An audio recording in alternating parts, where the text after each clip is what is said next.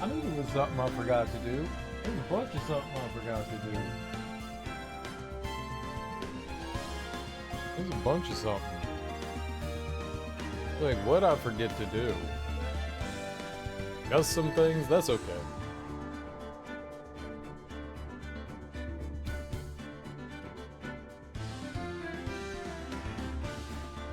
Yep, it is alright. Mm-hmm. It is alright.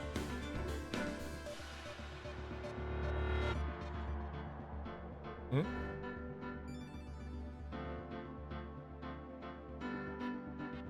I should have been looking at stuff before I started streaming. Alright, I think we're good now. I think we're good now. Alright. Man, we're still on episode 5. We started it like a couple days ago and we're still here. That's a long episode. We did an investigation and then we did a trial, and that's pretty much all we did. That's pretty much all we did.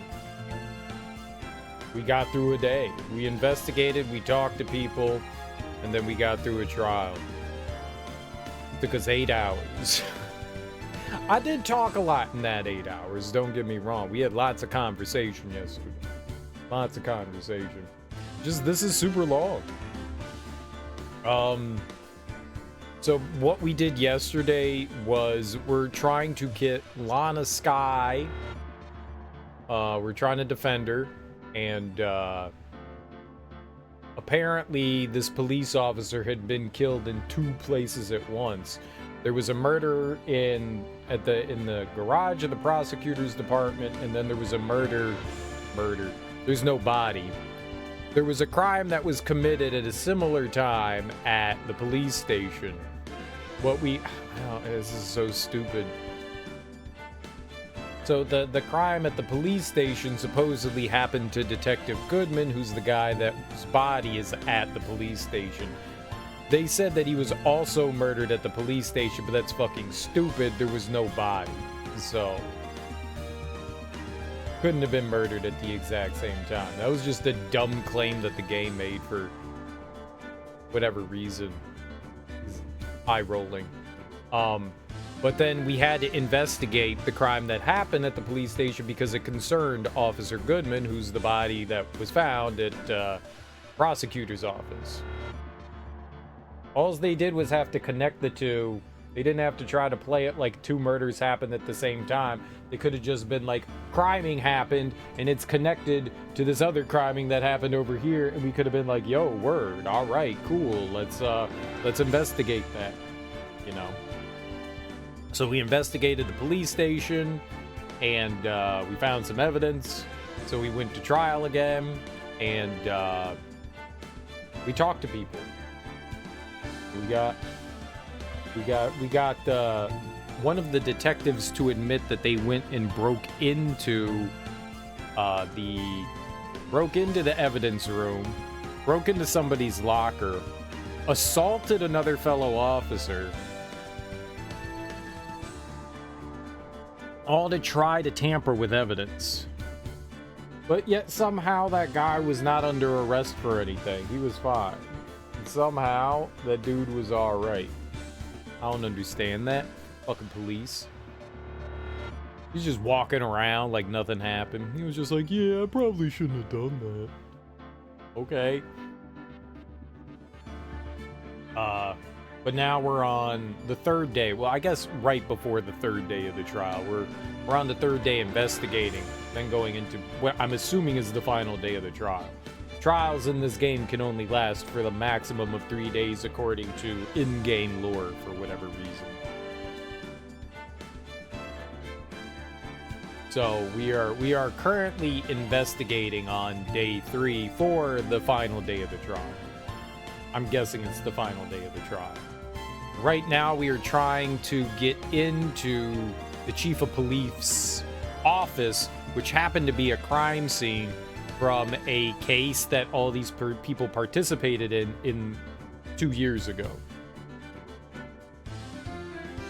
And something's fishy, and we feel like the chief of police was planting evidence to get people convicted back in the day and kind of using others as scapegoats to rise in the ranks.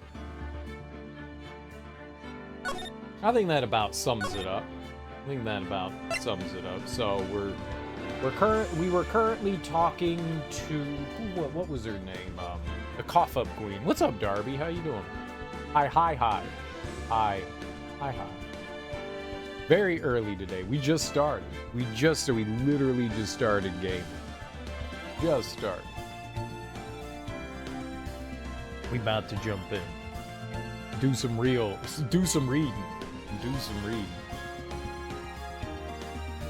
There's a lot of reading. This game is just reading. It's like I'm reading a book to everyone. I wonder how much dialogue is in this game compared to just, you know, a standard novel. Like, how many pages of dialogue are within this game? How much is in there? Hey, look, I like reading. I'm all about reading. I read often enough. But there's a lot of reading. I'll be lurking while I try and set up my old Nintendo Wii U. Nice. What are you gonna play on the Wii U? That's cool. There's some good stuff. A lot of the biggest games on the Switch are Wii U games. Breath of the Wild is a Wii U game. Mario Kart 8, that's a Wii U game. Those are Wii U games. I don't know if they're the biggest ones, but they're some of the biggest ones. They're Wii U games. You got some good stuff on the Wii U. Donkey Kong Tropical Freeze, that game's dope as hell. You got a bunch of Mario games, like Mario 3D Land. That game's dope. You got New Super Mario Brothers U? I think it's New Super Mario Brothers U. That game's dope as hell. And it's got two versions. It's got the Mario version and then the Luigi version. That game's great. I know there's some Splatoon on there. I was never really into Splatoon. There's also Smash Brothers. They got some Smash Brothers. They got some good stuff on the Wii U. They got some good stuff. There's some Pikmins. I'm never a big Pikmins person. I don't have many games for it, but the Woolly World one was the one you wanted, and that game kicked your ass.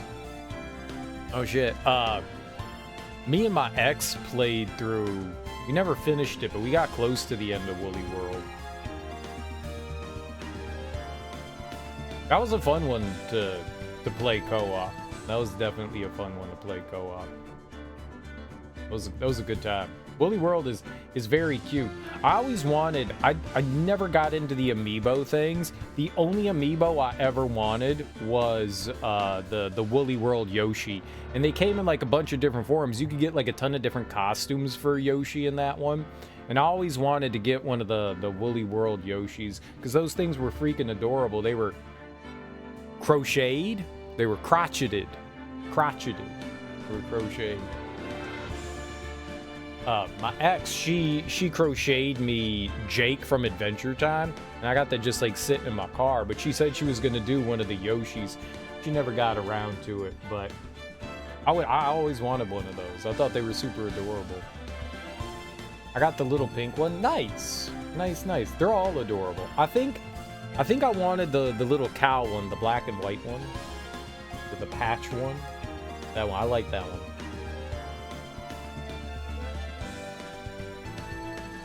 Mainly because black is obviously the greatest color of all time. Don't ask why.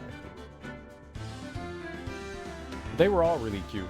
They were all very, very cute. And Woolly World, I never finished Woolly World. I actually wouldn't mind going back and playing that one again. I did Yoshi's Crafted World on the Switch. And the nice thing about that is that game is insanely easy. But once you start going for 100%, and doing some of the optional challenges and stuff like that, it actually starts to become a bit more difficult of a platformer. And Woolly World had that too. If you were just going straight through the levels, The basic levels weren't that bad, but once you started trying to go for 100%, that's where the challenge started up. And I think that's a great way to balance a game. So like you could sit there and play with like little kids and other people that may not be as skilled at platformers and still have a really good time with the game. And then if you yourself want to get a little bit more of a challenge, you can sit there and go for the 100%, and that adds like actual like difficulty to some of the platforming sections. And I was like, you know what, that's a really clever way to balance things. I kind of dig that. You know, without having like easy and hard and normal modes and stuff like that. They cram it all together, but they do it in a very creative way, and I was like, I really dig that. That's a cool way of doing things. Like having, like in Crafted World, you gotta beat bosses without taking damage, and I was like, dude, I like this. Like trying to figure out, you know, the best method. You have to speed run, you have to get through the boss in like as quick as under like a certain amount of time, but you also can't take damage, so you have to like plot out the boss and find when's the most opportune moments to like squeeze your hits in and stuff like that, and like make sure you're not taking damage, like learning attack patterns and stuff. And I was like, this is really cool. I think you've seen that one. I was brand new to the Nintendo world, didn't get too far into it, but loved the game. Didn't get far into it, but I love Crafting World too. Very adorable. The challenge started for you around the lava worlds. Then the game goes, you suck, have a set of wings to help you. I always find that condescending. The Mario games do that. Some of the Mario games, I think 3D World does that. You die like twice, and they're like, here's a P-Wing. And I'm like, motherfucker, I don't want the P-Wing. No, don't. I want to turn that off. I totally understand and respect the fact that that option exists. That's great for people. It really is a good option for like kids and people that aren't great at platformers. But like, you put a challenge in your level for me to get to it, and I died once because it's over a death pit, and I don't know, I miscalculated a jump, and you're like, oh, you died, would you like to cheese the level now? No, motherfucker, that's condescending. Stop calling me a baby. I'm not a baby. I swear, I'm not a baby. Stop trying to be like a baby. Oh.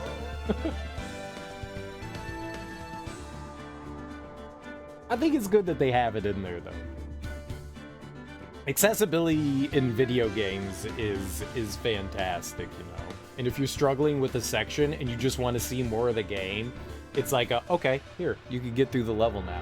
I really appreciate that they throw that in there. Like, it's good stuff. It's good stuff. Annoying, mocking, but also helpful. Exactly. Exactly. Bit annoying, definitely mocking you, but absolutely helpful. Yeah, Woolly World I thought did a decent job, and it was a lot of fun playing through that co-op. I hope you have a good time with it. Are you gonna stream that, or are you going to, is that just a for you thing? I have not turned on my Wii U in a very long time. The only thing I think I would turn it back on for now is to play through Xenoblade Chronicles X, which was a JRPG that was exclusive just to the Wii U. But they just announced, I don't know, like a couple months ago that they were remastering it for the Switch. So that's great, and that's coming out in I think like April. So I was just like, well, I don't even ever need to turn my Wii U back on again. But yeah, Woolly World is there. I forgot about that. I would love to beat that.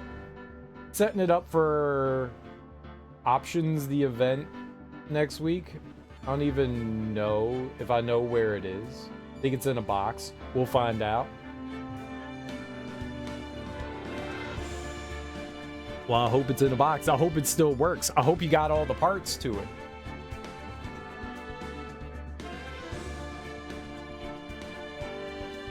For Options for the event. Gotcha. Are you gonna have like some sort of like wheel of misfortune that you're just gonna spin and go, uh-oh, or is it gonna be like up to chat to like decide what you got going on? Dude, I don't know how to spell. I get so excited when I type that I forget to like look over what I'm typing, especially on my phone. I can't tell you the dumbest shit that I've sent by not like proofreading, my phone feels like it knows what I wants to say better than I do. So like I'll misspell a word and it's like, don't worry, we'll complete this sentence for you. And I look back at text messages I've sent people and I'm like, I'm sorry, I don't even know what that said. I don't even know what that said. That's just gibberish to me. I had a point that I wanted to make and my phone just decided I really need to be more careful about looking at the things, like just going once back over. Like, it's good to look at it while you type, but once you finish typing, just go back over it again. Just make sure that those things are right. I just get too excited. I'm too excited.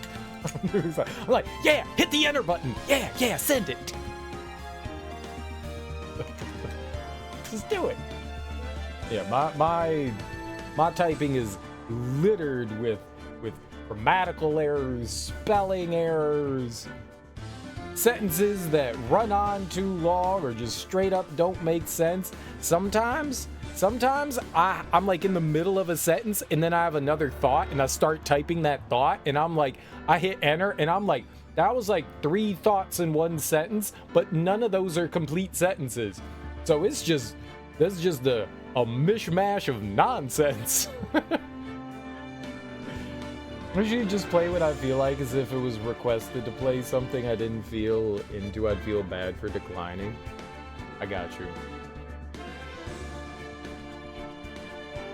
I had for a while put up some polls on the channel. This was definitely a while ago, a few years ago.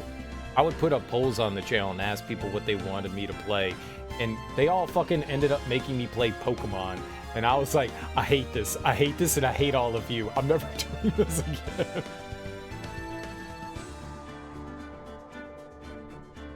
Play Pokemon! Why do you want to torture me? I want to play Pokemon. I understand why people like Pokemon, but people's reasons for why they like Pokemon are my reasons for why I dislike Pokemon. They're cute creatures that we want to collect. I hate creatures and I hate collecting things.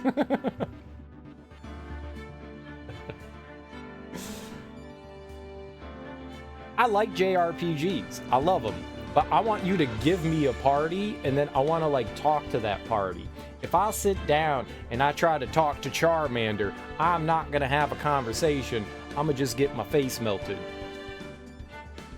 My fingers don't hit the keys quick enough for my brain saying the thought, much like my writing, which is awful. I think we're all there. I think that's normal.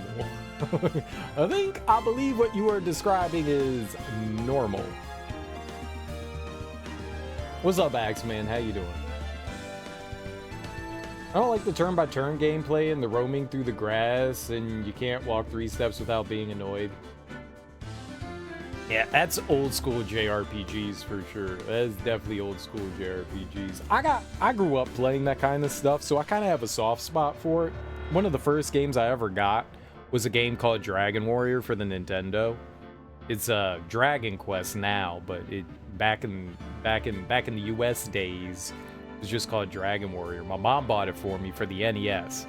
It was one of the first games I ever played and is a JRPG. And yeah, it's that like you walk 2 steps and you're into combat. You walk another 2 steps and you're into combat. And I just fell in love with that game. And ever since then, I've just been a huge JRPG fan. So we could just blame my mom for it. We just blame her. Apparently not. It's meant to be neuro-spicy thing that some don't experience. I'm like, what?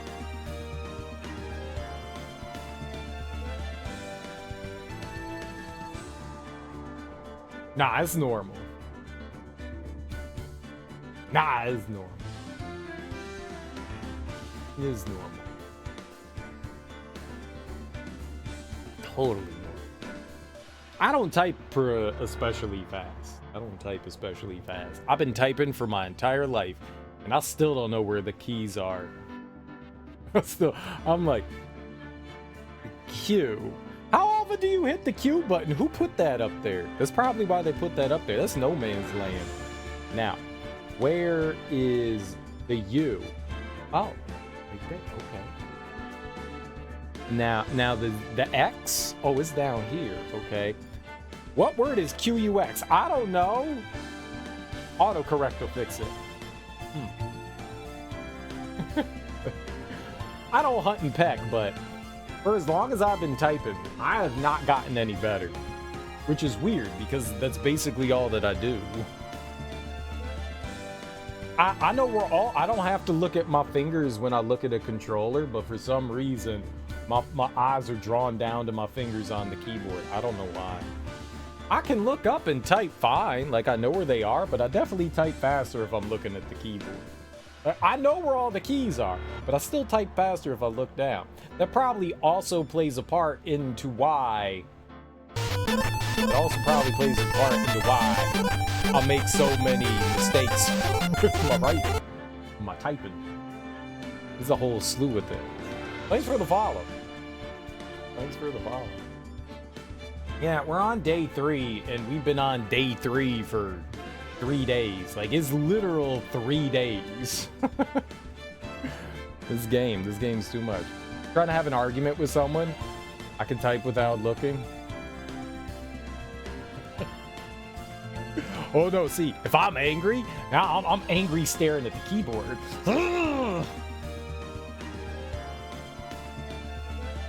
Angry looking. How you doing, Franziska von Karma? How you doing?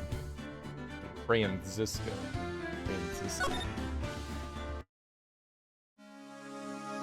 Franz. Hello, I am Franz, and I am Hans, and we want to pump you up. Welcome to our workout show. That's all I got for that. Alright, I remember going up and talking to Edgeworth and talking to Star here. I think we need to go. Enjoy, I'll be lurking. Alright, Darby. Enjoy your lurk. Enjoy figuring out your Wii U again. I think we're going back to the police department. I think. Let's go back to the police department. I think that's what we doing. Criminal affairs? We gotta talk to Gumshoe, I think. February 24th, police station, criminal affairs department.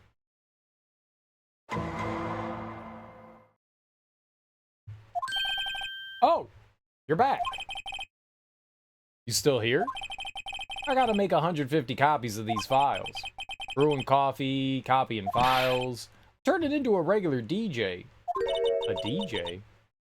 You're a DJ as well? A disc jockey? You be spinning records? What kind of wax you got? If I'm not mistaken, I think he means desk jockey. Oh. I wouldn't have thought that. Oh, that DJ. I gotta admire your persistency. My answer's still no. I'm not letting you into the chief's office, period. It'd be my neck on the line. That office is the last crime scene in the SL9 incident. I have to take a look in there. There's gotta be something we can do to make the detective change his mind. Alright, I think we were showing him the trophy? Oh, maybe the picture of the trophy. Yeah, I don't think that's what, I don't think we were doing that. Oh, say, this design is based on an old Chinese parable, right? Yeah, everyone knows that. There was this, dragon. Yeah, that's it, a dragon. He had a thing for shields, see? That's not exactly the version we heard. No, but this one sounds more exciting. Anyway, it gets kind of gory after that. I'll spare you the details. Alright, well, he actually said something about... Alright, let's show him the one here. Picture. Oh.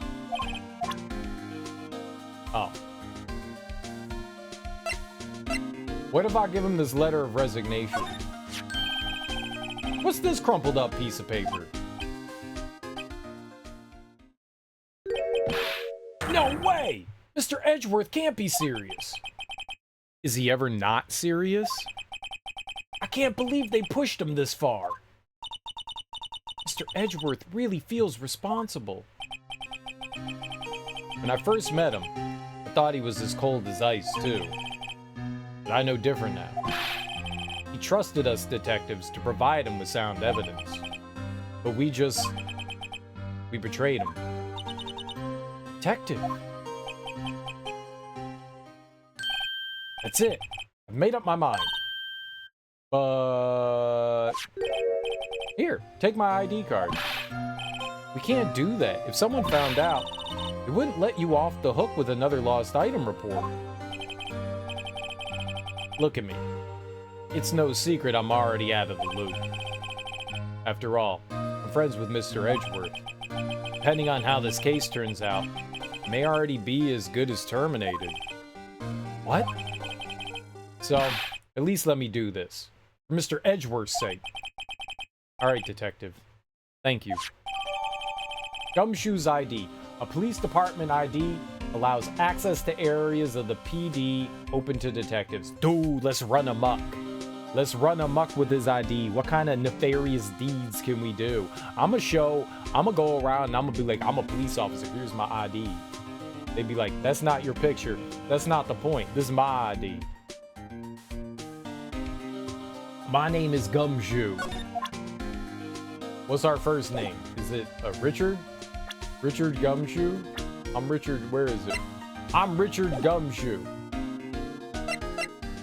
I always wear a bandage on my face. Because I keep getting punched in it.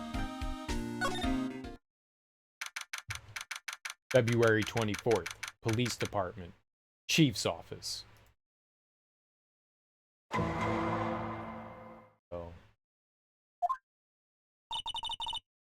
Here goes Mr. Wright. Click, beep. Click, beep.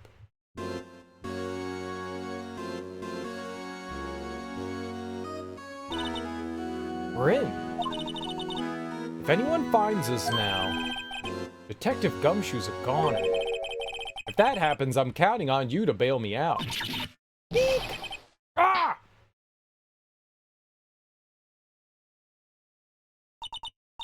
Sorry, I thought you were a ghost. I didn't even know you could slap a ghost. Ah! Detective Gumshoe! What are you doing sneaking up on us like that? I wasn't sneaking. I was just worried something might go wrong. So I came too. If you're here, then what's the point in giving us your ID card? Gumshoe's ID crushed and rendered unusable in pocket. Hey, don't do that to my card. Yeah, why would we do that? I hardly ever get a chance to come in here, so I figured I'd have a look around myself. Besides, we're all in this together now. All in together now. Yeah. You really do want to get fired, don't you? Not if we're lucky. Now, come on. Let's see what we can find out. I got a bad feeling about this. I do not. Let's talk to Gumshoe. Hickory dickory, hickory dickory. The chief's office. The desk on the other side of the room. Is that your sister's? Yes. That's where I was waiting for Lana. On that day 2 years ago. Is anyone using it now? No, sir. This is entirely Chief Gant's office now. He practices a strict policy of preserving the crime scene. It's a strange reason to leave it there. He leaves it as a warning to everyone else. He wants us to always be alert. He told us so himself at our New Year's party. Of course, he was pretty intoxicated at the time. I see.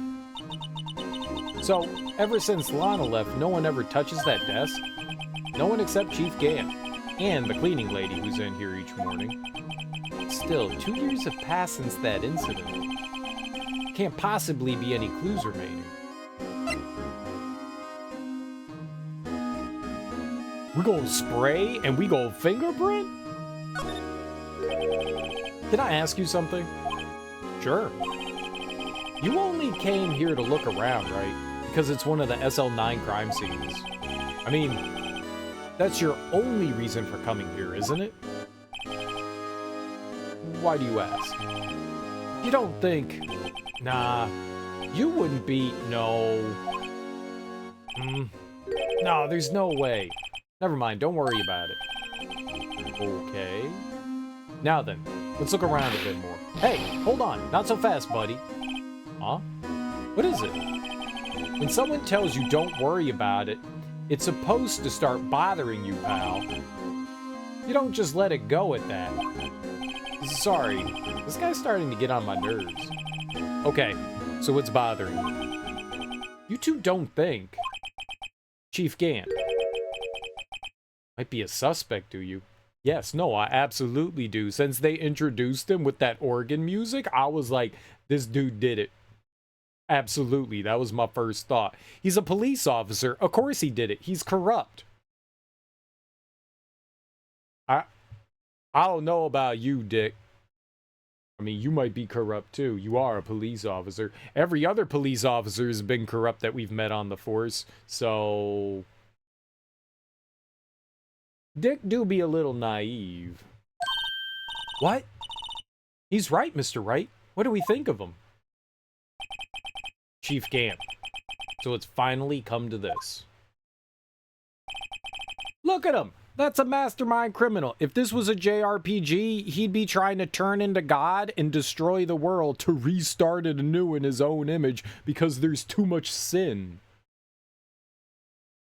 What do I think of him? Perhaps it's best I don't divulge my feelings. Yeah, I just divulged my feelings. Should I keep them bottled up? My bad. There you go. Ignoring me again. I was thinking about stuff. I'm gonna look around. Alright, let's look at this stabbing object. This is the real deal, isn't it? This armor and these weapons? Sure is, pal. The chief doesn't care for imitations. First the pipe organ. First the pipe organ. Now this armor. You know how many taxpayer dollars must have gone into this room? What? You mean we're paying for this? That's it. I'm not paying 1 cent of my taxes. You're 16. What taxes do you pay? You don't have any taxes to pay. Shh. Be careful of what you say.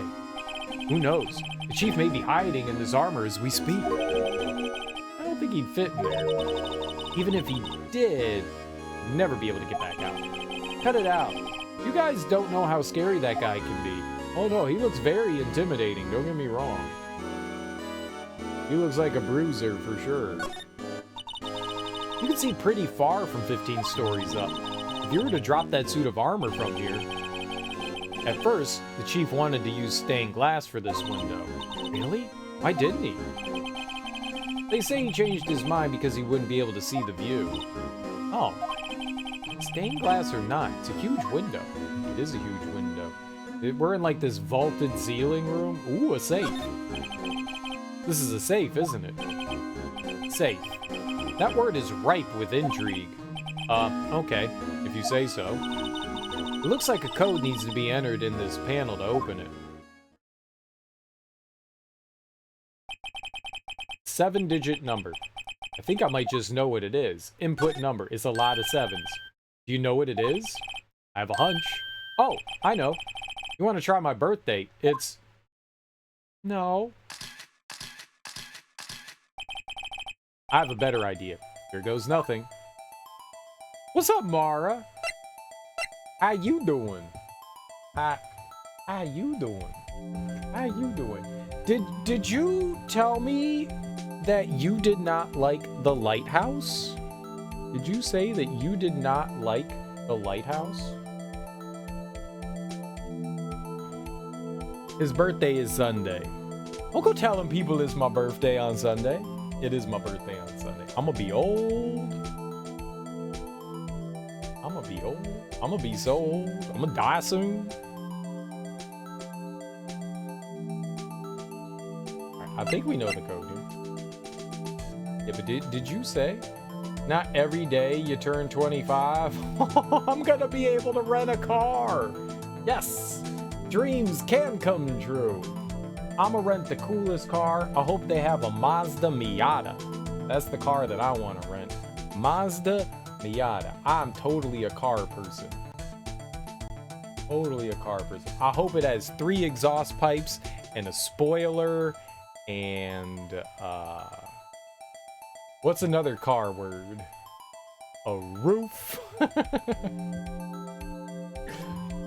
I'm a Mazda personality stuck in a PT Cruiser body. Vroom. My car has a cylinder in it and an engine, and you put oil in the tank. Wait, you put what? No, you put a potato into the exhaust pipe, and that makes the car have clean air. Clean air. Clean air. All the clean air is 7777777. You some kind of science-tician, you know it. I practice science on a daily basis. I'm all about science. I'm doing science right now. You saw how I scienced the safe by hitting the number 7 times. That's science right there. I'm a genius. We just walked in here.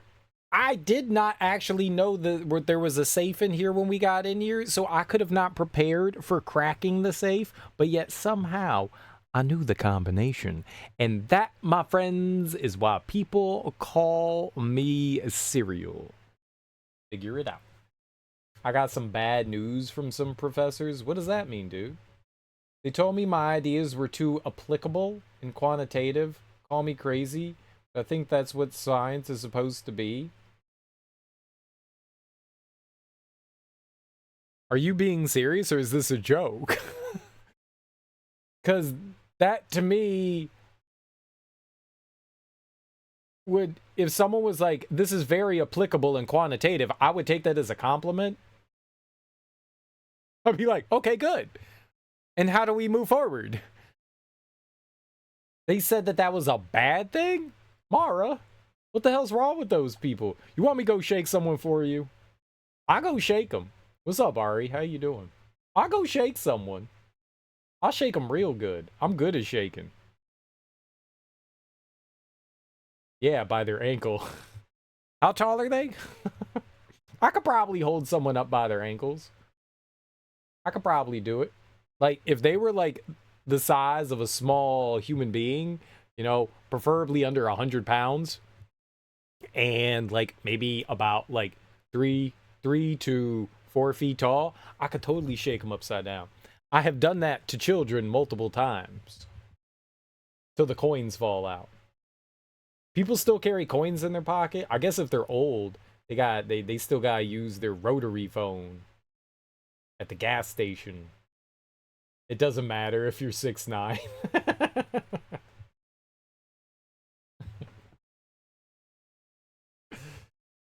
Not that tall. Close. Not that tall. When I was 12, I was 6 foot tall. And I have cousins. One cousin is 6'5", and the other one's like 6'7", 6'8". And I was actually taller than them at my age. So all the doctors, like, were saying, like, dude, you're in like the 99th percentile. You're gonna be like 6'8", 6'9", 6'10". You're gonna just keep growing. And then I just basically stopped. And I grew like a couple more inches. Like, it's crazy. It's crazy how that kind of like works out. In some way, I'm kind of like happy that, you know, I'm not like some giant freak. I mean, to some people, I'm a giant freak. But like once you're like kind of like my height and taller, people start looking at you a little weird. People are like, yeah, you're not just tall, you're like weird tall. You're like uncomfortable tall. Do you play a professional sport like that kind of tall? So in some way, I'm kind of glad that, you know, like I didn't make it all the way up into the sky regions of like the higher 6-footers. But also, I gotta say, because everyone told me I was going to be freakish tall, I'm kind of disappointed I'm not like actually freakish tall. I wish I was freakish tall. I'm tall, I'm not freakish tall. Kind of sad I wasn't. But at the same time, happy. I'm happy sad. Is that a thing? Can you be happy sad? Kind of happy sad. Are they looking for something more quantitative? I think maybe they think the scope of what you're looking at might be too narrow for what they're expecting. I have no clue what I'm talking about because I'm crashing this conversation. Hell yeah, R, you crash. You crash hard. You're not beating the tall man allegations with this story? I'm not. They weren't very specific, and if they want quantitative, I would learn. All those cigs stunted your growth. And the alcohol. But it wasn't cigarettes, it was weed, okay? No one told me that weed would stunt my growth. They said that, like, other things would stunt my growth. Not weed. How dare they? How dare they? My hams are proof you can be happy, said. He said. That is happy sad. Good ham. Happy cry.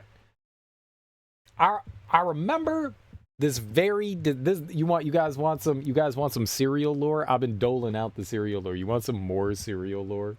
This is a very endearing story about cereal. It's a very endearing cereal story. Yes!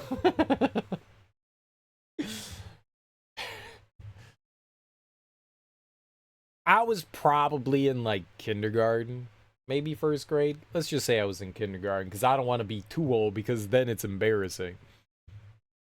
I know you puked on that girl once. That's good cereal lore. I'll do it again. She had it coming.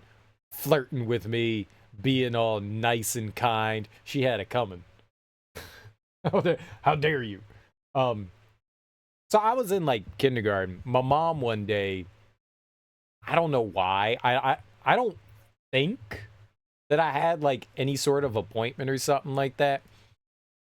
I honestly don't remember. But my mom came one day to school and she picked me up early. Like I got a call and they were like, Mr. Gregory,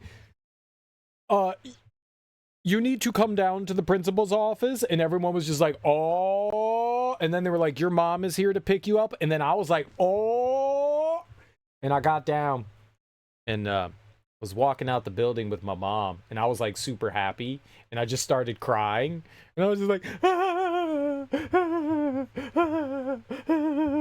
I'm so happy that you picked me up from school. I'm so happy. And my mom was like, I'm happy I picked you up too today. And she gave me like this big hug. And she was like, all right, let's go. I don't know where the fuck we was going. I probably was going to like a dental appointment or something like that. Something that would probably scar me and I'm just not putting two and two together. But I was like so happy that my mom came and picked me up from school because I love my mom. Who doesn't love their mom? I mean, if you have a good mom, you love your mom. Some people hate their mom. But I was just so happy that my mom came and picked me up from school early that one day. Like, I don't know. You know, I'm like 6 years old. And I'm just like, yay, mommy's here. I'm so happy.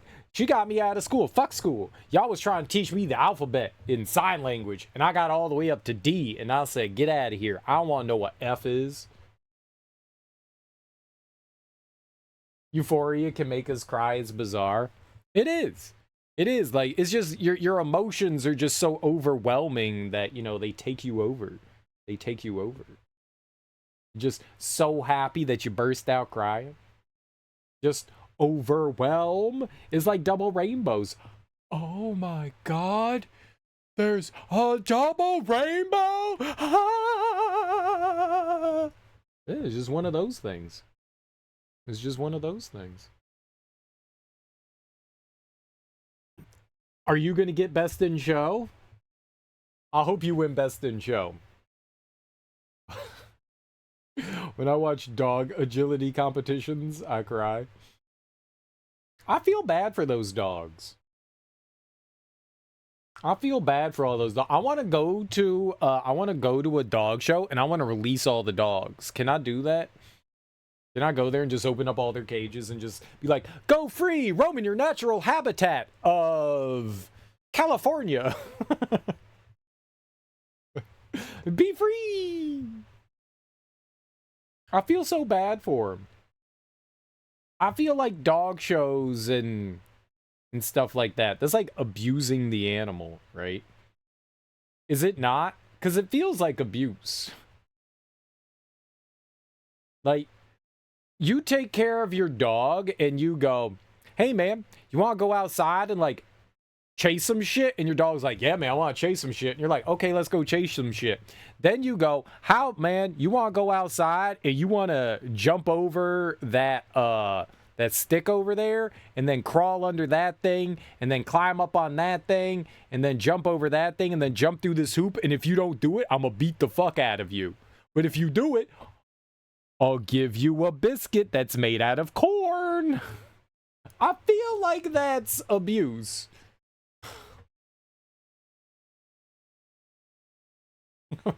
I feel like that's abuse. I think I found your problem. Forcing a dog to do something it wouldn't naturally do, and then telling them it's bad because they didn't do it perfectly.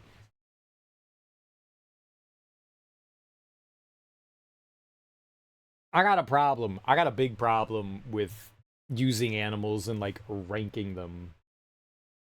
You sound bad with dogs. I would never hurt a dog. I love dogs. I would not do that to a dog. I'd be like, hey buddy, you want to like hang out with me on the floor while I give you peanut butter?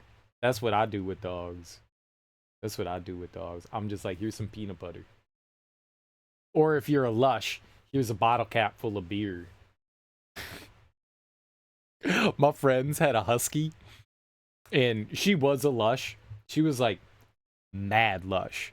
Like, if you had beer and you left a bottle around, like an empty bottle, she would knock the bottle over and she would jam her tongue inside to try to get beer out. She was a fucking lush. And the funny thing is, if she got just like a lick of alcohol, she would just start sneezing. She just was like... and she like look around like, what the hell was that? Like, what was that? Just confused at like what happened. The dog was great. She was a great dog. The dog was fantastic. I would not put that dog in a dog show and abuse it. I'm just saying. My cats do tricks. They like it. I bet you dogs enjoy doing some of the tricks. I bet you they do. Back when I worked at a veterinary ER, we would get so many high dogs who ate their owner's supply. It was hilarious. There was this... I got some redneck ass cousins. We went to go visit them once. We never visited them very often. Not because they were redneck, just because, I mean, we just didn't know them all that well. It was my uncle's kids. My uncle's kids' kids. So, like, my uncle's kids were, like, not much younger than my parents. And so their kids were kind of like my age-ish. It was a little bit older. And we went to go visit them, and they sort of lived on a farm. It wasn't their farm, but they like helped with their neighbor's farm. And one evening, we went out, and they were like, hey, man, you want to drink some beer? And I was like, hell yeah, I want to drink some beer. And so we were sitting around in the barn. Because, you ain't going to go drinking in the house where the adults are. So we were drinking in the barn. There was a refrigerator in the barn. with beer in it. It's just beer in the refrigerator. So they were like, let's go to the bar and drink. I was like, all right, let's drink at the bar. And they were like, you want to see something funny? And I was like, I love funny shit. And they opened up like 3 or 4 beers and poured it into this bowl, and they gave it to the pig. And they got the pig blasted blasted drunk. That pig was just kind of like stumbling around. I was just like, you know, when you see like drunk people in movies and you see like this like over exaggeration of being drunk, you rarely if ever see people like that, and I always thought it was like cartoonish, but that pig got blasted drunk, and he was kind of like doing like the head wobble thing and like stumbling around. I look back on it and now I kind of feel bad for the pig, but as like a 12, 13-year-old kid, that shit was hilarious. That shit was hilarious. That pig didn't even slow down. That pig ran over to the bowl and just gulped down the beer. Like that pig, I bet you that pig was delicious. I bet you that pig was delicious. But they got that pig ass blasted drunk. And then we went to go do something that all good kids should know how to do, and that's cow tipping. Now, let me tell you something about cow tipping. You cannot tip over a cow. That's something that you learn about cow tipping, is that cows are big, and even 3.5 teenagers cannot knock over a cow, but you can make it really pissed off, and you can have a farmer shoot rock salt at you, but that shit sure as fuck sounded like he was shooting his, like, you know, I don't know, that shit hurt. It sounded like he was shooting a gun, because he was shooting a gun. It was just filled with rock salt.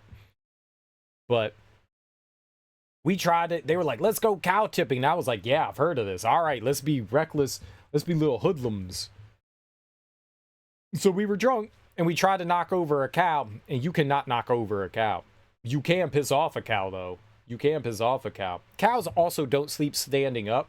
Cows sleep on the ground. They get down on the ground, and they kind of just like sit upright, you know? They're not like standing up sleeping. So one, you can't knock over a cow that's sleeping because it's already on the ground. And number two, you cannot knock a cow over that's standing up. You can't do those things. You can't do those things.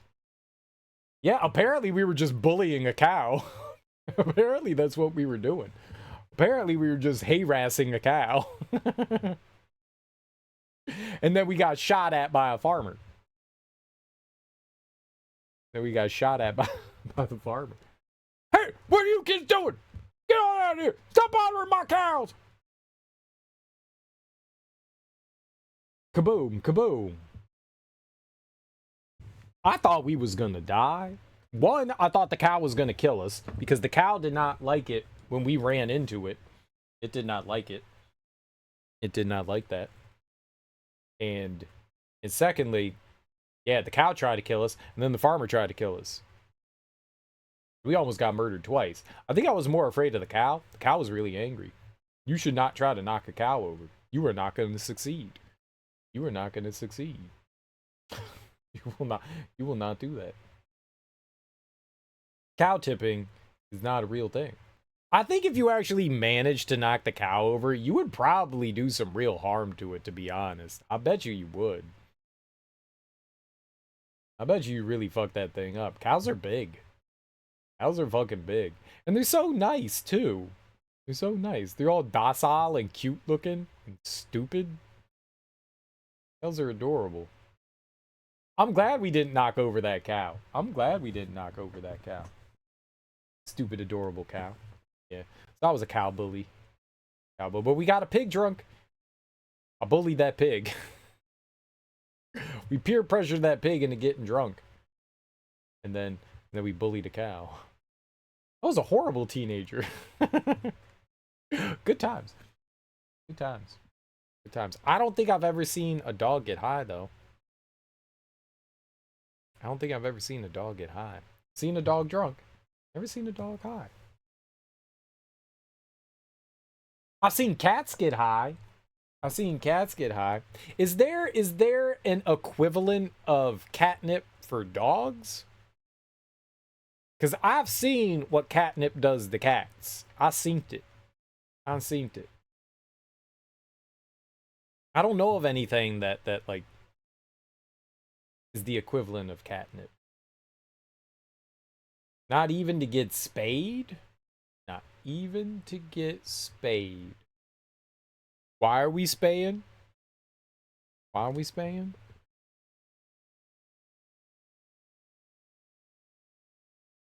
I've never spayed an animal. I wouldn't know how to do that. I would feel unqualified if someone walked up to me and said, "Here's $100. Will you spay my cat?" I'd be like, "I can't do that. I can't do that. I do not know what that entails. I do not know the process." Like, you just want me to like just like rip them off? Is that what you want me to do? How do they do it? You just rip them off? Like with your hands? Do I gotta do something? You just rip them off? Sounds like Ari and I are the de facto doctors in the apocalypse. All right, that's cool. I'm down. Y'all, I know how to seal wounds with glue. I know how to seal wounds with glue. If you have a big ass open gash, I'll be like, I'll glue that shit. I got you. I could glue that. I could do that. I'll glue the hell out of wounds. I did that to myself. I did that. Right there. Right, right, right there. It's purple. I glued that up real good. Who needs to go to the ER when you've got super glue? I just glued the shit out of it.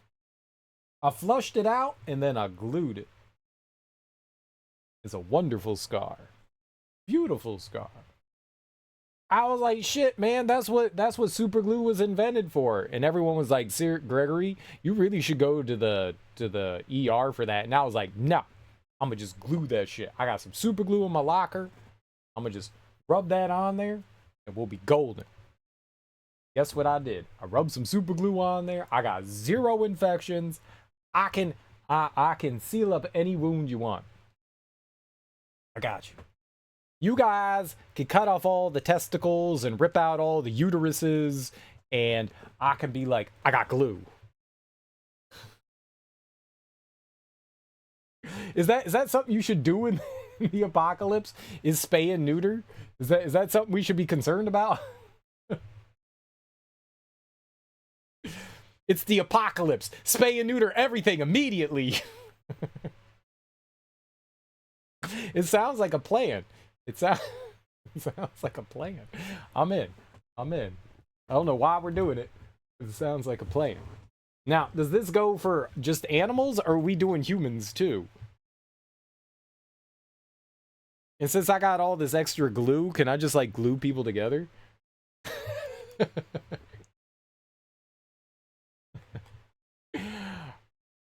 I remember this case being so annoying. It's just long. It's just long, Ari. It's just long. It's not difficult per se. It's just long. It's a lot of reading. It's a lot of reading. Kill out here making the human centipede in the apocalypse. I would be Udo Kier just gluing mouths to anuses. Ass to mouth. Ass to mouth. Ass to mouth. He took out their teeth too, so someone's got to be the tooth fairy. Which amongst you are the tooth fairy? Which amongst you are the tooth fairy? Someone's got to volunteer to be the tooth fairy. We got to collect some teeth. We got to get some human teeth. No shove. Someone needs to collect human. How are we going to make all the puka necklaces out of human teeth? How are we going to make all our human teeth necklaces then? This got really twisted. I don't know. It's the apocalypse. Isn't this what's supposed to happen? I've never been in the apocalypse. I'm unaware of how things are supposed to operate. We just have a human centipede and a tooth fairy. And we're just going around spay and neutering everything that walks and breathes. I want to do things Mad Max style. That's what we're doing. That's what we're doing. I'm not the tooth fairy, but if you need a substantial amount of human teeth, maybe I can help you out. Are you saying that you want to remove your teeth? Teak, if you get your teeth taken out, you are getting your mouth glued to somebody's anus. I'm just saying, that's how it works. The less teeth you have in your head, the more likely your mouth is going to be connected to somebody's anus. Now, are you volunteering for this? Look, don't ask any questions. You want the teeth or not? Yes. Teak, teeth, coincidence? How was the rest of Aria of Sorrow, Teak? How was that? How was that?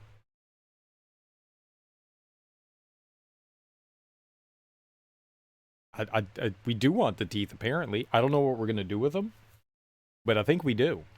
But I think we do. We're also apparently collecting uteruses and testicles. We're also collecting those, too. Do you have any spare? Cleared about half the map and a couple of bosses, feeling powerful. Nice, dude. Nice, nice. I didn't do any of the secondary ones on the Game Boy Advance. I'd like to do those. After doing like the second run throughs on the DS games, I was like, I wanna do the Game Boy Advance ones. But it would mean I have to replay Circle of the Moon. I don't like that game. I don't want to play that. I don't want to play that one again. I guess we have to do the second playthrough. I don't want to play through Circle of the Moon. Do that. I don't want to do that. I don't want to. I'll do it though. How do you like playing as Julius? How do you like playing as him? He was pretty fun to use in Dawn of Sorrow. Is that what we played? Dawn of Sorrow? It was pretty fun to use in that one. But we also got to like that one that was Portrait of Ruin.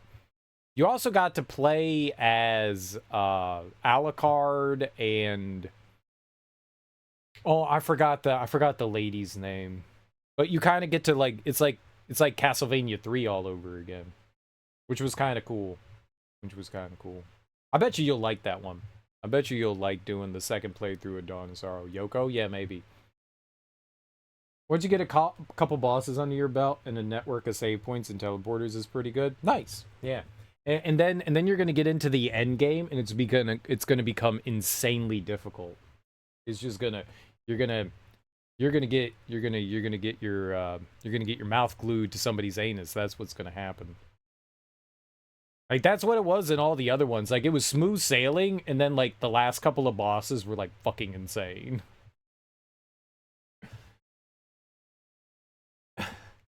That's, that's the way it goes. That's the way it goes. It's like, oh, this isn't too bad. Oh my god, what have I done to myself? That's what happens. What happens? But they're fun. It's a cool idea. It's a cool idea. I was kind of surprised they didn't have a leveling system because in the DS games you level up in all three of them in the second playthrough. But I mean, you were like, oh, there's no like stat sheet, pause menu thing, and then that they didn't have that in the DS ones either. It was just like you killed some enemies and they gave you a level. So instead, you just start collecting boss orbs, and that makes you stronger, which I guess is cool. Similar principle, I guess. I mean, it is a way to make you stronger.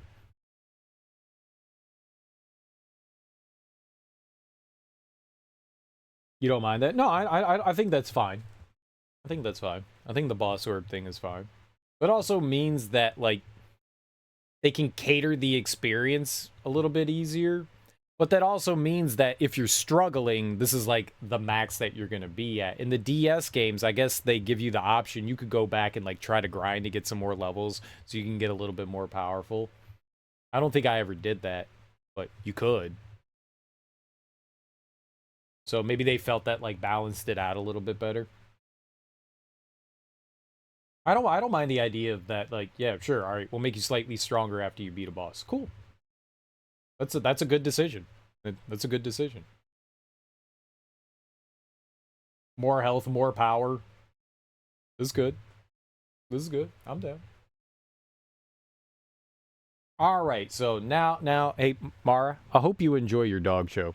I hope you enjoy your dog show. I hope you have a good time. I bet you that'll be a ton of fun. I bet you that'll be a ton of fun. We got really sidetracked.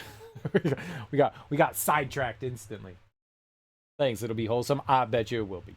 I bet you it will be. Do you have a particular breed of dog that you're just like, that's my favorite?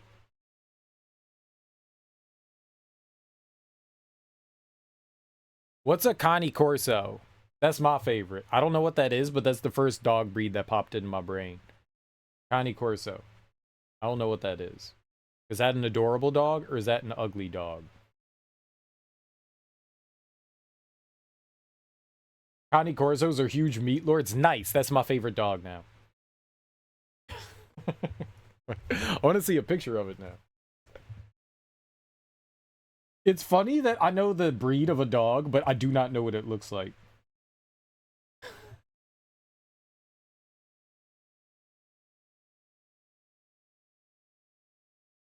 Cane Corso.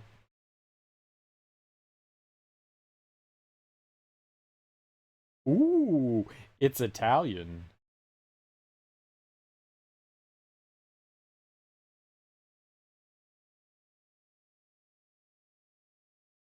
My iPad, for some reason, is angry right now. I like Australian Kelpies. Ooh, the Cane Corso is a pretty dog. Holy shit.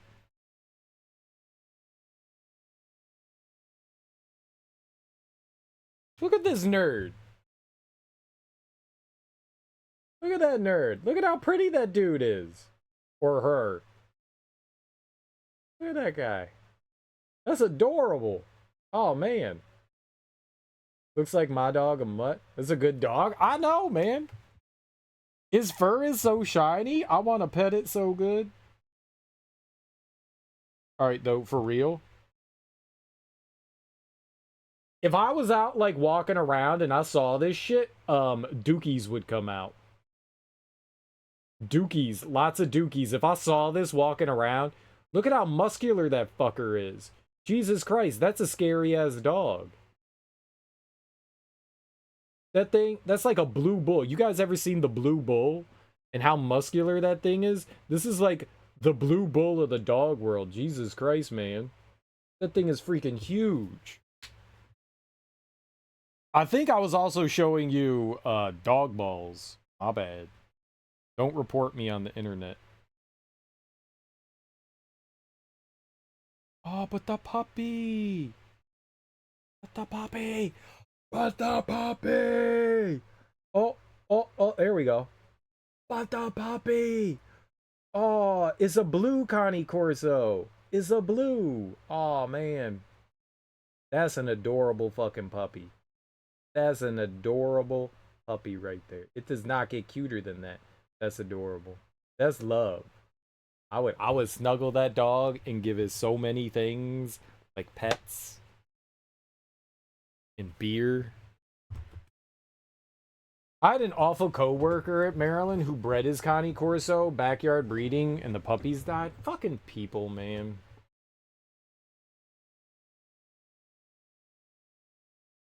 Why did the puppies die? They just didn't take care of them, or they couldn't find people to adopt them, and they just like put them down. Negligence. What a piece of shit. What a piece of shit. It.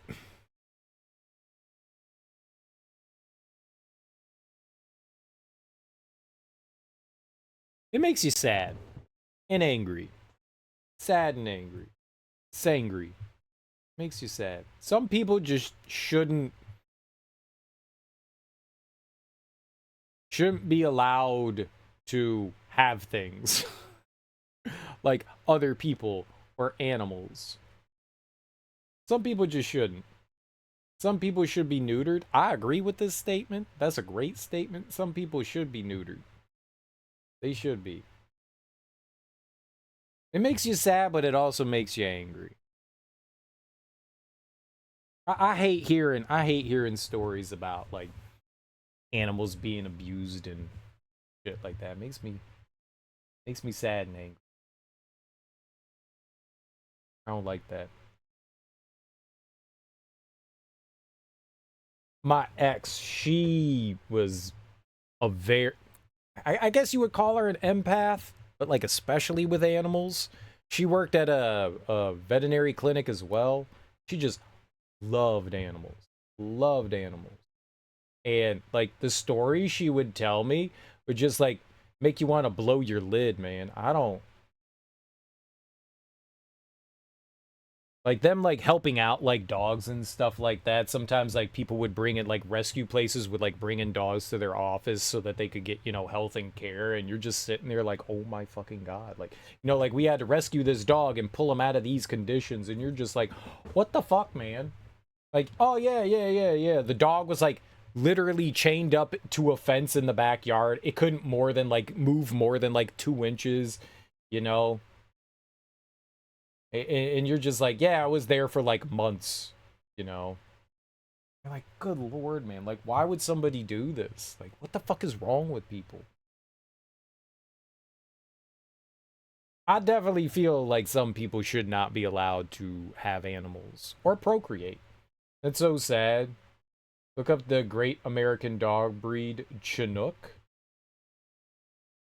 Chinook? Chinook does not sound like an American dog breed. Is that native? That sounds like a Native American word, yeah?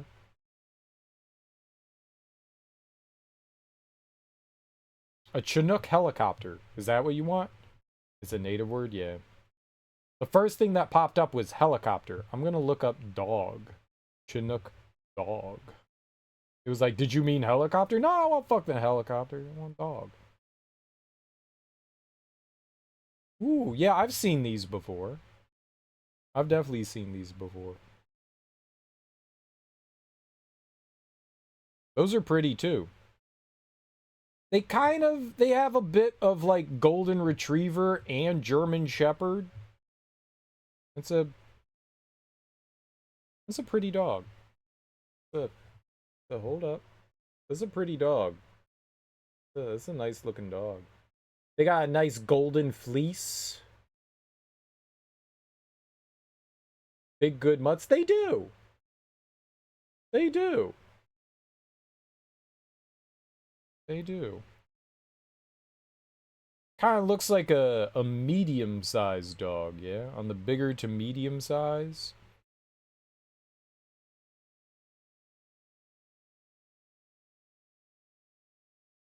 Yeah, that's a really pretty dog. That's a really pretty dog. If I were ever to get a dog, I've always wanted a Doberman Pinscher. I've always wanted a Doberman Pinscher. I like Dobies. I like Dobies. I like how they're pointy. That's my favorite part. They're pointy. I like that. They're pretty big. Founded from Mastiffs and Northern breeds. Mastiffs are some chunky boys. Gals. Mastiffs are biggins. They're biggins. Oh, hell yeah. Hell yeah. I want them with them floppy ass ears. I want them with them floppy ass ears and them curly tails. Hell yeah. I'm not about clipping or anything like that. Let the dog be the dog. I meant their like snouts. They're very sleek looking, you know? I meant their snouts. Because they're very lean. You know? That's what I meant by pointy. No, I wouldn't mutilate a dog. No way. Except I would take its testicles off if I had to. I would spay and or neuter the dog. I would do that. I would do that. That would be the only mutilating I would do though. I would totally destroy their bodies, but I would do that. I would do that. But no, I would leave everything else alone on the dog. I would totally. There's no need for doing any of that. It's not like you're like that's one of my problems with show dogs and stuff like that is that they mutilate the dogs. The dogs look pretty when they're in their like full form and you're not trying to like fit some sort of standard. Yeah, I think Dobermans are pretty dogs, and yeah, you don't need to do that. You don't need to do any extras. Um, One of the reasons why I like the Doberman so much is my ex, she brought home one day, like every once in a while, they would have to like take care of dogs. And one day she brought home to like, I don't know, for like a couple weeks, we had a Doberman. And that dog was like just the sweetest dude in the world. I just loved him. And he had his tail, he had his floppy ears.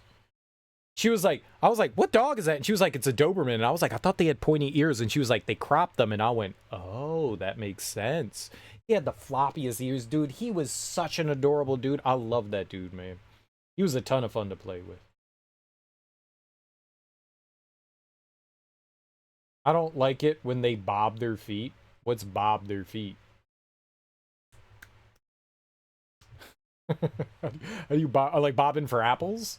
Like they just be like pushing down in water? I don't know what you mean by bob their feet. Like they let it float on the surface of water like they're bobbing? Explain! My dog was too tall. Jim Too Tall Jones. Yeah, Dobies are beautiful. They're a lot of fun. And they're so nice. They're such nice dogs too, man. Such nice dogs. Very protective, but super nice, man. Every once in a while, I think about that dude. I hope he's still doing all right. Oh, he was a bigger dog. Big dogs don't live super long. That was quite a while ago. That dude was great though. I was like, yep, that's what I do. Or I would rescue a greyhound. I would not be opposed to rescuing a greyhound. But you need like a big yard for a greyhound. You need to let those dogs be able to like get out and run. That's the only downside. Like if you have a big dog, you need like a big place for that big dog. I wouldn't mind rescuing a greyhound. Those are adorable dogs too. Very nice. Though I would not get a pit bull. I would not get a pit bull. Because pit bulls are ornery dogs.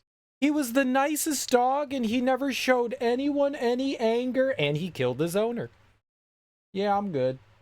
I don't want my dog. I don't want to have to sleep with one eye open at night thinking my dog might just decide to rip my face off. I would not do that. Oh, no, no. Pit bulls can be really sweet dogs. I had a friend that had a blue and dude was like the nicest dog in the world, but I don't trust him. I just don't trust him. I've been around enough pit bulls to see what happens when things go wrong, and I don't trust a pit bull. I just don't. Like he was a really sweet boy, but I don't trust him. I've seen what happens when things go bad with pit bulls, and you don't know what it is. Like one minute the pit bull's perfectly docile and fine, and then the next something just triggers something and they're like kill, and you're like what the fuck, dude? Like I literally watched a pit bull go from just sitting on the ground to attacking somebody in like half a second, and it's like what the fuck just happened? Nothing happened. Like the dog was just sitting there doing nothing and then started murdering somebody. They didn't die, but they were attacked and the dog was put down. But it's like Jesus fucking Christ. Like you can't trust that. You literally can't trust that. Which is frightening because most of the time they're really sweet and docile dogs. I get why people don't like pit bulls. That's like one of the breeds they just need to breed out. Stop breeding the dog and just like mix it with a ton of other shit, and then you don't have to worry about it's like temper anymore. Those dogs just like turn on a dime. So sad I'm gonna log off. Oh god, I'm sorry, Mara. I'm so sorry. I'm so sorry. I'm so sorry. Um, what if we talked about happy things like double rainbows? I hope you enjoy your dog show. Way to go, cereal. I'm sorry. Thanks for stopping by. I appreciate it. That was the exact opposite. I just went on a tangent. Now I feel bad. Damn it. All right. Let's play a game. Now that I've done that, good job. Let's game. Bingo! What number did you enter? Whose birthday was that, pal? How many septuple sevens? Septuple sevens? Is that 7? Is that the number? Septuple? Sextuple is 6. Septuple is 7, right? Septuple? The final ID card number on that record. What? The number of the mysterious executive officer who entered the room that day. You mean 77777777777? That ID number? I think you're 1 7 shy this time. This can only mean one thing. That's Chief Gant's ID number. Say, anyone care to look inside? Obviously, this is why we did it, right? Is there any money in there? How much does he have stashed away? Look, it's a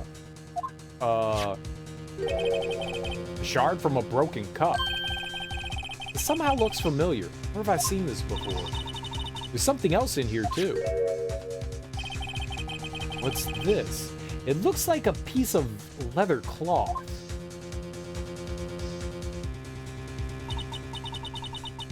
This is a handprint, isn't it? Hey, I saw someone wearing a shirt like that once. You think the chief made up the design? I don't think so. Oh, well, it's just a thought. Is that it? This is all that was in the safe? Apparently so. It's empty now. A piece of cloth with a handprint on it. And a broken shard from a cup. They look like pieces of evidence. Yeah, but unless you can prove that they have something to do with this case, I'm afraid I can't just let you take them. After all, it's my neck on the line here. Great. Now I have to prove their relevancy to get them. How are these two items related to the SL9 incident? Come on, there's gotta be something we could show the detective. Yeah, I know exactly what we have to do. Let's keep looking around the office first. Wow.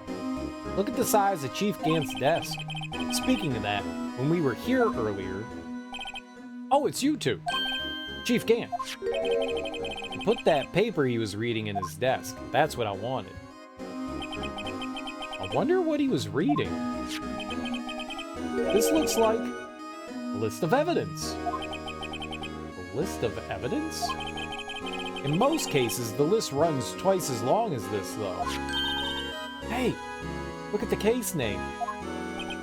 Huh? SL9 incident. Wonder what this is doing here. Hold on, detective. What did you just say? I said, I wonder what... No. About evidence lists? Normally they're twice as long. Yeah, that's what Edgeworth was saying when he was looking at the SL9 evidence list. Evidentiary list. That's right. I guess there wasn't a lot of evidence. Half-size list of evidence. A list of evidence. It seems too short. Most lists run twice as long. What would the other half of the list be doing here? Oh, do you think that the lists were split in half? So that Edgeworth has one half and the chief has the other? I thought it was just a short list of evidence. Not like a... eyelash. Maybe? I knew it. The chief must be hiding something about that case. Would appear so. Evidence list. List of evidence in the SL9 incident was ripped in half, so this part is all I've got. Oh, that doesn't look like half a list. That looked like a full list. Wow, look at the size of Chief Gant's desk. We found this inside the drawer. List of evidence from the SL9 incident. Mr. Edgeworth had the other half of that list. What would this list be doing here? We better look a little more into this list. We better. True that.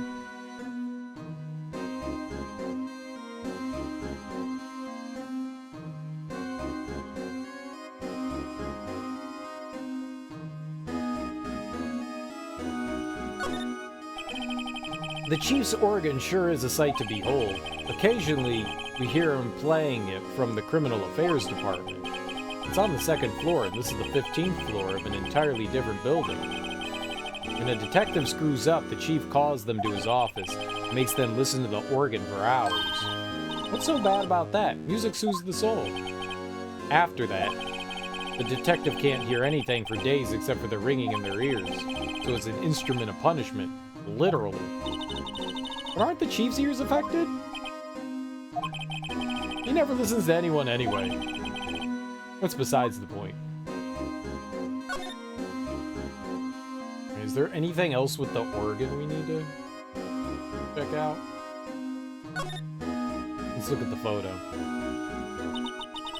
This was taken on that day 2 years ago. The day Joe Dark ran out of the questioning room and tried to kill Emma. After receiving his reward trophy, Mr. Marshall took a picture here, then went along with Chief Gant to question Dark. I bet he never knew he'd be dead just a few hours later.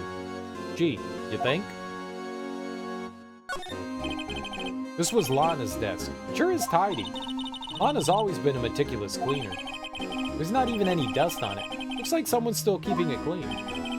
Does Lana ever come back here? No.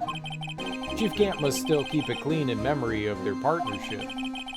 They were the stuff legends are made of. Does he keep it in memory of her?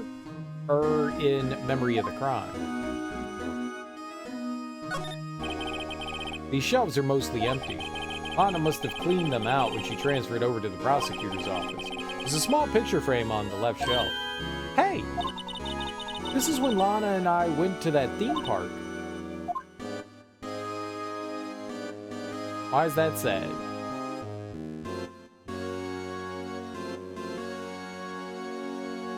Alright, nothing on the desk. What about the window here? Look at that giant window.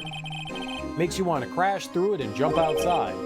This is the 15th floor. I know, I was just saying. Saying what? Ever since making detective, I've always dreamed about doing something like that.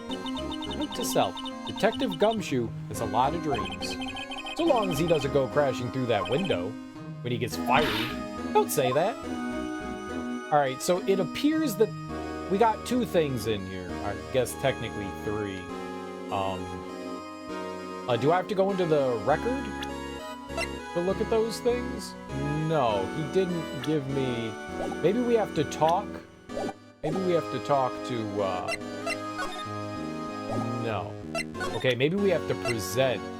Alright, let's present the unstable jar to Gumshoe.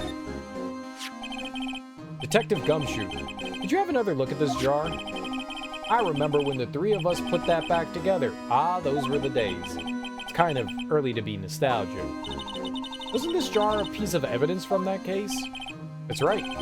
One of the shards had an SL9 incident sticker on it. Doesn't this ring any bells? You know, that fragment we just found? You mean this one? That was in the safe? Yes, that one. That was in the safe.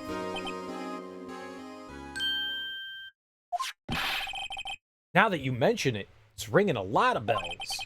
Let's see if it fits. Assemble fragments. Here, let me see that shard. I'll take a crack at this. Go ahead, pal. Show us what a rookie can do. Mr. Wright, here comes some glue. If I can piece this together again, it'll prove Chief Gant was knowingly hiding evidence. Here goes. Okay, great job. Oh. Combine. It was very hard. There! It fits like a charm. That, of course, means Chief Gant willingly and knowingly hid a piece of this jar in his safe. In other words, he concealed a piece of evidence from the SL9 incident. But, hey guys, get a load of this. What is it? This piece you just attached. It's different from the others.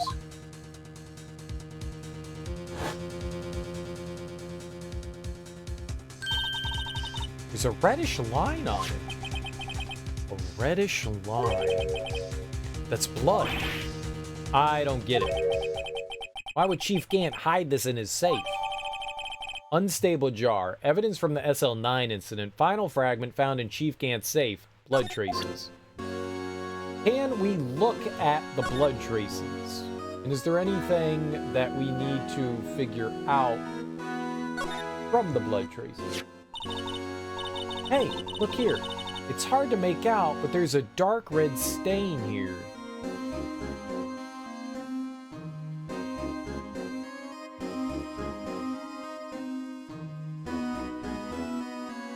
Well, I don't see anything from that.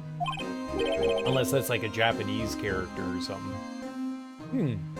Looks like blood. This piece the chief has is different, though. The blood stains on the other pieces are just spots. This one's a line. That is odd. It is odd. But... I wish it wasn't so clunky to rotate.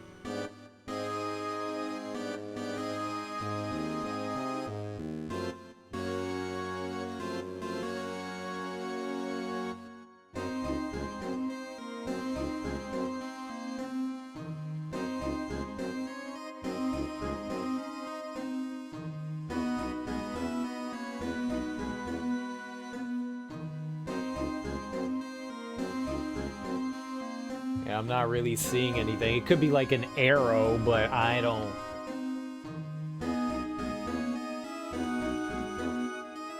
At least right now, that's not helping me with anything. Alright, what about the handprint thing? Can we powder it? Detective Gumshoe, I'd like you to have a look at this. Hey, I know what that is, so you want to take some fingerprints? It's a great idea, Detective. Alright, go to town. Sheesh. What are you doing? Why are you sticking out your hand like that? Go ahead, take my fingerprints. It's not your fingerprints we want to take? Huh? Come on, this isn't time for jokes. We're talking about the cloth we found in the safe. Oh! I knew that. The one with the handprint on it, right? Sheesh. Where's your sense of humor? Okay, Mr. Wright. Let's check for prints. Sprinkle the powder on the cloth. Then, once they've been absorbed into the prints, blow the rest away. What are you, my mom? I have to be told a million times. Alright, let's get this over with. Oh.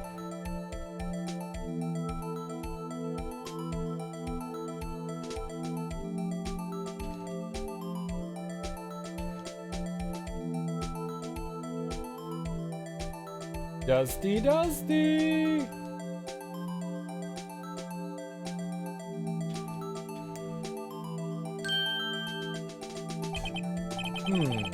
I gave him my best shot.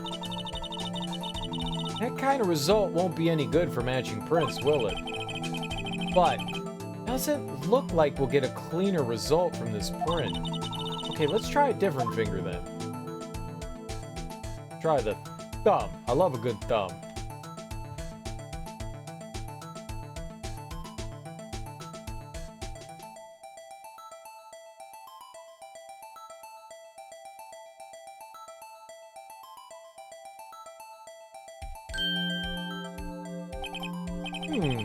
I gave him my best.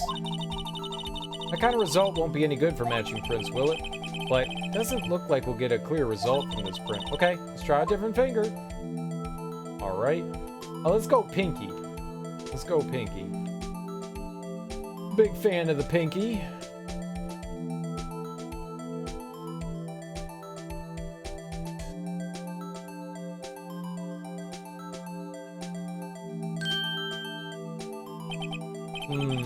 Gave it my best shot. Kind of result won't be any good for matching prints, will it? Doesn't look like we'll get a clearer result from this print. Okay, let's try a different finger then. Off to the middle finger.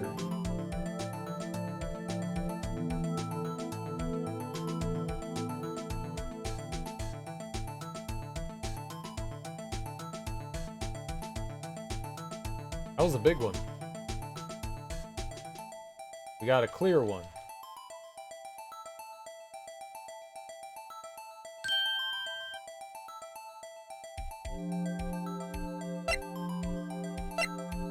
Has a little penis in the middle.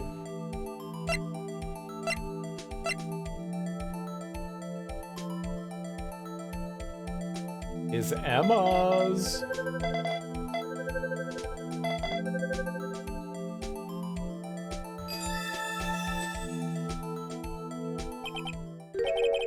No. How can this be? What are Emma's fingerprints doing here? Hey, you found a match? Whose fingerprints were they? Huh? Oh, seems the prints are too old.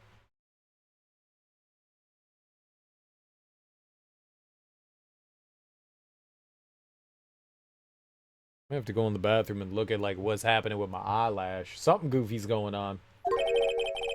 They aren't clear enough to get a match. Oh, that's too bad. I thought they'd be Dark's prints. Psst. Hey, you. Over here. What's going on here? What are that kid's prints doing inside the chief's safe? Don't ask me. Let's just keep this information from Emma for now. Here, maybe you should hold on to this. Piece of cloth found in Chief Gant's safe. Evidence for something, but what? Bears Emma Sky's prints. Well, was I any help? Of course. Thanks to your ID card, we were able to get some hard evidence. Now that's not very kind, is it? In other words, if it wasn't for his ID card, we would have been useless. Isn't that right? You in the coat? Chief Gant! We didn't think you'd be back so soon. Fortunately, I'm a man who believes in signs. As I was walking to my meeting, I happened to look out a window and saw a stray dog run into a pole. Just then I thought of a certain detective. You mean me, sir? Now then, I'm afraid I'm gonna have to ask you all to leave. Yes, sir. Sorry. Oh, you in the coat? Me, sir? Drop off your ID on the way out. You won't be needing it anymore. But, sir... Now get out. Yes, sir. Well, we got Gumshoe fired. We'll be on our way too, then. Wait. You. One without the spiky hair. Don't go yet. Me, sir? I'd like a word with you. But, sir, I'm not a licensed scientific investigator yet. You with the spiky hair. You're free to go. Mr. Wright! I don't know if there's much I can do about this situation. I don't want to leave the kid in there with him. Look, pal. If I've told you once, told you 1,000 times, the chief's office is off limits. But no, you just had to go sneaking in there like that, didn't you? Thought you said you didn't care anymore if you were fired. Yeah, but if I knew it'd be like this, I never would have said it. Now that I've seen the evidence Chief Gant was hiding in his office, I think I'm finally starting to get the picture. But why has she kept eerily silent about it all this time? Anyway, you listening to me?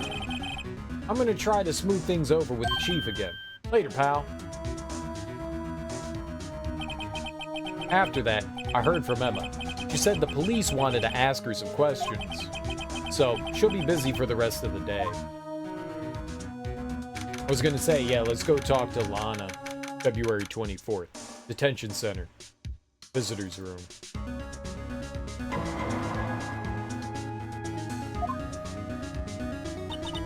I see. So the chief asked Emma to come in for questioning? It's no use thinking about it. Tomorrow's the final day in court. I'm committed to doing everything I can to defend you, which is why I'm here. But I've already told you all I can. What you've told me over these past couple of days is absolutely nothing. Not a single useful thing. Exactly. Really? I believe I did mention something quite important. Something I told you right at the beginning. I said that I was the one who stabbed Detective Goodman. You know, I think I finally figured it out. I know who it is that's lurking behind your words. Mia did a good job mentoring you. I'm rather jealous. It seems Edgeworth was right. Edgeworth? Once you're convinced you know something, no one can persuade you otherwise. Thick-headed is the term he used, I believe. Now's my chance to get her to tell me the rest of the story. Alright. Let's get her to talk, keeping quiet. I have to admit, I was more than a little perplexed at first. You insisted you did it, yet there was no incriminating evidence. That's when it hit me. It's not that you're unwilling to tell the truth. It's that you're incapable of doing so because of a certain individual. What an intriguing notion. A certain individual, you say? So you think I'm protecting this person? Protecting? No, I think afraid of is more like it. If I'm not mistaken, the person in question may have persuaded you to silence. For argument's sake, Mr. Wright, who may I ask is this person you're speaking of? The one I'm supposedly so frightened of. What is this person's name? Oh, it's Gant. Right here. Well, Miss Skye? Mr. Wright, you're addressing the chief prosecutor. Do not forget your place. I take it she's still not ready to spill the beans. My apologies. Could you please tell me a bit more about what you think you know? Damon Gant. We were partners until 2 years ago. I respected him as a detective. Assuming he is respectable, then tell me something. Why would he try to hide his crimes? His crimes? Both you and Edgeworth will be brought before a board of inquiry for what you did. Specifically, hiding and forging evidence. Of course, these are serious offenses. Why is it, though, that Chief Gant's name was never mentioned? Chief Gant? Edgeworth didn't know the truth behind the forgery. The only party who could have possibly tampered with the evidence was me. I had access because I was second in command of that investigation.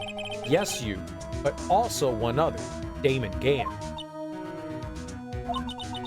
If you intend to accuse Chief Gant, you'll need more than just words. Show me proof that Chief Gant falsified evidence in that case. We have the piece of cloth. You want proof of the Chief's wrongdoings? Here it is. That evidence proves someone is doing something wrong, all right. But it's not the Chief. Who would that be? Why, you, of course. Me? Yes. You seriously believe what you're saying, don't you? Now that's scary. You seem to have the makings of a criminal in you. What with all your fallacious accusations? Care to spend tonight in the cell next to mine? If you ask me, you're the scary one. Oh, I guess that wasn't it? I guess that's the point.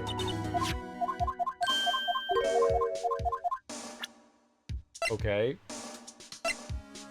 Well, he had half the evidence. She asked me on a date to spend time with her in the cell next to her. I guess that's a date. A cell date. I just found this in a safe in the chief's office. This jar piece and this piece of cloth. You know what these are? The pieces of evidence from the SL9 incident. Okay, so it wasn't the pieces themselves. I had to show her the evidentiary list. That's my fault. That's jail talk. I got you. I got you.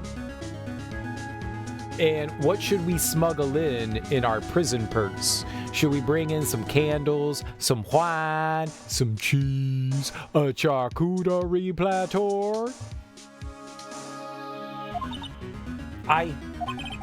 The person concealing evidence was none other than Chief Gant himself.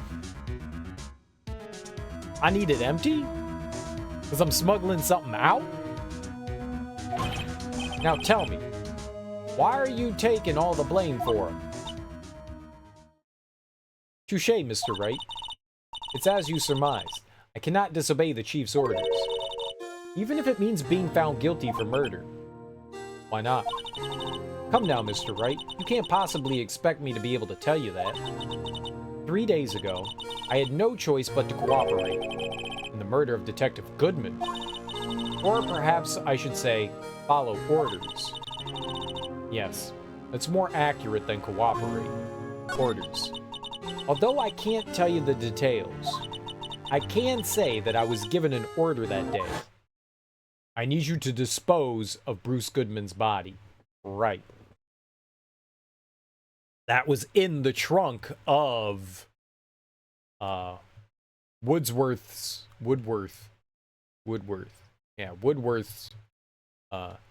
fancy hot rod. You'll find it inside the trunk of Miles Edgeworth's car. Yeah, Woodworth, Edgeworth, same thing.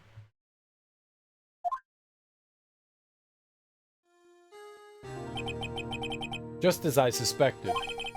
Despite what everyone believes, you were not the one who murdered Detective Goodman. Correct.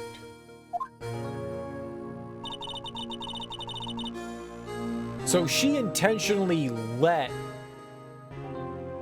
Angel Star take a picture of her, and she put on the murder coat.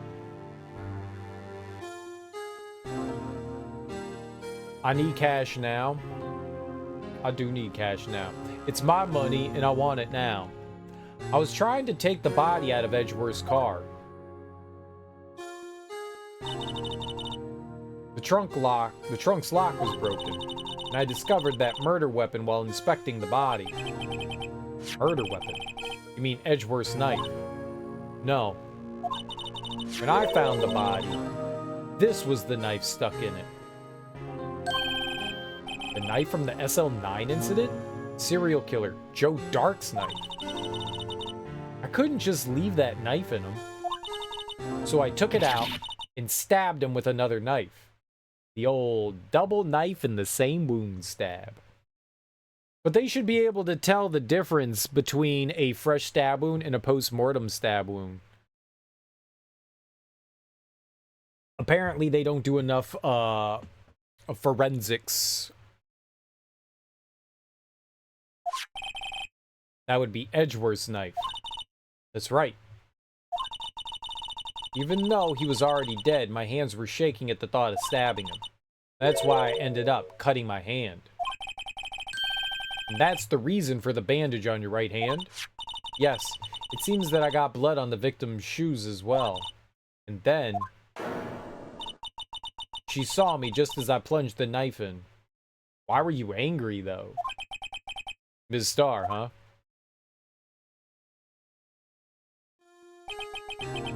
Why'd you need to hide Dark's knife so badly?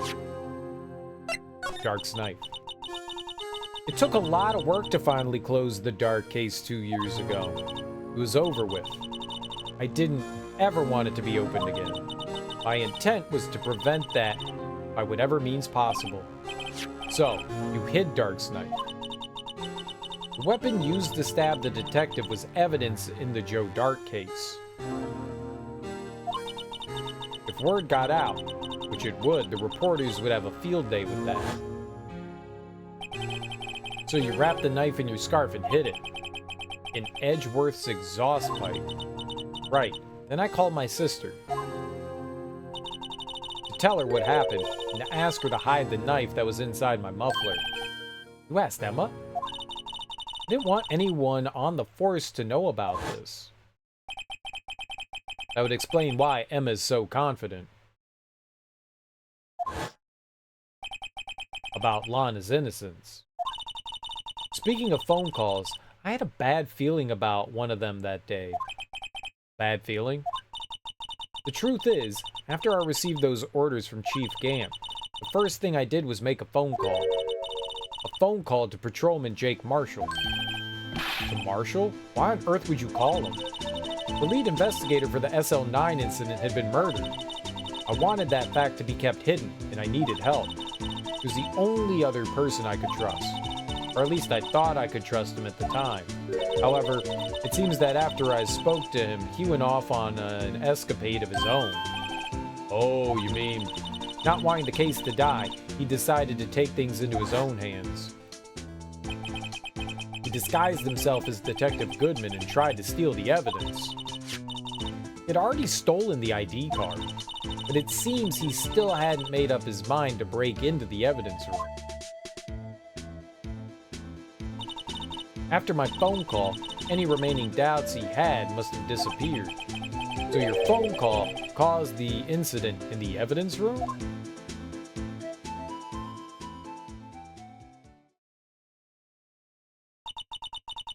I'm afraid that's all I can tell you.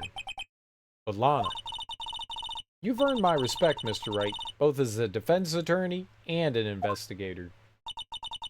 Now please, don't pursue this any further in court tomorrow. Tomorrow's trial. There's only one way to drive off Lana's demons. Gotta get to the bottom of everything. Detective Goodman's real murderer.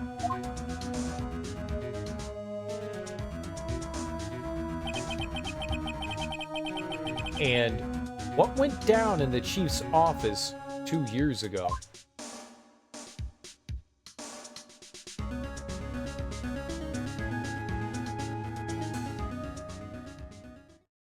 Oh, we gonna do it.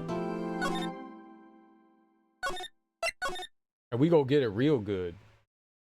Final day, trial former. All right, so they're gonna be two halves to the trial too. Here, there's gonna be former and then latter. They did that earlier. February 25th, 9:47 a.m. District Court, Defendant Lobby, number 2.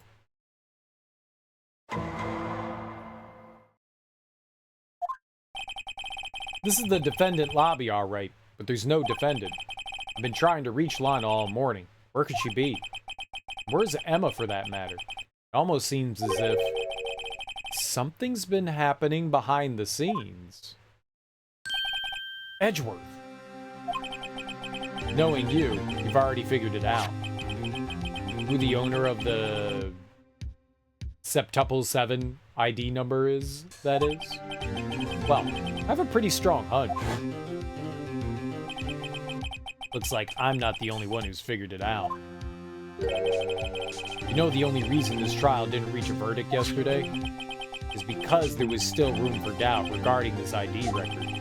If that number does belong to whom you suspect, then no doubt will remain.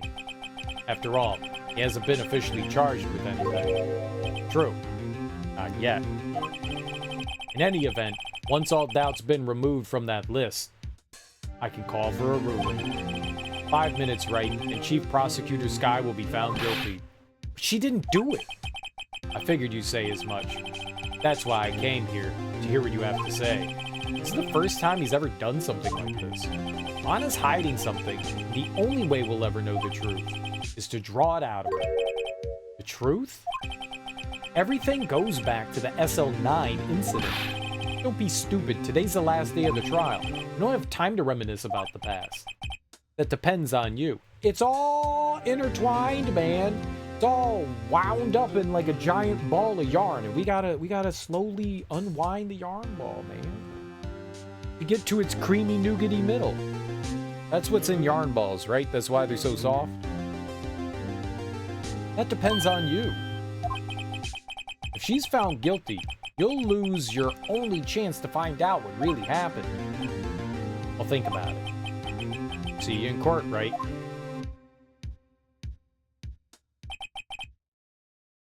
I'm a neuter Edgeworth. This is it. If I'm ever gonna find out what Chief Gant has on her, it's now. February 25th, 10 a.m. District Court, Courtroom, number 9.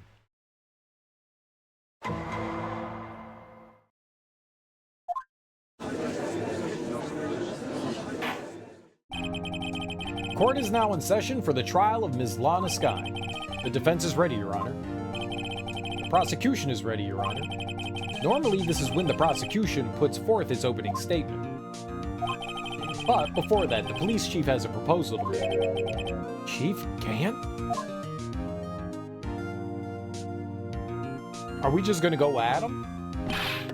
Morning, folks. How's everyone doing? Hey, Edgy. Been back to the pool yet? Why is he so fascinated with swimming? No, I've been drowning in enough as it is in my work. Oh, that's a good one. Don't think I can top that. If you don't mind me asking, Chief, exactly what is this proposal of yours?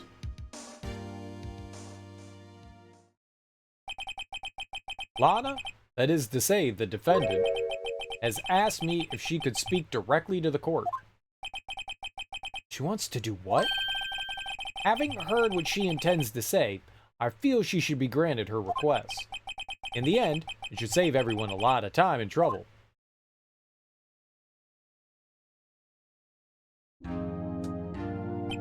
Why didn't she just ask to go on the witness stand? We didn't need Chief Gant for that. What's this all about, defendant? I'd just like to make one simple request and I'll be finished. Well then, what's your request? Your Honor, I'd like you to put an immediate end to this trial. She's protecting the chief, but I also think that she's protecting her sister. There's something that happened with her sister that they don't want us to find out. And it's not just that. She wants to protect her sister from whatever emotional trauma of reliving the situation. And since she doesn't maybe remember or is refusing to remember at the time, trying to like protect her, you know, in an emotional sense. Gant's hair game is off the charts. I know, right? I'm mega jelly. Huh? I confess to all charges against me. On February 21st of this year, I murdered Detective Bruce Goodman. Yeah, but it's impossible because he wasn't murdered at the police station. I mean, at the prosecutor's office. He was murdered at the police station. And, like, we know this. In the underground parking lot of the prosecutor's office. No, Lana! Look, forensics would say that he was already dead, though. Why don't they do this? Like, this is absurd.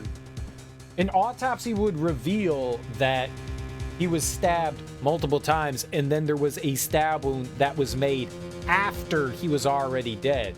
Like, that's very easy to prove. Like, they could narrow it down to before 5:15, you know? Like, this is kind of silly. You can't! Your Honor, the defendant's claim does not change the defense's plea. In that case, Mr. Wright, I no longer require your services. You can't just let me go. See, the court has to approve of that. You can say you don't want me. That's cool. But if the court doesn't agree with that, then no, and you need defense. They don't have a Mark Harmon or a David Caruso. They do not. Who are those people? But Lana! Your Honor, I hereby forfeit my right to an attorney. The prosecution may lack direct evidence against me, but it has sufficiently proven its case through testimony and circumstantial evidence. I would like you to render your verdict now, if you please. Well, the defendant certainly has the right to self-representation. The request is legally valid, although this is an unprecedented situation. Indeed, it appears there's no further need to continue this trial, even if Mr. Wright may feel otherwise. This can't be happening. It appears the time for the verdict has arrived. This court finds the defendant... Objection! One moment, Your Honor. Mr. Edgeworth? The prosecution has not yet proven the defendant guilty beyond reasonable doubt. Any ruling at this stage would certainly be premature. Come now, Worthy. I understand this is a difficult time for you, but why don't you just be a good little boy and keep your mouth shut?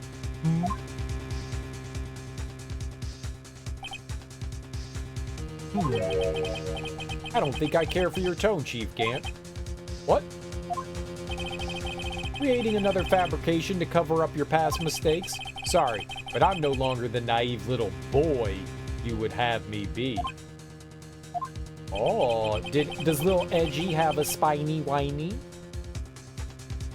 With this sudden confession from the defendant, it's obvious to me some kind of deal was struck behind the scenes. Some kind of deal, hmm? Not everyone operates as you do, Worthy. I thought so. Your Honor, the prosecution would like to change its first witness. Oh, to whom? As its first witness, the prosecution would like to call Ms. Emma Skye. I request the court hears her testimony. Mr. Edgeworth, I'm exercising my right to self-representation. I don't think we need to continue. I don't care what you think, Ms. Skye. The exposure of truth sometimes results in tragedy. However, no matter how tragic the truth may be, it would be an even greater tragedy to avert one's eyes from it. Very well. The court shall grant the prosecution's request. That's okay with you, right, Chief Gant? Worthy. You'll live to regret this. Mark my words. Ms. Emma Skye, please take the stand. Looks like Edgeworth has decided to take the horse by the reins.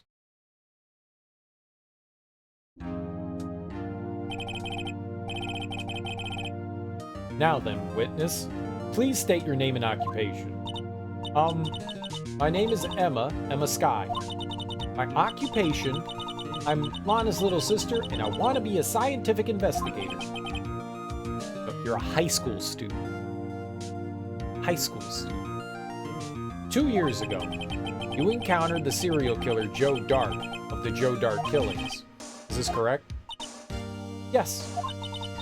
I'm trying my hardest to forget about that, though. I'm sorry, but I'm afraid I'm going to have to ask you to recall those events one more time. Mr. Edgeworth, please remember this trial concerns the murder of Detective Goodman. Is an incident that resolved 2 years ago really all that relevant? Yes, it most certainly is. Well, okay then. He sure gave in fast. Now, please testify about what happened to you 2 years ago. The trip to yesteryear has finally begun. It's bound to lead to the truth behind this trial. 2 years ago. I was waiting in my sister's office that day. A man came running in and took me hostage. Neil Marshall rescued me, but I'll never forget what I saw in that instant. The man raised up his knife and stabbed Mr. Marshall in the chest. Okay, so Mr. Marshall was stabbed in the back, not the front. It's a good thing you weren't harmed. I passed out. I don't remember much. It's understandable. However, please tell me, Mr. Edgeworth, what does this testimony have to do with Detective Goodman's murder? That will soon become apparent, Your Honor. You've got to admire him for his courage, considering he has no evidence. Very well. The defense may begin its cross-examination. Well, not me. They took me off the trial. So, is this Edgeworth? I was dismissed, wasn't I? Why am I still here? Lana said she wanted to represent herself, even though that's not kind of how that really works. Two years ago, I was waiting in my sister's office that day. 2 years ago, the defendant was a detective at the police department, correct? Yes. She was second in command under the deputy chief of police Gant. My sister, she was the best detective ever. Yes, I remember. Deputy Chief Gant and Ms. Skye used to be quite the pair. I believe they shared the same office. That's right. I'd always sit at my sister's desk and dream about playing that organ. I wanted to play it that day too. The police department and the prosecutor's office held a ceremony that day. Anna promised to take me to dinner after she finished her work. A man came running in and took me hostage. A man? Yes, Joe Dark. He was a serial killer. Not me, though. Joe Dark was brought in for questioning on the day of that ceremony. We were desperate to get anything on him that would lead to an arrest. When he saw his chance, he fled the room, right? Upon fleeing the room, Dark proceeded to take the elevator. He must have been in a panic because the elevator was going up. Then, he ran into Sky and Gant's office. There was a lot of noise coming from outside, so I opened up the door to have a look. That's when I saw him. Neil Marshall rescued me. What was the prosecutor doing there? That day, there were two people present during Dark's questioning. Deputy Chief Damon Gant, Prosecutor Neil Marshall. Almost forgot about Gant. Neil Marshall had just received the King Award of the King of Prosecutors Award. Young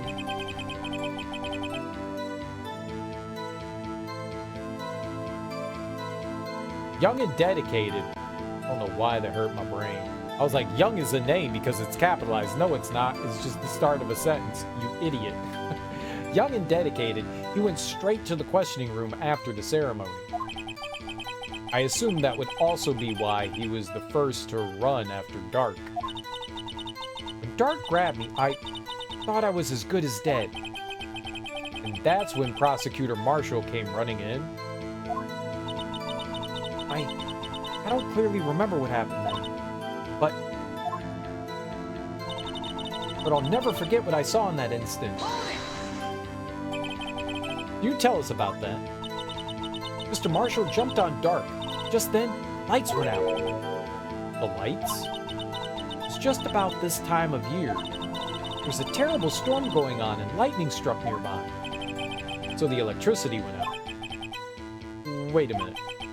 If it was pitch dark in that room, you shouldn't have been able to see anything, right? Right. But just then, lightning flashed again outside. That sudden flash left an unforgettable image of the scene in my mind. I see. I told the detective about what I saw then. The detective? Yes, Detective Goodman. He was in charge of the case. Detective Bruce Goodman. Victim. Hear more. So, you spoke with Detective Goodman about this 2 years ago. Yes, that's what's so scary about this trial. And you told Detective Goodman about what you saw? Yes, but at the time, the words just wouldn't come out. That's why I drew a picture. A picture? Yes, I think she mentioned that before. Well, Mr. Wright, have you heard enough? Ask about the picture. This picture, the witness drew, I believe it has a very important meaning. But the list of evidence I was given 2 years ago didn't contain a picture. Witness, would you mind if we added this statement to your testimony? Yes, Your Honor. I drew a picture of that scene once, but it seems to have been lost. You drew a picture of the scene you witnessed, right? Yes, I wanted to do everything I could to help the investigation. I can still see it now, whenever I close my eyes. That's strange. I took over the case after Prosecutor Marshall died, yet I never received any picture. Perhaps the witness is mistaken? But I did draw it, I swear. I'm not just imagining it.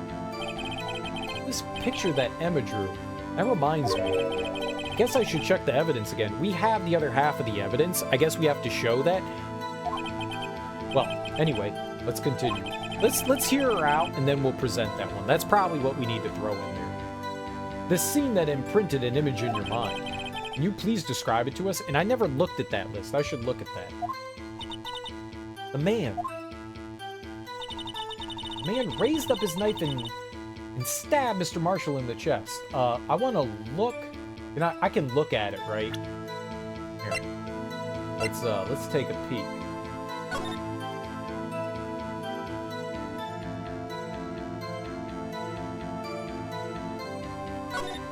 I guess I found the drawing. A picture is drawn on the back of the evidence list in magic marker. Got a very bad feeling about this. Alright, well, we found the picture. So I don't even need the fact that we have half the evidence list. We have the picture. Alright. Well, that changes everything. Alright, let's hear her out here though. That must have been a real shock. Even now when I close my eyes, I can still see it just as clearly. Tell us, what were you doing at that moment? I believe you testified that Joe Dark was holding you hostage. When lightning struck and the lights went out, Mr. Marshall jumped on Dark. I was thrown aside and the two began wrestling each other. I'm pretty sure I was watching them. Emma doesn't have any reason to lie, but Lana sure does. I need to get Emma to tell me as much about this as she can. Okay, so we know that the picture... Okay, but we have it, so we can present it. Present. Objection! Mr. Edgeworth? This little girl put all her heart into drawing that picture. And yet, you would insist on denying its existence?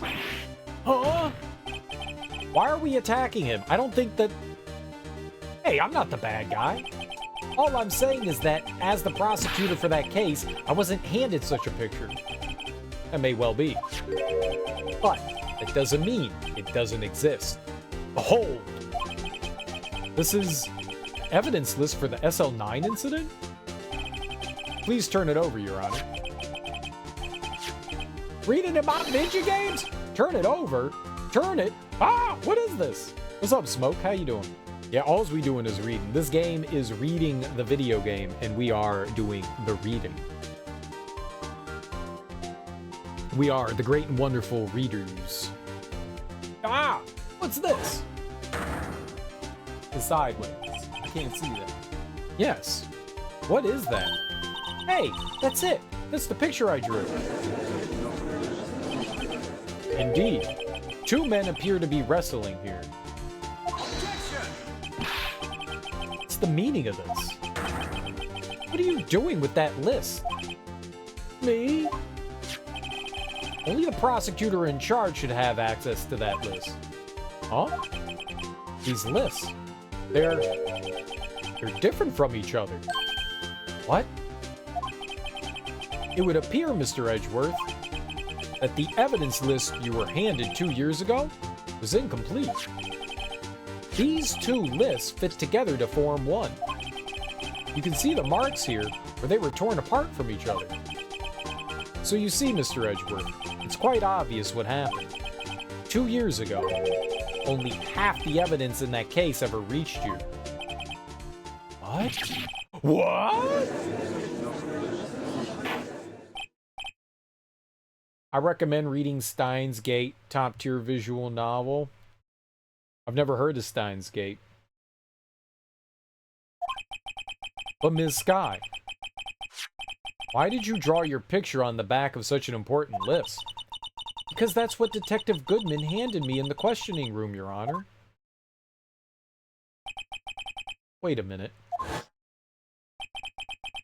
If this list was torn in half, then that means... Your Honor? You all right, Mr. Wright? Your eyes are bulging from your head. Your eyes are bulging from your head! Freaking weasel! I mean, Your Honor? If the evidence list was torn in half, then there might be more of the drawing on the back of Mr. Edgeworth's list. Why would he not look at the other side? Hmm? Yes, that's quite conceivable, Mr. Edgeworth. It's possible. Let's see.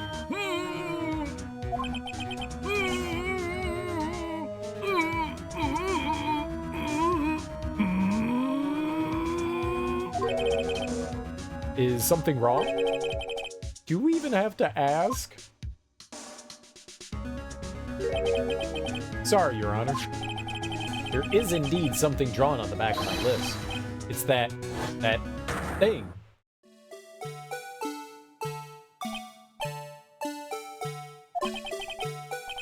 That's that thing. That thing that was dancing in the evidence room. The thing that was dancing in the evidence room. Clearly, this act of vandalism is the work of a certain chief of detectives. I guess he was out of scrap paper. Evidence list. List of evidence in the SL9 incident. Half of this list was found in Gant's desk. It was originally a PS3-era visual novel and got an anime adaptation. Oh, okay. Yeah, I had never heard of that before. But then again, I've never paid attention to visual novels. Not exactly something that I was gung-ho about, you know? I'm sure there are some really good visual novels out there.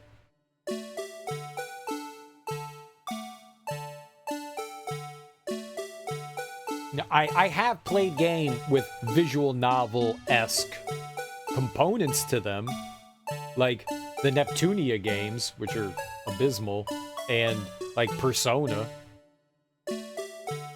Like those have like the days when you're not in the dungeon are very visual novel-esque.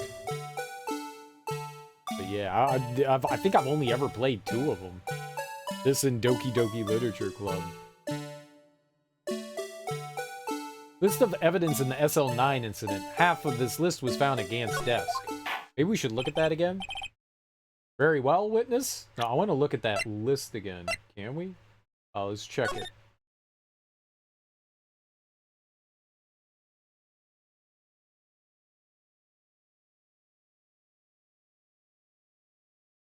I mean, we don't know for sure that that's a drawing of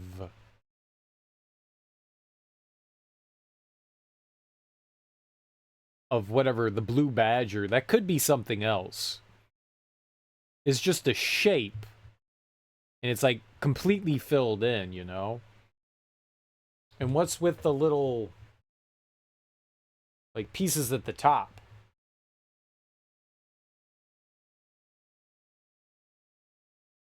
I think this is, like, she could just say, like, is that your drawing or is that the Chiefs? The only gameplay things in the game are making choices on a cell phone that impact the story, but it's pretty much just reading. I mean, yeah, that's a visual novel.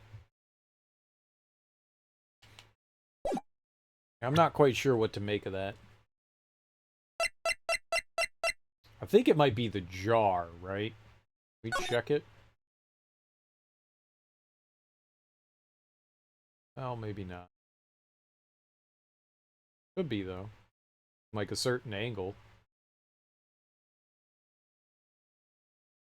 Because part of the handle's broken off. And these things do have,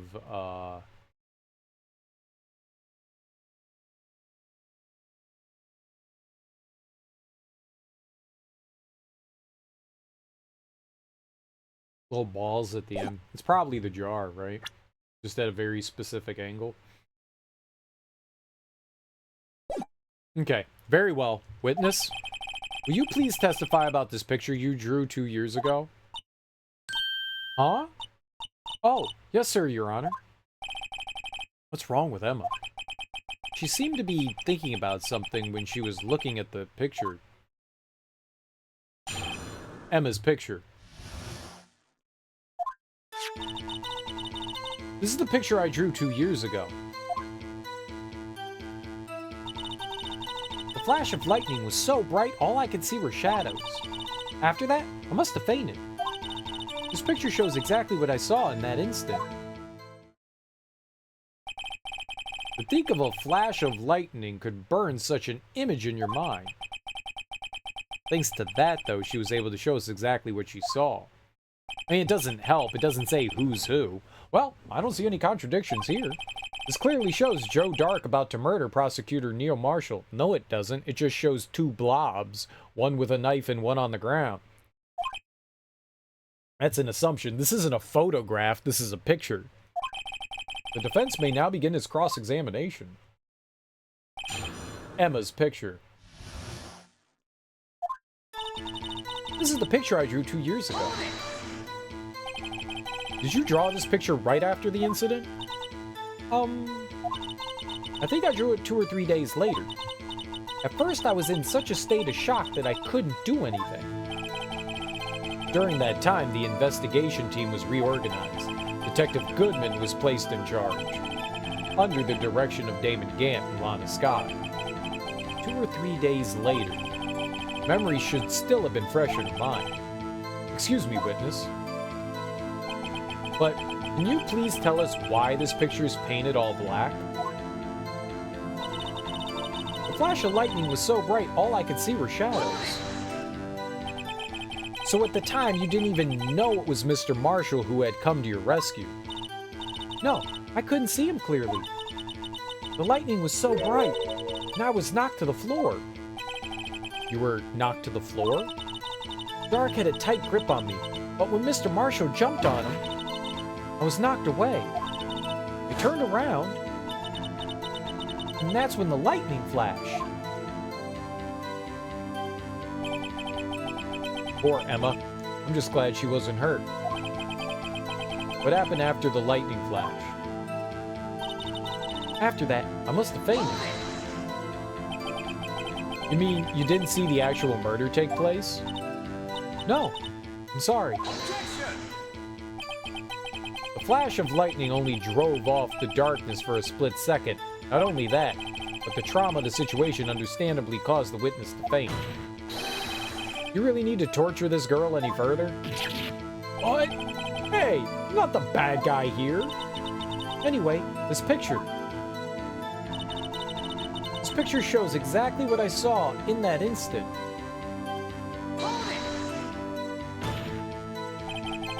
Sorry for asking so many times, but are you sure you drew exactly what you saw?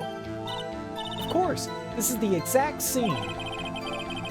It wasn't influenced in any way from your talks with the detectives? Are you insinuating we somehow manipulated her memory, Mr. Wright? Oh, no, of course not. I better watch out or he might find some way to cut my salary. I drew this picture before I heard anything from the detectives. So, I don't think anyone's story would have influenced me. Mr. Wright?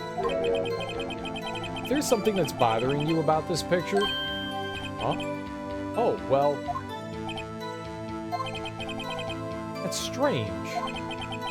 She claims this is exactly the scene that was imprinted in her mind.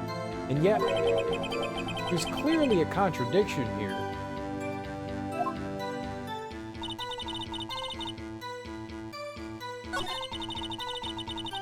I don't know what the contradiction is, but it must be in the picture.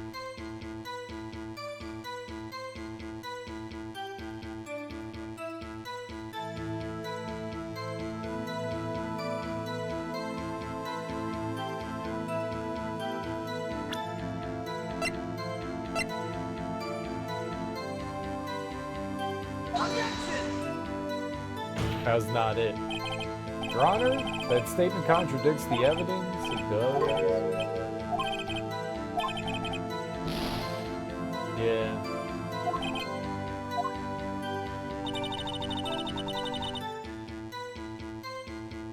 Alright, let's think about it.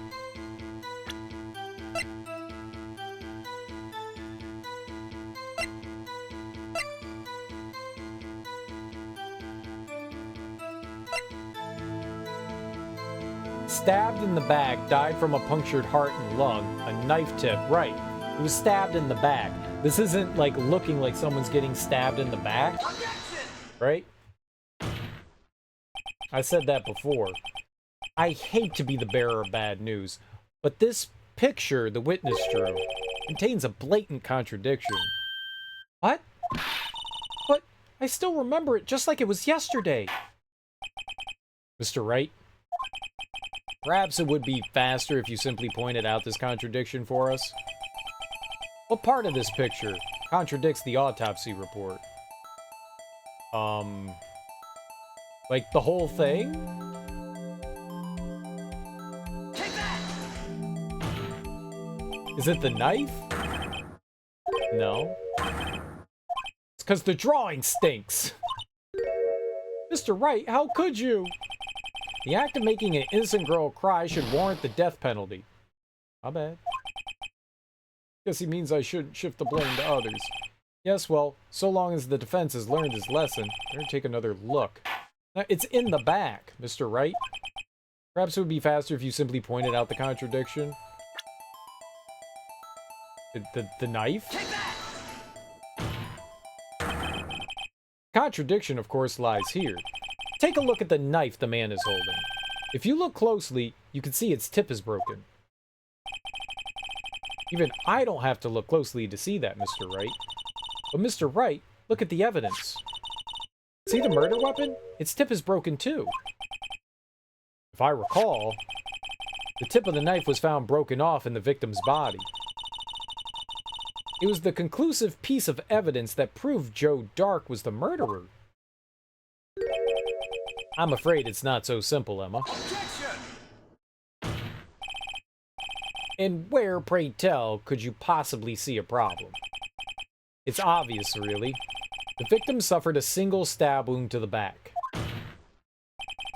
If the victim was only stabbed once, then the murder weapon should not yet be broken. Oh, what's the meaning of this? Perhaps the knife was broken beforehand. Then how did the piece get in him? Sorry, but I'm afraid that's not possible. The tip of the knife was found inside the victim's body. If it was broken beforehand, it couldn't possibly wind up there. That's right. But what does this mean? The tip of the knife was undeniably discovered within the victim's body. The only possible explanation is the witness's memory's mistaken. That's why I asked her so many times if she was sure she remembered correctly.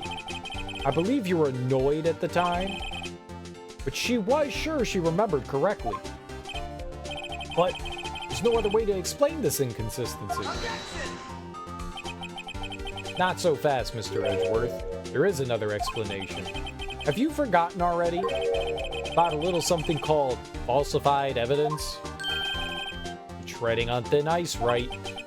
All I'm saying is that this broken knife tip might be the piece of evidence that was forged. You can't deny the possibility.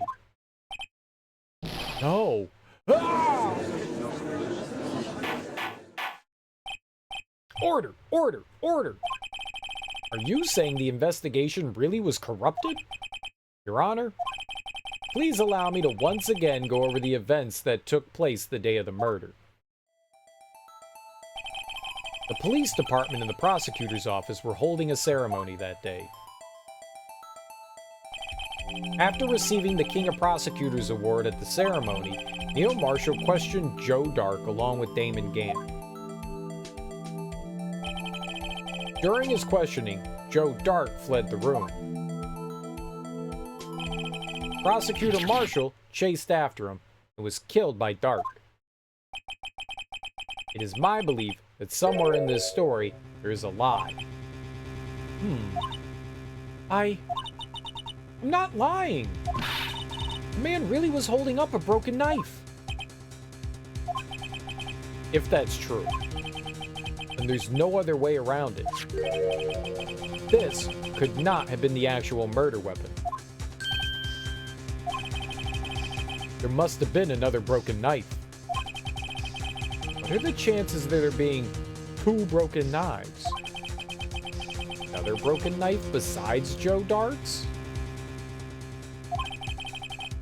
Could there have been one? There is another one. If the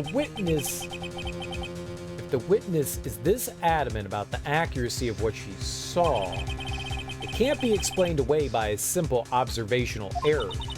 Mr. Wright, in that instance, Emma really did see a broken knife. I assume then that you have some information about this other broken knife? If so, please feel free to enlighten us. The murder weapon was already broken prior to the murder. There's only one way. Take a look at this. Here's the real murder weapon. Okay, it was in the picture. It was in the picture here. The answer lies in the past. 2 years in the past. What is this, the third night of this one case? Yeah, this case is fucking long, dude. How you doing, Sukasa? It's the third day of the trial, and it's the third night of the case. Yep. This is a long one, man. It's beefy. The answer lies in the past. 2 years in the past. Right here, inside this picture. This is a picture of the awards ceremony. Ah! What is it, Mr. Edgeworth? It's the broken murder weapon. Notice the award Prosecutor Marshall is holding.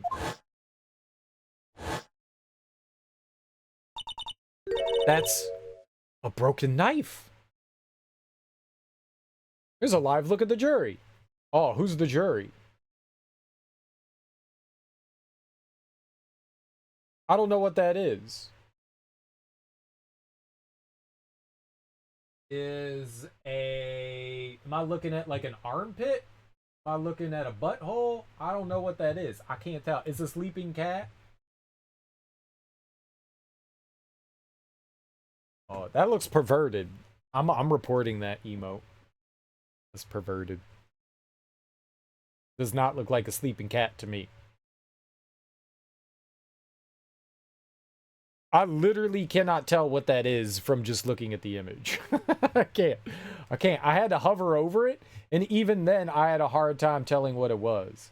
It just looks like this like weird amorphous blob, but it kind of looks gross in the GIF. It kind of looks gross.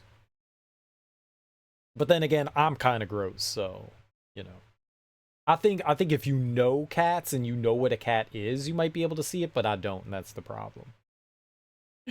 Flying on its back. I kind of see it now. I don't know what I thought it was at first. It did not look right. It did not look right. Kind of looks like somebody sitting down with their legs spread. I'm gonna be honest. That's a broken knife. As we earlier concluded, the knife in the drawing was not Joe Dark's knife.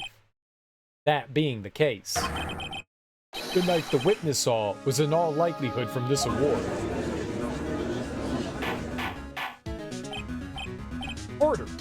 Order!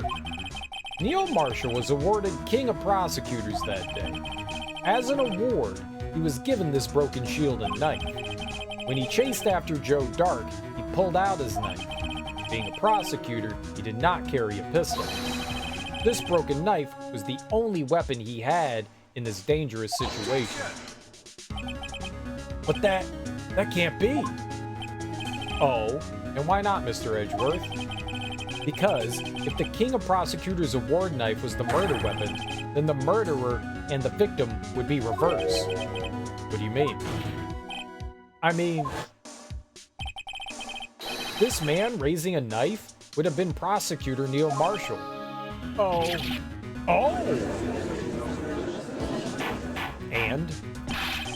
But the prosecutor was the one who actually died. That's true. What's going on here? It seems Mr. Wright has been a bit too eager to jump to conclusions. No. Wait, I remember now. I remember everything. Witness? Mr. Edgeworth. What is it? Could you show me your evidence list again, please? This list? The one with that picture scribbled on the back.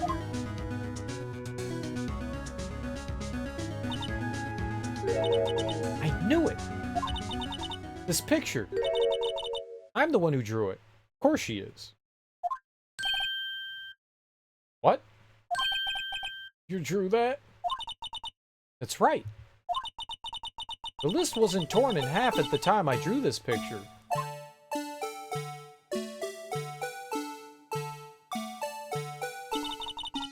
All this time I've been trying so hard to forget. I must have locked this part away deep inside me. Perhaps it would be best if we added this to the witness's testimony. Would you please tell us what you've recalled, Ms. Sky? Yes, Your Honor. First the knife mix-up, and now the blue badger? This should be interesting. No, it's the pot. Like, how did the pot get broken? Or vase, or whatever the hell it is. Emma's recollection. When I saw that man raise his knife, I panicked and rushed toward both of them. I think I knocked away the man with the knife. Just then, there was another flash of lightning, and that's when I saw the blue badger. It wasn't in the room, but I'm sure I saw a shadow. This is certainly most unusual. Try impossible. The chief of detectives hadn't even designed him until this year. That would mean he didn't even exist 2 years ago. Yes, well, the defense may now begin its cross-examination. Stop! Please, don't pursue this any further! Anna? What's the meaning of this? Please remain seated in the defendant's chair. But you can't do this. I've already confessed to the crime. Why can't you just leave it at that? Chief Prosecutor Scott. She's definitely protecting her little sister. You've already come this far. It's too late to turn back. Silence! The defense will now begin its cross-examination. Bailiff, please detain the defendant. Seems we're finally getting to the core of the matter. Yeah. Emma's recollection. When I saw that man raise his knife... When you say that man, I assume you refer to Joe Dark? Yes, at least I think it was him. You think? All I could really see were shadows. Power outage that immediately preceded the incident is also documented in the prosecutor's office reports. So then you panicked and rushed toward both of them. Why would you do something so dangerous? What else could have I done? I was about to stab Mr. Marshall. She seems convinced that Dark was the one holding the knife. But as we've just theorized, Mr. Marshall was the one holding the knife. Well, I didn't know that at the time. When that Dark guy knocked me down, all I could think was, I've got to help that other person. I think I knocked away the man with the knife. What do you mean, you think? It all happened so fast, and was in shock. I don't remember everything clearly. What I did, it's all kind of a blur. Ms. Sky was almost killed before she was witness to a murder about to take place. With so much happening in a matter of seconds, a little disorientation's only natural. I saw the man about to stab the other person, who I thought was Mr. Marshall. I knew I had to stop the man with the knife. What you did was very brave, young girl. So then what happened next? Just then, there was another flash of lightning, and that's when I saw the blue badger. You sure about this? Of course. See? I even drew a picture of him here. But it was the chief of detectives who thought up this hideous beast. That was just this year. Maybe he saw the drawing on the evidence list, right? The blue badger didn't exist 2 years ago. This is all quite verifiable. Now, it sounds strange. I was surprised too when I saw him at the police department. I had this nagging feeling that I'd seen him before somewhere. Now I finally remember. Oh, brother. Just when you thought that thing had caused enough commotion. Tell us, where in the room did you see him dancing? He wasn't in the room, but I'm sure I saw a shadow. His shadow? So, you mean you didn't actually see his face with its winning smile and all? That's right. I still remember it. He had 3 creepy horns. This is pointless. That thing could have possibly existed 2 years ago. The witness must be mistaken. That may well be. But what's important is what caused her to think she saw what she did. Oh, and I suppose you have an explanation? If so, then by all means, please tell us what this shadow really was. What was it Emma saw when that lightning flashed? Who is this blue badger really? I just might know.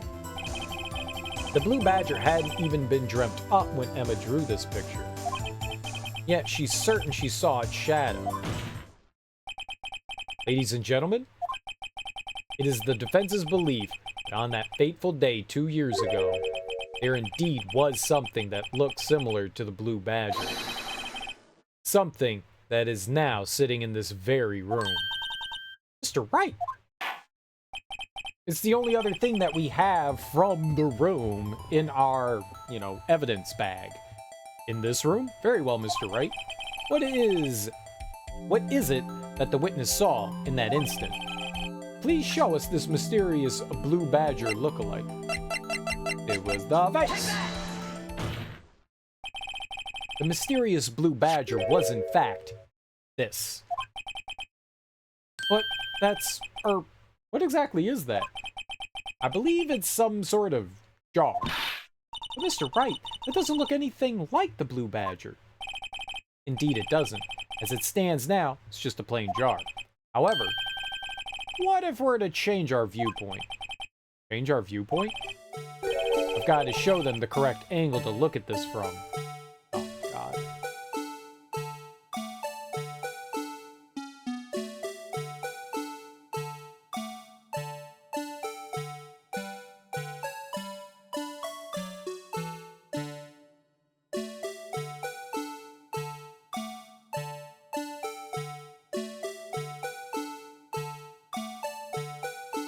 Oh my God, rotate!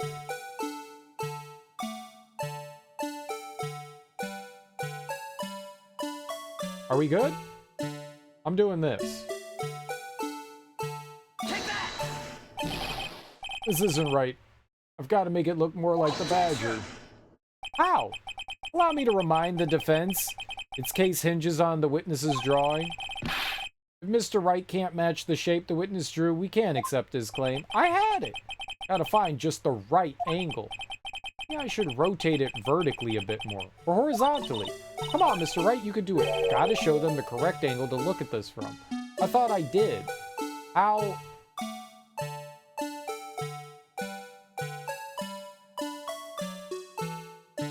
Is this it? Is this better?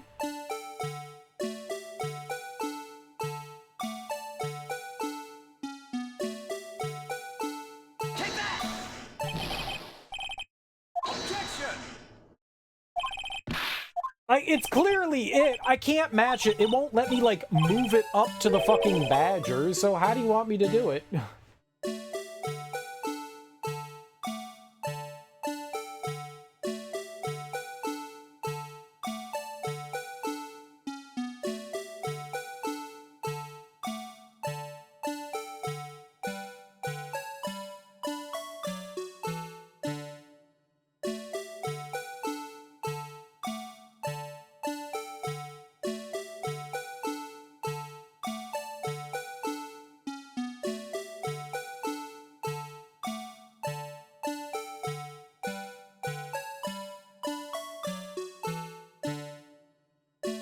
I don't see how this could, not work like this. That looks good to me.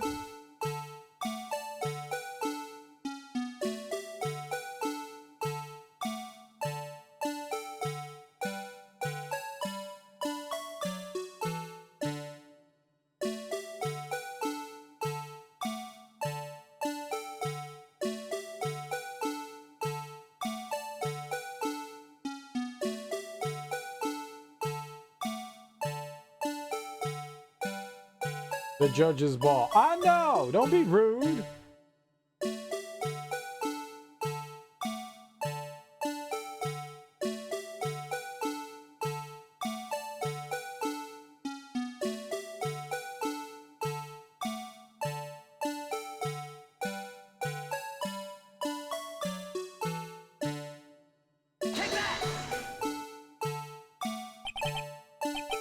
I did that before! Well, is this a miracle or what?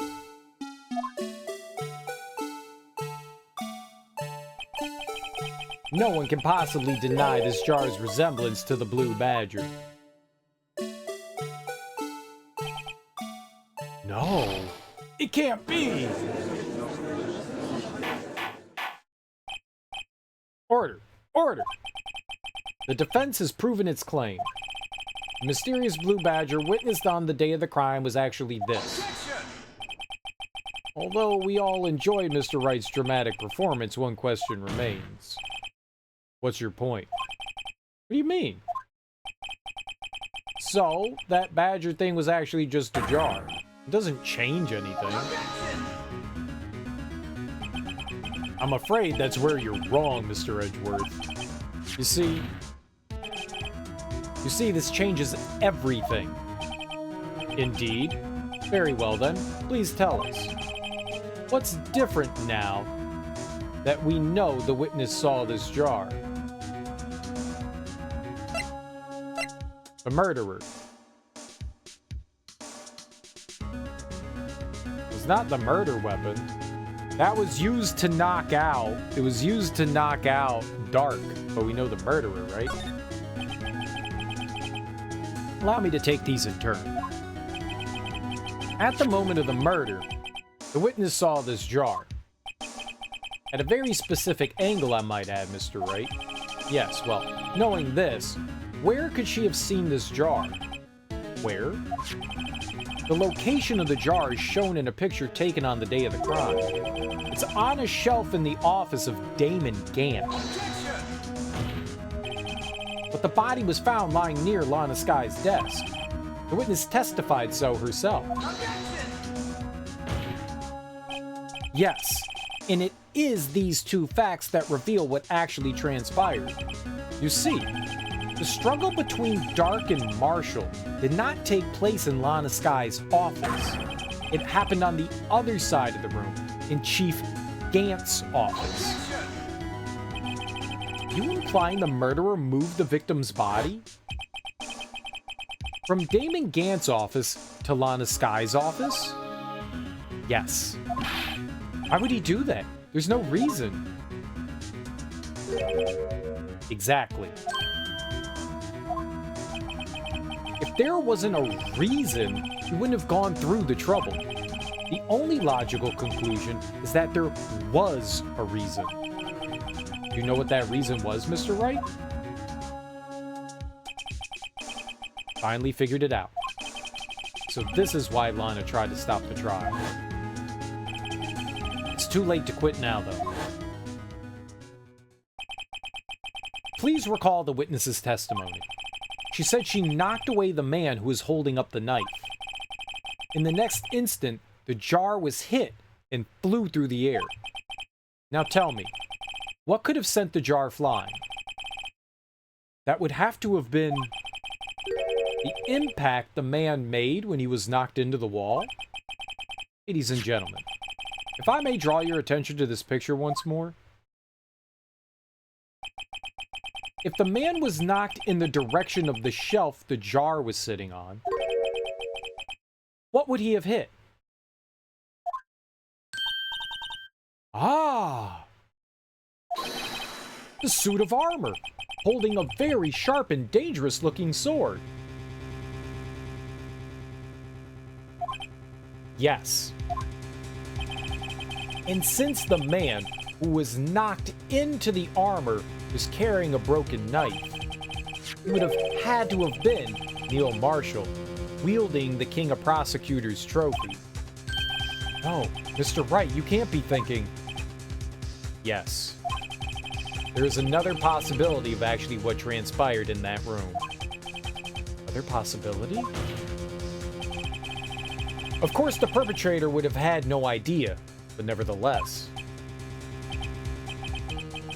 I don't know if I can go through with this. Mr. Wright, what's the matter? If events took place as the defense theorizes, then the outcome is obvious. In that moment, assuming the man Emma Sky knocked away was actually Prosecutor Neil Marshall,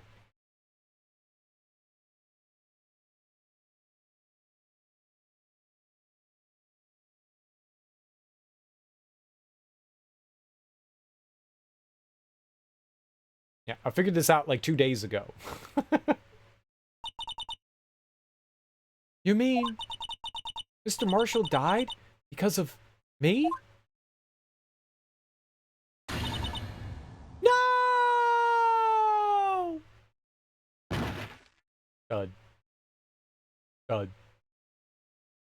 Thud. I never imagined her testimony would lead to this. So it was the witness who took the victim's life, and then proved so with her own testimony. This is unprecedented.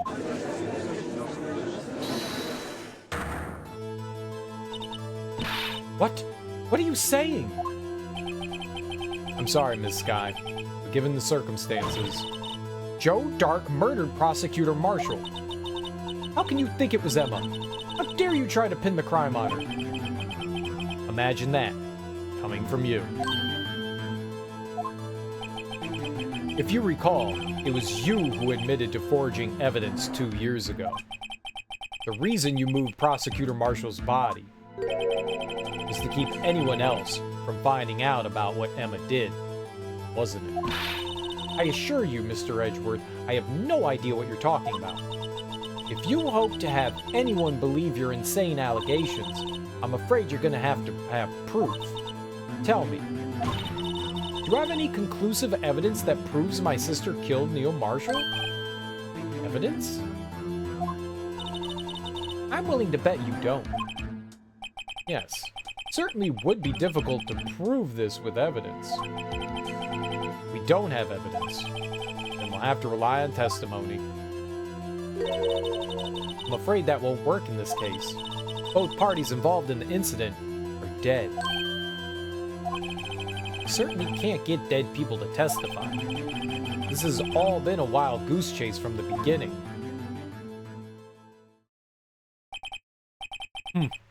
Touché, Ms. Skye. Of course, that only leaves us with one possibility. You mean there's still another possibility? What do you mean, Mr. Edgeworth? I mean the possibility that the victim has left us a message. For better or for worse, Mr. Marshall did not die instantly. He may have left behind the name of the person who took his life. In one manner or another. That's impossible. It's the little sketch thing on the jar, right? Well, Mr. Wright, this is the only possibility left to you. A message from the deceased. Does such a message exist? Gotta think back to the court record. Real murderer's name that the victim may have left behind is in the evidence. This message from the deceased is already in our possession.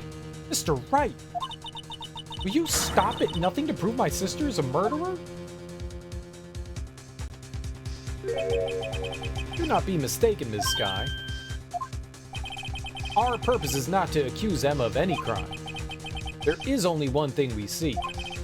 The truth. No matter how painful it may be. Now then, Mr. Wright, please show us the piece of evidence that conveys a message from the deceased. It's all up on this jammy. This is the message left by the deceased. This is that blue badger from before, right? Oh, is he gonna just speak the killer's name? That thing could, I'm sure it would. Looks like everyone's forgotten this is just a jar. A message was left here, on the surface of this jar. What do you mean? If you look closely, you can see a faint trail of blood on this jar. Looks like someone wiped the blood away. Yes, but notice, for some reason, the blood on some of the fragments was not wiped away. Yet, there's a line here, drawn in blood. So what you're saying is these dots were once lines? Connect the dots! La la la la! Connect the dots! La la la la! Prosecutor Marshall did not die instantly. He used the few precious moments left to him to leave behind a message. One that someone apparently wiped away. The blood must have seeped into the jar where the lines changed directions. Precisely so. All we need to do is connect these points, and the victim's message will become apparent. No! Did we seriously just spend 3 days just to play Connect the Dots? Dude, I want to play the Connect the Dots. Shut the fuck up. That's fun. Don't you like Connect the Dots? There was a little insert in the newspaper that we got every weekend, and it was for kids. It was like a 2-page fold out. So it was just, you know, like one like 11 by 17 sheet like folded in half. And one of the little things on the back of it was just, you know, a Connect the Dots thing. That was my favorite thing to do. Like every Sunday I'd be like, I want to do the Connect the Dots, dude. That shit was my jam. That was my jam. Why else would Pee Wee Herman dedicate a complete segment to his playhouse to just connect dots? Cause that shit's fun, son. Cause that shit is fun. You always sat there with your ketchup and cheese sandwich and connected the dots. I did indeed. And it was delicious and fun. A wholesome morning breakfast to start the day, and a little counting to get the mind going. Mr. Wright, what kind of message did the victim leave us? Your Honor, I believe these bloodstains will reveal the answer. Gotta connect these dots to make letters. There's only one thing the victim could have written, given the circumstances, his murderer's name. I mean, this is easy. How do I do this?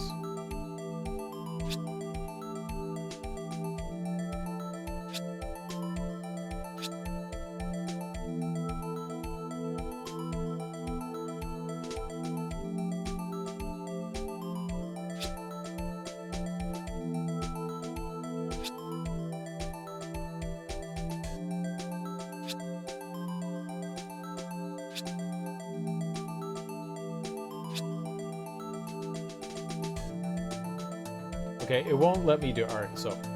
Take that! It's a defense attorney's duty to prove their client's innocence. That's why all I've been thinking about is saving Lana. After all my efforts, I never thought it would turn out like this. Emma. Why would he do that? That's so absurd that, like, I'm dying, I'm gonna write the little girl's name down because she murdered me. Dude.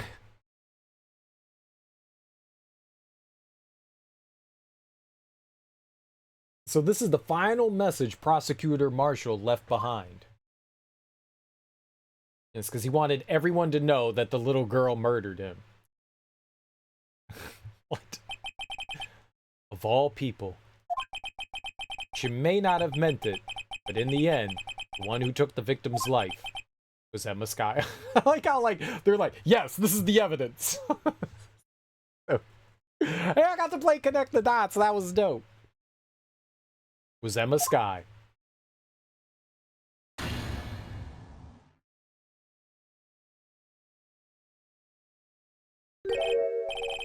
Seaworthy? Can't say I didn't warn you. Chief Gann. Right, but this all plays into the whole cover-up. This is just part 1. Part 2's coming up. Do you understand the implications of what you've done? What? What are you talking about? 2 years ago, Joe Dark was sentenced to death. He was convicted because of his final murder. I believe you were the prosecutor in the case, were you not? Ah! Yes, Worthy. Because of you, an innocent man was sentenced to death. Not only that, but you used forged evidence to ensure his conviction. Craw! But Joe Dark really was a serial murderer. That's undeniable. I'm afraid that's not important. Didn't you know? We aren't defenders of justice. What? We're merely keepers of the law. Sentencing a man to death. is no light matter. Even if there wasn't any cover-up or evidence forgery, ultimately the responsibility falls on the prosecutor in charge. Despite what anyone may say, this fact cannot be denied. What's going on at the prosecutor's office? They might have sent an innocent man to his death. How can he just stand there like it wasn't his fault? Order! Order! Order! Order! The gavel's pounding fell on deaf ears. Unable to settle, the judge declared a recess. Where this trial is headed, no one knows. I hope there's more connect the dots.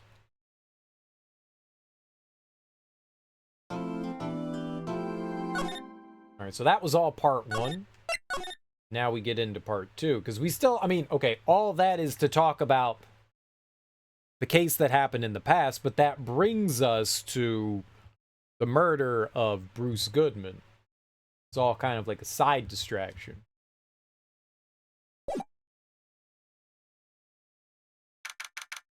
February 25th, 12:06. District Court, Defendant Lobby, number 2.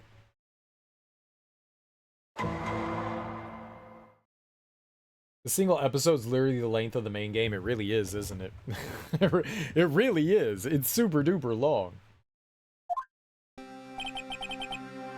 Sorry, Edgeworth. I didn't mean to get you in trouble. Don't worry about it. This is my problem, not yours. Exactly. Hope I'm not interrupting anything, pals. Oh, guess I am. I'll come back later. Wait, Detective Gumshoe, what is it? Got a lot of nerve, pal, making a detective run all around while on duty. And on top of it all, and to top it off, you called me here. I've seen happier people. Oh my god. Reading comprehension. I've seen happier people at funerals. I take it Lon is having you run errands again? Let me tell you, this is the last time, pal. Here, she asked me to give this to you if there was a break in today's trial. Evidence law? Edgeworth was talking about this just the other day. You must know the 2 rules of evidence law. Rule 1, no evidence shall be shown without the approval of the police department. Is that right, Mr. Wright? We've literally presented so much evidence without police approval. Like, all our evidence is, like, ill-gotten. It seems so. You could at least study some evidence law, really. The chief prosecutor also wanted me to give you a message. Message? She said, if you're planning to take him on, you're going to need this book. Him? Guess I'll need to give this book a thorough read. Evidence law securely slipped into pocket. Evidence law from Ms. Sky explains the 2 rules of evidence law. Doesn't look like that book will do you any good now, though. Alright, let's take a look at it now.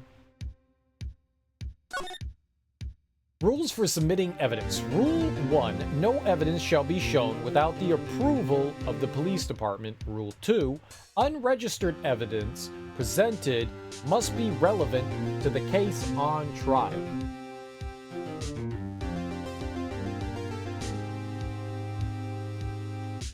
Well, I guess that's our rule number 2, unregistered evidence must be relevant to the case, so we fall under that one, I guess, the second rule.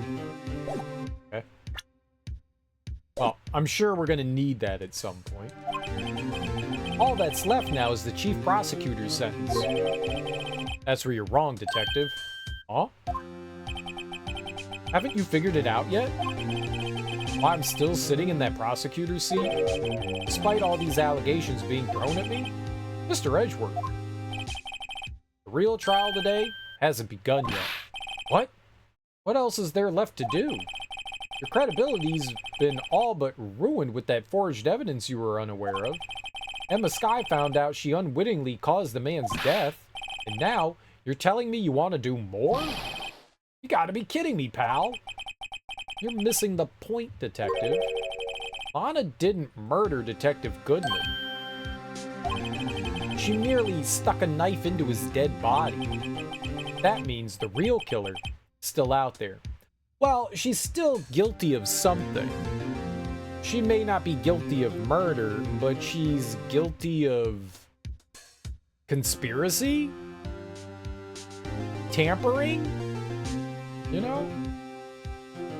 Also, I guess she could be considered an accessory to murder.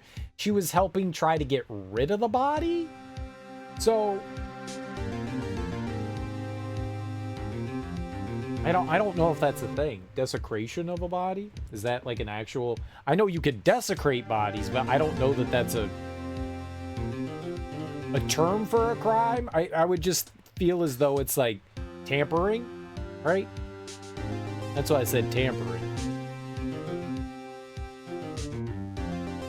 Like disturbing the crime scene, you know? She did a lot of bad things. She did a lot of bad things. Is desecration of a body like a term used? I don't know. I've never heard it used in like a case before, so.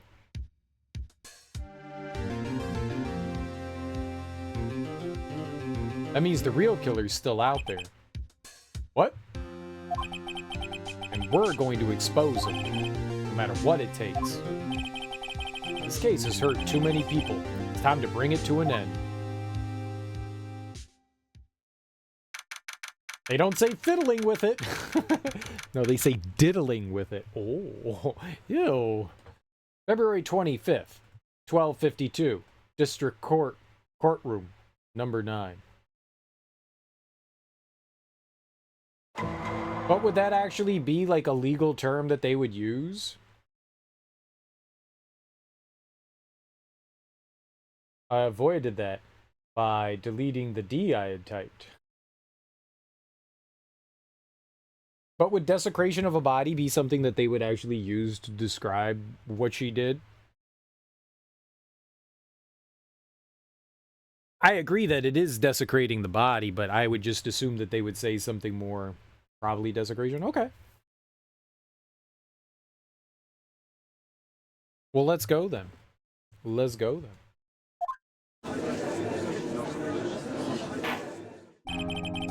Just for a body, though.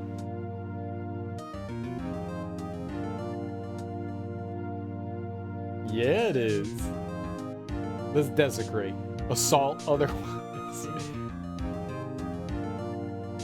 Post-mortem assault. Court will now reconvene for the trial of Ms. Lana Scott. I actually gotta go use the bathroom real quick. I'll be right back. I've been chugging water.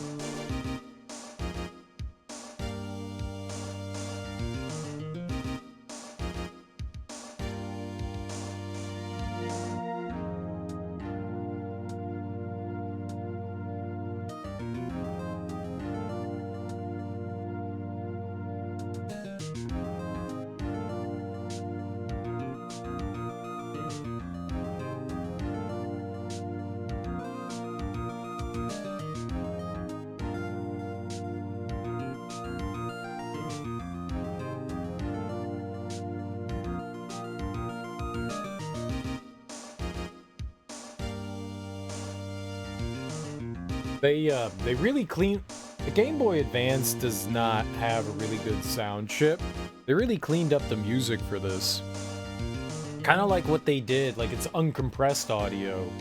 Like on the Game Boy Advance collection for Castlevania games, if you emulate like one of those Castlevania games like Aria of Sorrow or Circle of the Moon or whatever the other one's called, like, you know, the audio sounds crunchy, you know, very tinny. And if you use the collection, the Game Boy Advance collection, they have like uncompressed audio and it sounds so much better. I think that's what they did with this, right? They just used like uncompressed and didn't, I mean, like they redid, like they redrew all of the screens, I guess. And I guess that, I don't know if they like redid the audio or not, or if it's just uncompressed Game Boy Advance audio. But it definitely doesn't have that like nasty, crunchy, tinny sound that the Game Boy Advance has.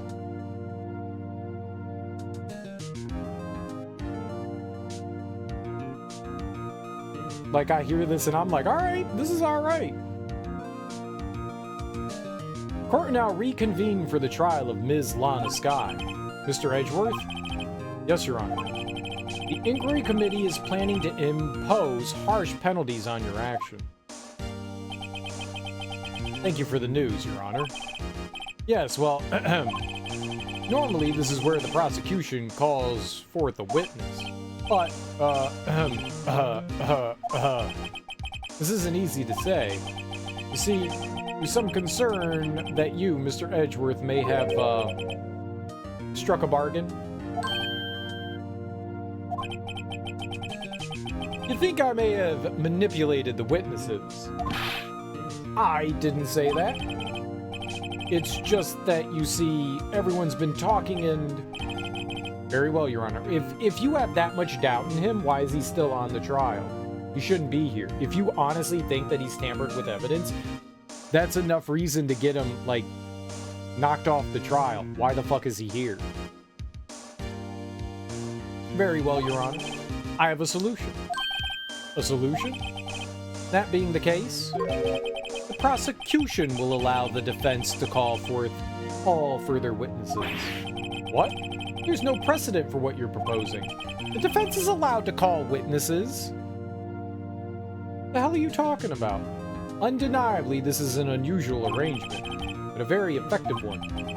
It would prove that I haven't struck any deals with the witnesses. Well, Mr. Wright, what do you say? Unbelievable. Edgeworth has found a way to continue the trial. Very well. The defense accepts the prosecution's proposal. Then it's settled. The defense may now call forth the next witness. Mr. Wright? You do realize this is your last chance. If you call the wrong witness, this trial is as good as over. The defense calls... The time's finally come to bring out the real murderer. Angel Star. I want to talk to the cough-up queen again. Let's get him. Damon Gant, District Chief of Police. Though he might not seem it, he's top dog in the police department. Take that! Damon Gant. The defense calls Damon Gant to the stand. Damon Gant? What does he have to do with anything? As the defendant's partner 2 years ago, Mr. Gant has first-hand knowledge of the crime. I feel we should hear what he has to say about it. As luck would have it, he should still be in the courthouse. He would also be the least likely to have been manipulated by me in any way. Wouldn't you agree, Your Honor? True. All right. Bailiff, please escort Mr. Gant to the stand. I'm sure he's here. He has a vested interest in this. Witness, please state your name and occupation. What is this, some kind of practical joke? I was just on my way to lunch. Your name and occupation, sir. Worthy, are you sure you want to do this? Your name and occupation. So, want to play hardball, eh? Hardball? He's just telling him to do it at...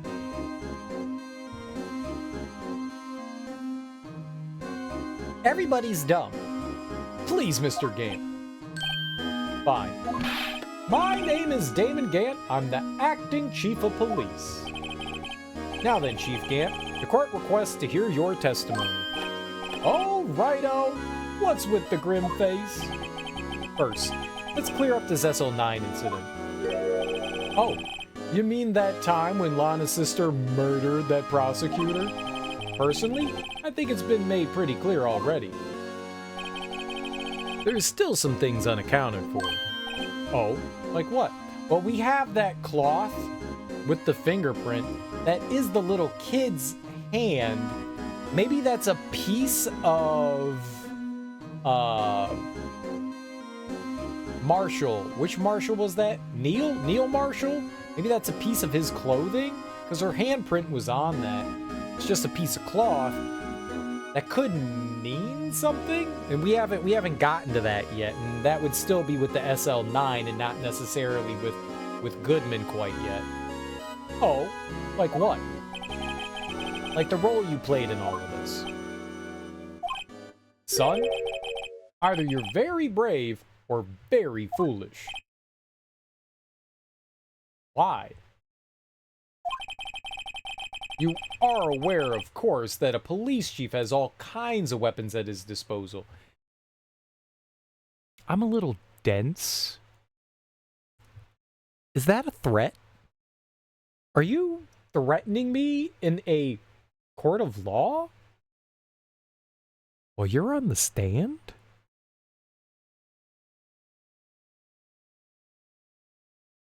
Now, what was that you just said? That's either very brave or really stupid? Is that what you just said? Weapons? Sure. Take my testimony, for example. I don't have to give it if I don't want to. What? Is that true? I'm afraid so. The chief of police has the right to refuse to testify.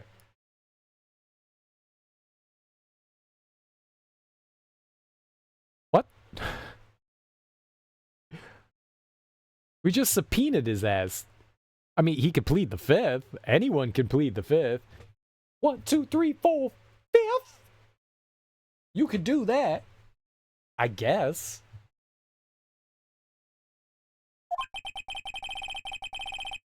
Of course, such an action carries with it certain risks. Don't worry, I'm not here to hinder your trial.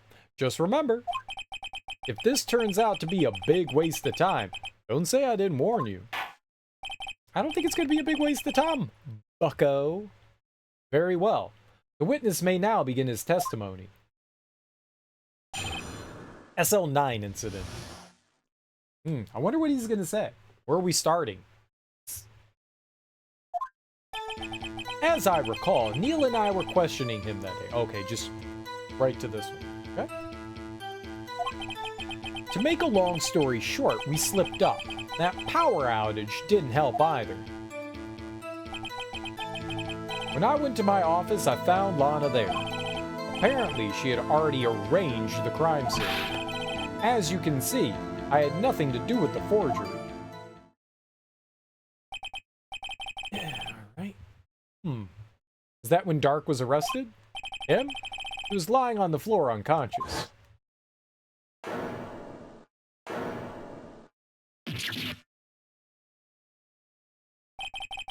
When Emma sent Neil flying, it seems Dark bumped his head. I see. Everything seems pretty clear-cut. If the police chief has the right to refuse to testify, then I better hit him hard and fast. Right in the dick! SL9 incident. As I recall, Neil and I were questioning him that day. As I recall, a ceremony was held at the police department that day. Yes, that's right. I guess you could say I'm a workaholic. After winning his award, Neil was all fired up too. That's probably what spooked Dark. made him run away like that? Is the defendant, Lana Skye, also present in the room? I don't quite remember. At the very least, she wasn't there when Dark ran for her. To make a long story short, we slipped up. That power outage didn't help either. Well, the power went out after he had gotten away, though, right? So the two of you ran immediately after him, right? That's right. But Dark made it to the elevator first. So, Neil and I split up. He went upstairs, and I went downstairs, I guess you could say. He got lucky. What's this about a power outage? Oh, that. The elevator stopped all of a sudden, and I got the shock of my life. Well, probably not as shocked as Neil was when that knife went into his heart, though. That's not funny. When I went to my office, I found Lana there. Could you tell us what you saw? It was a shocking sight. Neil and that serial killer were lying in a heap on the floor, all tangled together. Dark was also lying collapsed on the floor. It was kind of funny. No! Maybe a little, but no! Dark was also lying collapsed on the floor.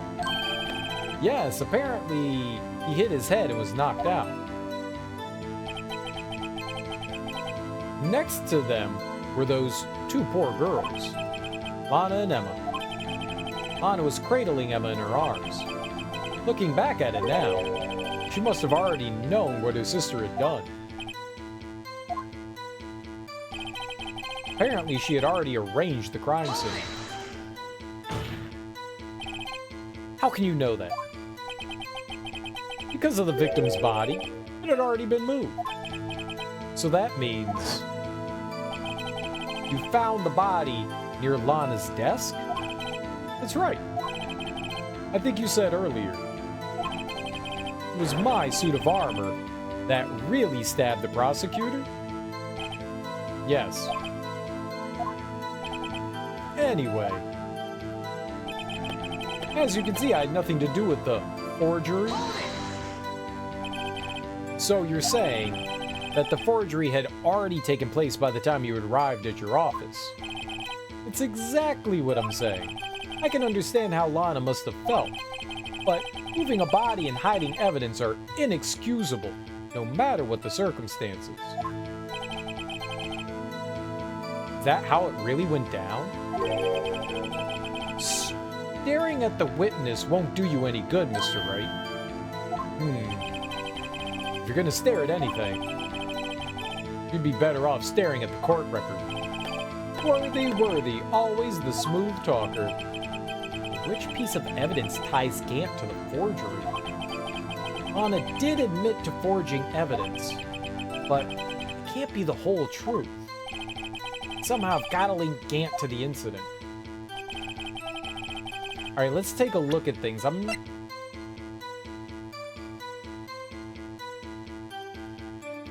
We don't have a lot here. We've got the evidence law, but that's not in play yet. We have this piece of cloth found in Chief Gant's safe, evidence for something but what bears Emma Skye's prints.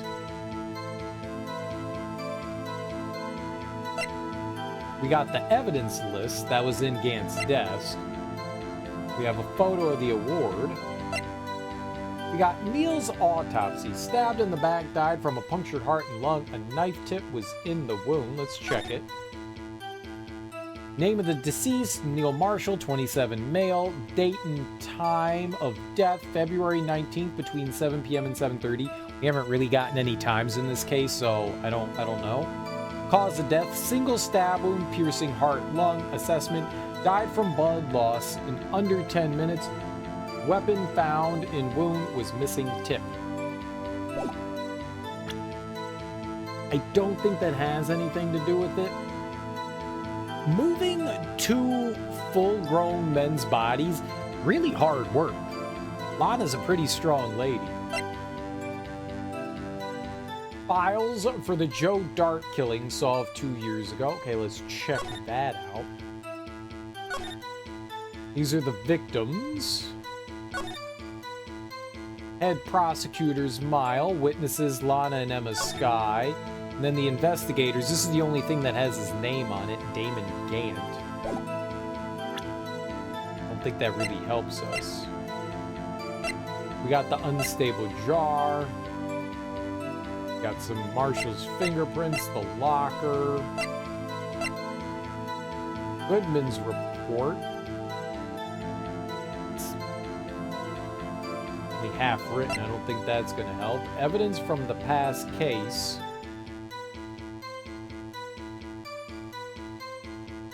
That wouldn't help.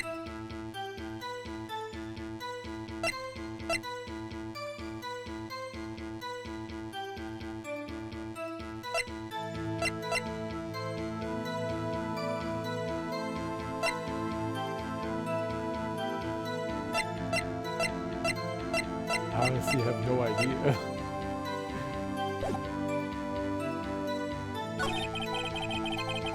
You slipped up, the power outage didn't help.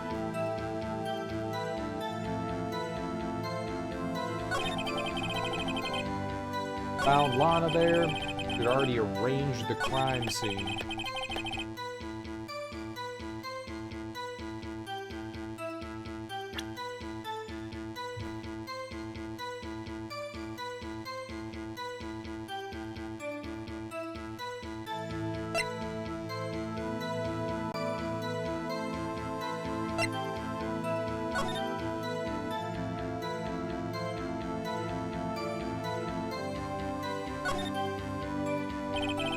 Clear handprint can be seen on the leather cloth.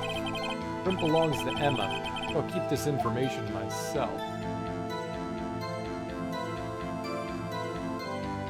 There's nothing else unique about this. Okay.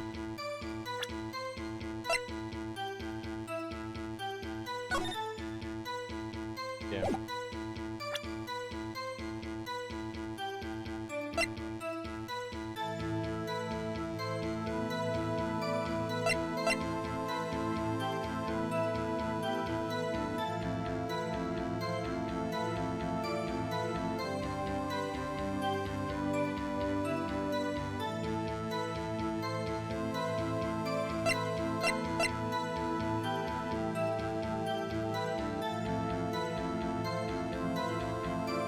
Like, this was found.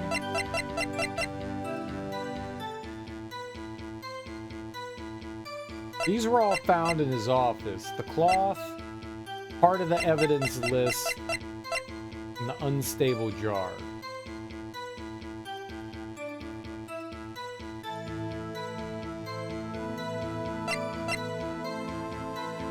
I think a lot of this other stuff is going to have to come in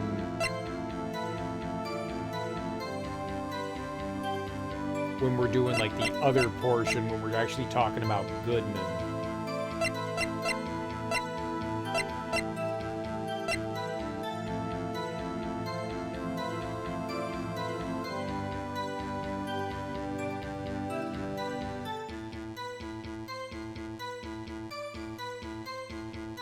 I mean, maybe it's the prosecutor's trophy? He's the one that had them remove the knife, right?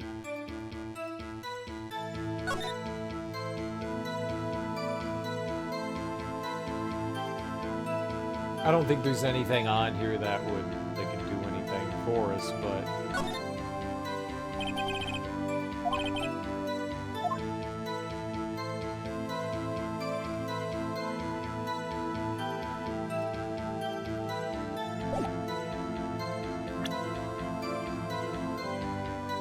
maybe that?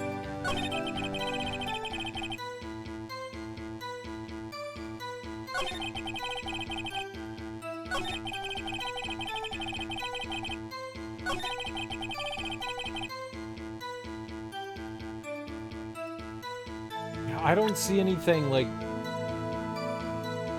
stands out to me. I know we have the evidence law. But we're not quite into the evidence law thing yet, I don't think.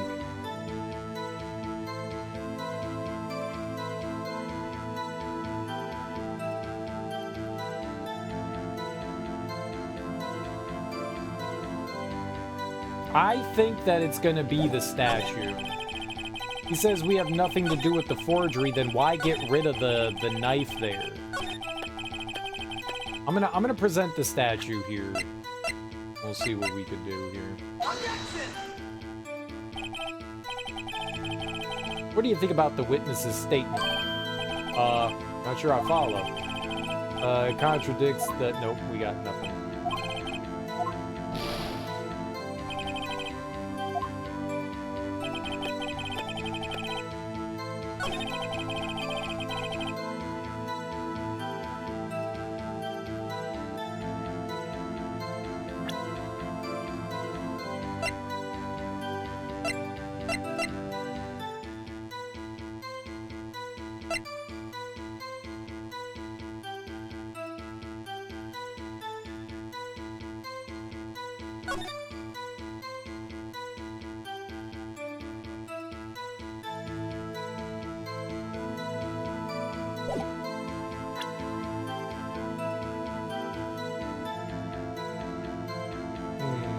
Let's talk to him again, see if something pops out at me. Nothing popped out at me the first time, but let's go through it again.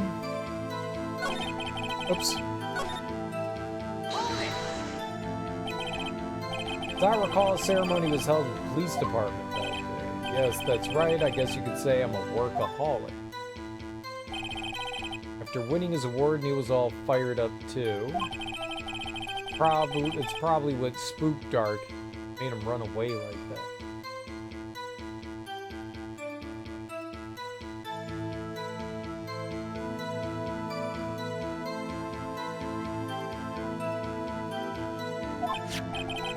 Is the defendant Lana also present in the room? I don't quite remember. At the very least, she wasn't there when Dark ran for it.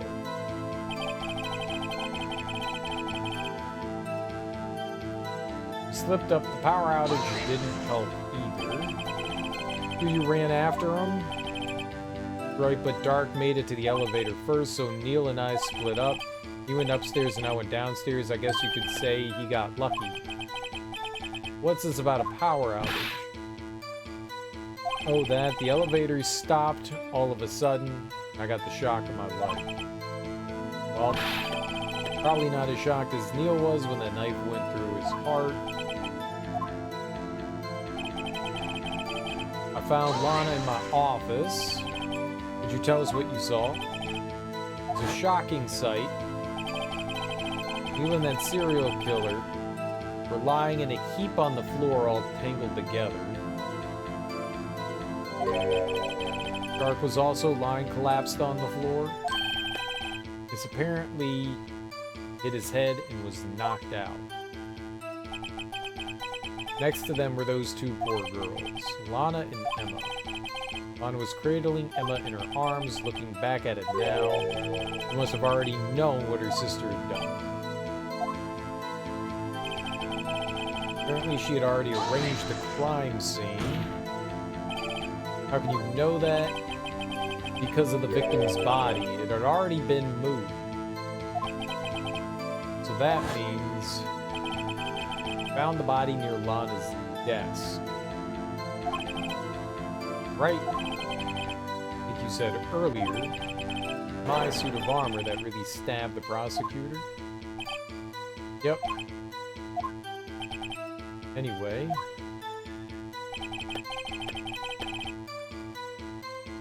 Had nothing to do with the forgery.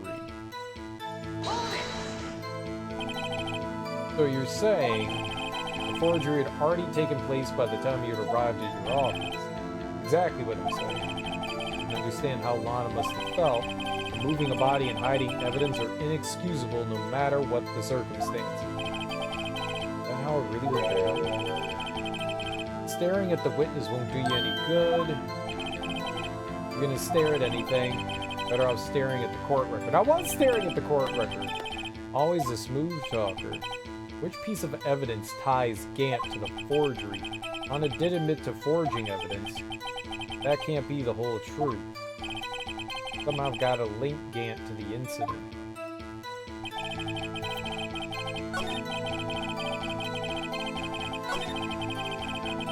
Well, he had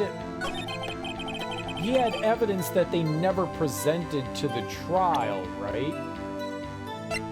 So do we just present the list of evidence here like we did last time? It's gotta be the list of evidence, the piece of cloth, or the unstable jar. He had all of that, so do I just like present the evidence thing? What's up, Yoshi? How you doing? You claim you had nothing to do with the forgery. Right, it's the evidence list again. I was overthinking things. But I'm afraid that is a claim you cannot back up. Explain yourself. Several pieces of evidence were found in your office. Take this list, for example. That's the list Emma Sky drew her picture on. This was discovered in your desk. How's your evening going, Yoshi? Not only that, but a piece of this jar that was sitting in your office. The reason why I chose the list first was because it listed the jar and the piece of cloth. And we did this before where I was like, okay, let me show the evidence that I think, and then it was the list. So I figured let's do the list again. But a piece of this jar that was sitting in your office was found inside your safe. Was found where? You see, Chief Gant, these articles of evidence uncovered in your office are both concrete proof that you also played a part in the illegal investigation. Chief Gant, what's the meaning of this? Oh, here's a defense attorney who may even rival Worthy. We also broke into his office, broke into his safe, and got said evidence without any sort of like warrant or anything like that, so we do that all the time. I made a bunch of pot stickers. Dude, I love pot stickers. What were in them? And something about the oil or pot stickers in general made you feel sick? You've just been kind of starving all day? Didn't throw up at least? Oh, that sucks, dude. I hope you start to feel better soon. Usually stuff like that doesn't last very long. You'll probably feel bright and shiny tomorrow. I'm sorry though, man. That sucks. I've eaten some food that just didn't sit right with me too before.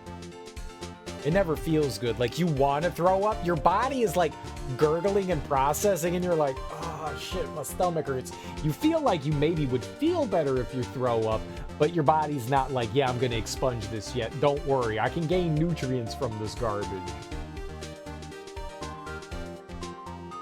I may have been dehydrated, I don't know. Well, have you been drinking water at least? That's always a good thing. Always drink your water, people. Always drink your water. I just filled up my my water jug today.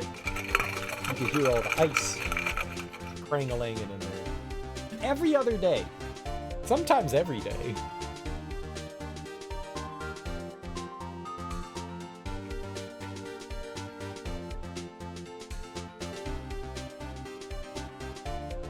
Nothing better than cold water. Here's a defense attorney who may even rival Worthy. So, you admit to it then, that you were involved in the forgery? Oh, me? Or do you mean you? Me? Why would I have anything to do with that? Well, you were the one who snuck into my office when you found this evidence. Right, but Emma was there and so was Gumshoe, so... I've been asleep since like 5. My sleep is now in shambles. You took a nap. Prosecutors aren't the only ones capable of forging evidence, you know. Like an 8-hour nap, but a nap.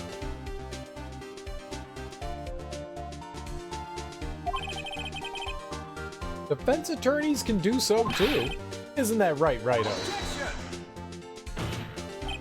However, Detective Gumshoe was present during the investigation. Worthy, my boy? Not even detectives are exempt from the law. Rest assured, Dick will receive his due punishment. Whoa. What? If Detective Gumshoe's salary drops any further, he'll end up paying to work.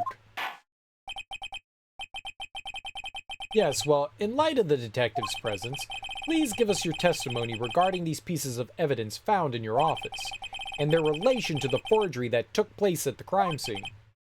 My. Kids these days no longer know how to put two and two together. Of course not. We need to hear it from you. Yes, we're dumb. Explain it to us, please. In your own words, of course. I fixed my sleep habit for 3 to 4 days. I'm right back to my vampire schedule. I've done that a couple of times. Evidence and forgery. Let's see. What was it now? A jar fragment and a list? For all I know, you could have planted them in my office. Anyway, you can't prove when those pieces of evidence were discovered. If they were found after Dark was convicted, then they're worthless. There's no reason I'd participate in a forgery. Rearranging the crime scene wouldn't help me out in any way. Mr. Wright? Yes, Your Honor? When investigating the crime scene, you should have been more careful to observe protocol. You do understand that I am the chief of police, right? There will be consequences. Oh. Indeed, I believe I will press charges, so you won't make the same mistake again. My apologies, Chief, but would you mind waiting until tomorrow for that? Today is, well, you know. All right, G, in return, though. I know, that place, right? Huh? What are these guys, telepathic? Evidence and forgery. For all I know, you could have planted them in my office. I'd appreciate it if you'd stop making these ridiculous allegations. Yes, you do have a point. You wouldn't have the guts to do something like that. What? I'll have you know, back in the day, I once broke into a cattle ranch and Mr. Wright, what are you saying? Anyway, you can't prove you didn't carry in the evidence, can you? If you have proof to the contrary, you're gonna need it later. Later? What are you talking about? What else? I'm talking about when Righto's prints are found. Yes, if they're found inside my safe, they would prove his investigation was illegal. I've never faced anyone as slimy as this guy. Can't know a G's secret place? It's called the G spot. It's in your butthole. Phoenix Wright cow tipper. You missed my cow tipper story earlier, Yoshi. You'll have to go back and watch the VOD. It's very good. Anyway, you can't prove when those pieces of evidence were discovered. What do you mean by that?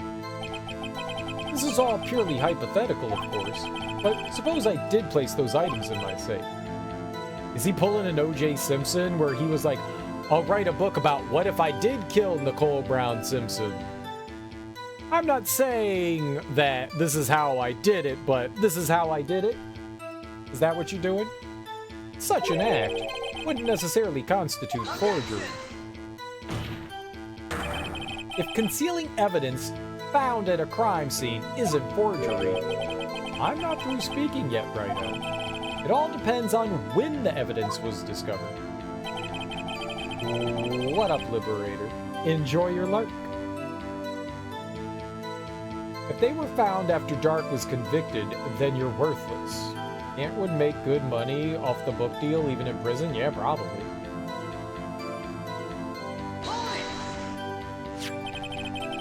Are you saying this jar fragment wasn't discovered in the initial investigation? It would appear not. After all, it wasn't listed in the evidence list. For all we know, it could have suddenly materialized the day after Dark was sentenced. Oh, wouldn't that be convenient? Right. The Chief is talking about a possibility, so long as you can't rule that out. Your remarks, however clever they may be, will only succeed in wasting time. Tell me something I don't know. Come on now, Righto. Think about it. There's no reason I'd participate in a forgery. can you look me in the eye and say that? Because I'm innocent. Remember? Who was it that murdered Neil? I'm not sure I care for the word murder here. But in the end, the person responsible for Mr. Marshall's unfortunate demise was Emma Scott. It was literally self-defense. Well, now do you see? Rearranging the crime scene wouldn't help me out in any way. Really, Chief Gant? At the very least, there's one very large benefit you've reaped from all this. Oh, I wasn't aware. What is this benefit? You weren't the chief. Now you are. That would, of course, be the position you have, Chief of Police. Oh. The resolution of the SL9 incident secured your promotion to chief. That in itself is sufficient motive. Ho, ho, ho. Oh, that's a good one. Do you really think I'm that incompetent? What do you mean? Even without that case, I was already in line to become the next chief. The resolution of SL9 merely sped up the inevitable a little. Is that true, Edgeworth? Yes. He was going to be made chief anyway. Be careful when pointing that finger, or you might wind up being the one pointed at. So that means there's only one possible motivation for you to commit forgery. If you didn't do it for yourself, then you did it for someone else. Don't be silly, Worthy. You know me better than that. There are only 3 people I look out for. Me, myself, and I. Boop, boop, boop, boop, boop, boo. Boop, boop, boop, boop, boop, boo. Just me, myself, and I. Boop, boop, boop, boop, boop, boo. Just me, myself, and I. Thanks, Defense Attorney Edgeworth. I know, he's so helpful. There. It's out in the open now. Udgy, would you mind if I change my testimony a little? By all means, please do. Okay, this is good. I wouldn't be anyone's accomplice if there was nothing in it for me. Oh, but there is. Nothing in it for you? But getting Lana moved over to the chief prosecutor is kind of in it for you. Nothing in it for you? Sorry, the only person I care about is yours truly. That girl? Lana's little sister, was it? If you think I felt sorry for her, you better think again. You're right. You don't feel sorry for anyone. Be tough on crime and tough on people. That's how I was raised. You seem to be lax enough on yourself, though. Ho, ho, ho. Ho. Oh, that's a good one, Worthy. Could there have been something in it for him? Given his selfishness, would he have helped someone out? Point out accomplice. True, you might not help out anyone for their sake, but if it would benefit you, you might decide to assist someone. Mr. Wright? It appears you're positively determined to portray the chief as a nice man who likes to lend people a hand. That's not what I mean. Very well, then. Who is this person you believe Chief Gant may have helped forge evidence? Well, I mean, it was Lana Skye, of course. Chief Prosecutor Lana Skye? The defendant? Yeah. I believe it's quite obvious in light of the circumstances. Emma Skye fell victim to an unfortunate series of events. Who would want to help her more than her own sister, Lana? And, as for Chief Gant, he would also have a reason to help Lana if she asked him to. That reason, of course, is self-profit. Self-profit? What do you mean? After the SL9 incident was resolved, Lana Skye was appointed chief prosecutor at the prosecutor's office. The person who arranged this job change was you, Chief Gant. But how would he profit from all this? He would be able to use the chief prosecutor as his puppet. Essentially, he would acquire unchecked authority over all investigations. You mean to tell me that despite the chief's formidable appearance, he plays with puppets? Why is he a judge? Oh, wait. You must mean puppet as in someone forced to do his bidding. Never mind. Admit it, Chief. Gant would succeed as a prison model rather than a model prisoner. Oh, get him! Admit it, Chief. You assisted Lana Skye in forging evidence. Your motive to appoint her as chief prosecutor so you could control her. Right, oh my boy, you have quite an imagination. Let me ask you something. What? Do you have any proof of this, that I controlled Lana? For example, is Lana testifying that I've done such a thing? Lana. She's keeping quiet to protect Emma. There's no way she'd testify against Gant. I'm afraid without any proof, this all amounts to nothing more than mere conjecture. Unless that is also what happened in this incident. This incident? Or which one would that be? The Goodman, the Bruce Goodman. Of course I'm talking about the murder of Detective Bruce Goodman. The chief prosecutor's been acting strange throughout this entire trial. Almost as if someone has been controlling her. Whose side is Edgeworth on? Worthy? You'd better watch your tongue. I wouldn't want you to get hurt. He keeps threatening people. He's a good judge. He can put the square peg in the square hole or the round peg in the square hole. Everything goes in the square hole. Triangle, hexagon, octagon. All of it goes in the one hole. I learned that as a child. You could just jam them all in one hole. It works really well. They all fit in sideways. You don't have to put them in shape side. They're all the same length, so you could just slide them all in the one square hole. It's really helpful. It's really helpful. I wouldn't want you to get hurt. Just what do you mean? What he means, Your Honor, is that Chief Gant is involved in the murder of Detective Goodman. Not only that, but the Chief is now making Lana take the rap to cover up his involvement. Whoa, whoa, whoa, whoa, whoa. Order, order, order. I said order. Mr. Wright, you can't be serious. Huh? Jury noises? Very good. This is an affront to the highest-ranking officer in our law enforcement agency.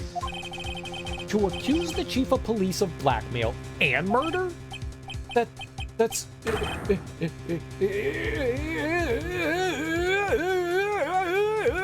impossible.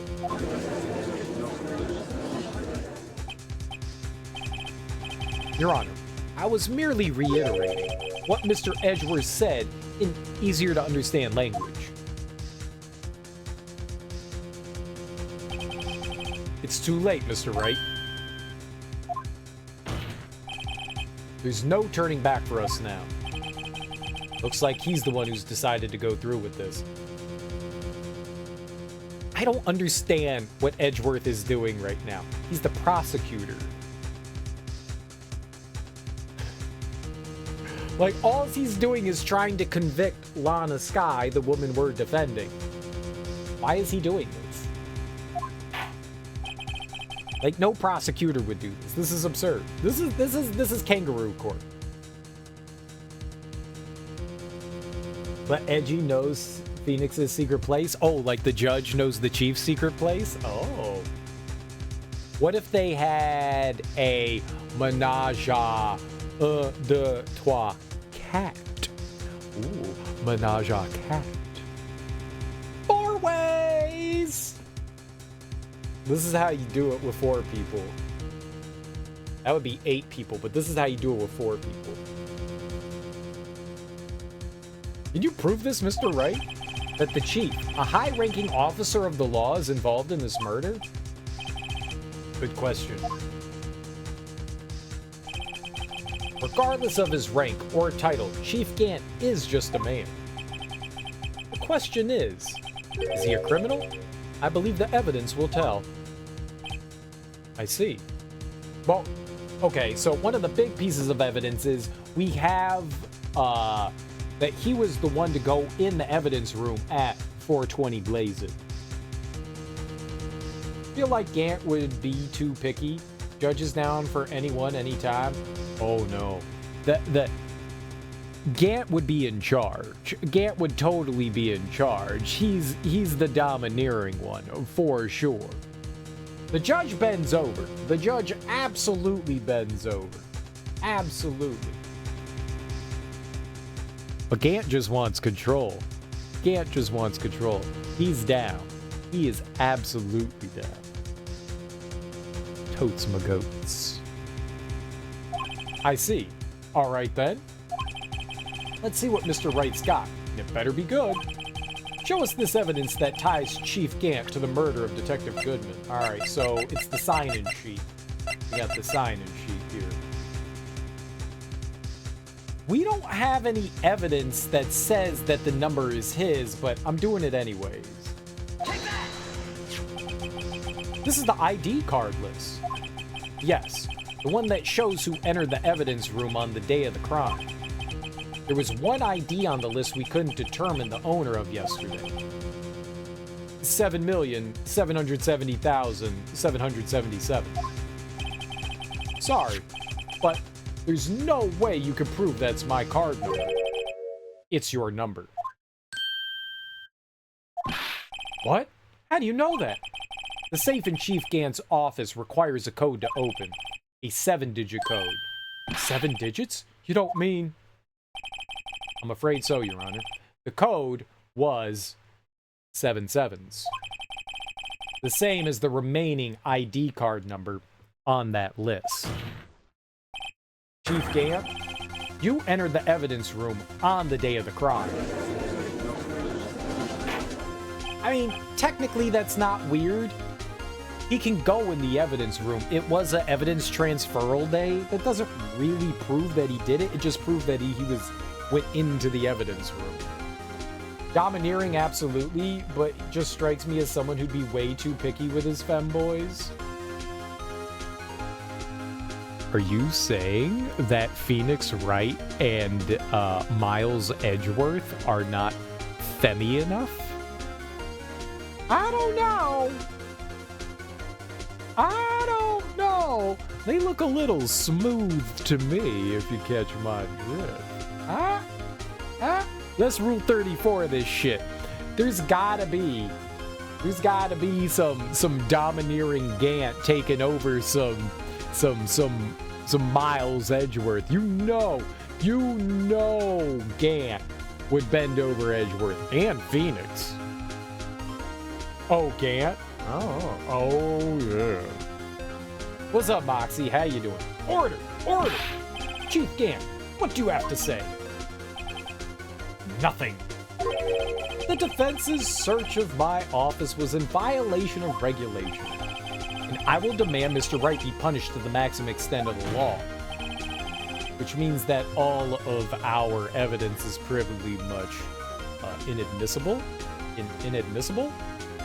But right now, this court demands an explanation from you about the use of this ID card. Chief Gant, so you admit it? You entered the evidence room? On the day of the crime? What about it? I'm chief of police, whether it's the evidence room or the bathroom. What's the difference? I can go anywhere I want. Right. Sounds like someone wants us to go on an internet hunt. Yeah, do it. Go, hunt the internet. Just don't post it here. Post it in Discord. Tell me, when you entered the room, were you alone? Or I just want you guys to look at it and tell me how good it is. When you entered the room, were you alone? I always go to the bathroom alone, as I do with the evidence room. Detective Goodman wouldn't have happened to have been with you that day, would he? Of course not. Why would he be? I hadn't seen him in days. You hadn't seen him in days? Chief Gant, I'm afraid you've just undone yourself. On that day, you had to have met Detective Goodman. What do you mean? This trial's purpose is to determine Lana Sky's guilt. No, it isn't, Your Honor. This trial's purpose is to determine the truth. Well, it's both. It's both. You objected to just say the same thing. If Chief Gant met the victim on the day of the crime, then we need to determine one thing: what transpired during that meeting. In that case, Mr. Wright, I'm gonna have to ask you for evidence. Show us proof that the victim went to meet Chief Gant on the day of the crime. Is it his half-filled slip?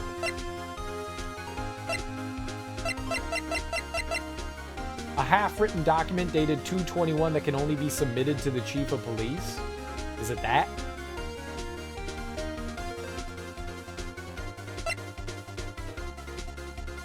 Evidence from a past case of Edgeworth brought back to his office by Gant's request. It could be maybe an internet hunt? Why? Oh, you weren't here? We were talking about how Gant is trying to get his freak on with the judge and Miles, Edgeworth, and Phoenix Wright. They're involved in this nasty, sordid four-way, a menage a quatre, if you will.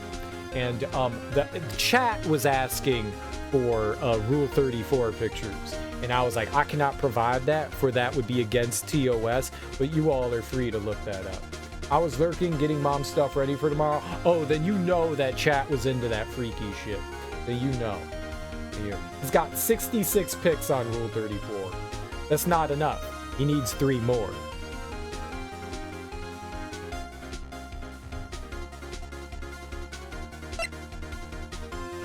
You literally told us to. No, you told me to. Don't try to throw me under the bus, Tsukasa. Don't try to throw me under the bus. Objection!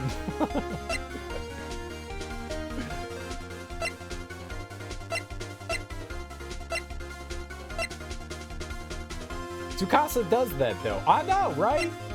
Totally. All the time. Alright. I think it's gotta be this. The half-written document. He turns it around on you. No, I dropped the bus. Detective Goodman lost his ID card on the day of the crime. Or, to be more accurate, Jake Marshall stole it.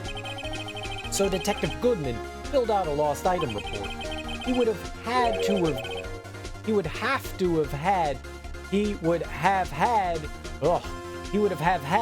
to give that report to the chief of police.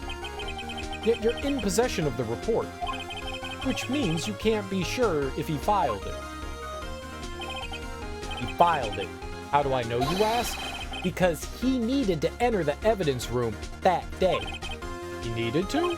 Yes, to transfer the evidence out. Oh. Detective Goodman took the form to you, Chief Gant. Then, you accompanied the detective to the evidence room. I accompanied him? There's no other way the murderer and Detective Goodman could have entered the room. And Goodman, remember, didn't have his ID.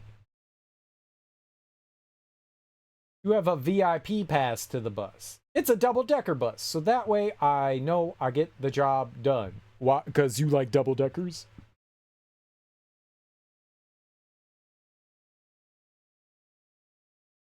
Hold on. Let me guess what you're going to say next. Ah, the chief of police murdered poor Goodman. Exactly. But wait, the chief didn't necessarily need to accompany him to the evidence room. He could have just lent him his ID card. Yes. Now that you mention it, I believe I might have done something of that sort. Sorry, but that's not possible. According to the record, your card was only used once. Yet, you showed us your ID card earlier. If you had really lent it to Detective Goodman, it would have been found on his body.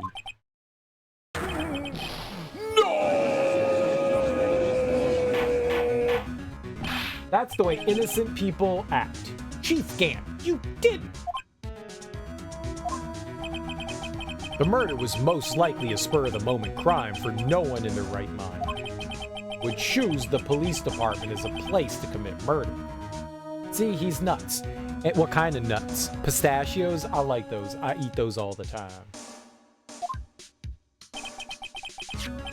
After the murder, you contacted Lana at the prosecutor's office. Why? To dispose of Detective Goodman's body, of course. You're forgetting, Mr. Wright, that the victim's body was discovered in the prosecutor's office's parking lot. I don't think you need the possessive on prosecutors. You could just say the prosecutor office's parking lot. Unless it's already possessive. Prosecutor's office is I guess it's prosecutor's office, right? Yeah. Prosecutor's office's parking lot. It just, I don't like saying it like that. It's like you just had a bunch of peanut butter in your mouth. We really like peanut butter today. Makes it hard to say. That the victim's body was discovered in the prosecutor's office's parking lot. How did he manage to move it there? I was at the police department the entire day, you know. Right, it was in your car. You were there at the police department getting your award. And everyone's aware that Lana stayed at the prosecutor's office after the ceremony. Everyone except me, it seems. Still, you're the chief of police. You have an entire police force at your disposal. Oh, so you think I just ordered an officer to do it? Hey, you! Take this here dead body over to the prosecutor's office. I don't think so. Chief Gant, you left all the evidence we need to prove how you moved the body to the prosecutor's office. And all this time, I thought it was a useless clue just taking up space. How could the chief have moved the body? Mr. Wright, show us this evidence. To move the victim's body, Chief Gant used this. The knife. My badge. A car. The screwdriver. It was the screwdriver. Right. This is what links it. He asked Edgeworth to bring this back. So the screwdriver is going to be the piece here. He asked Edgeworth to bring back this to the prosecutor's office. So he gave Edgeworth the knife. Not the knife, the screwdriver. This is how he moved Detective Goodman's body. What's that? A screwdriver? What does that have to do with the case? Mr. Edgeworth, think back to the day of the crime. What is this screwdriver doing here? It's here because...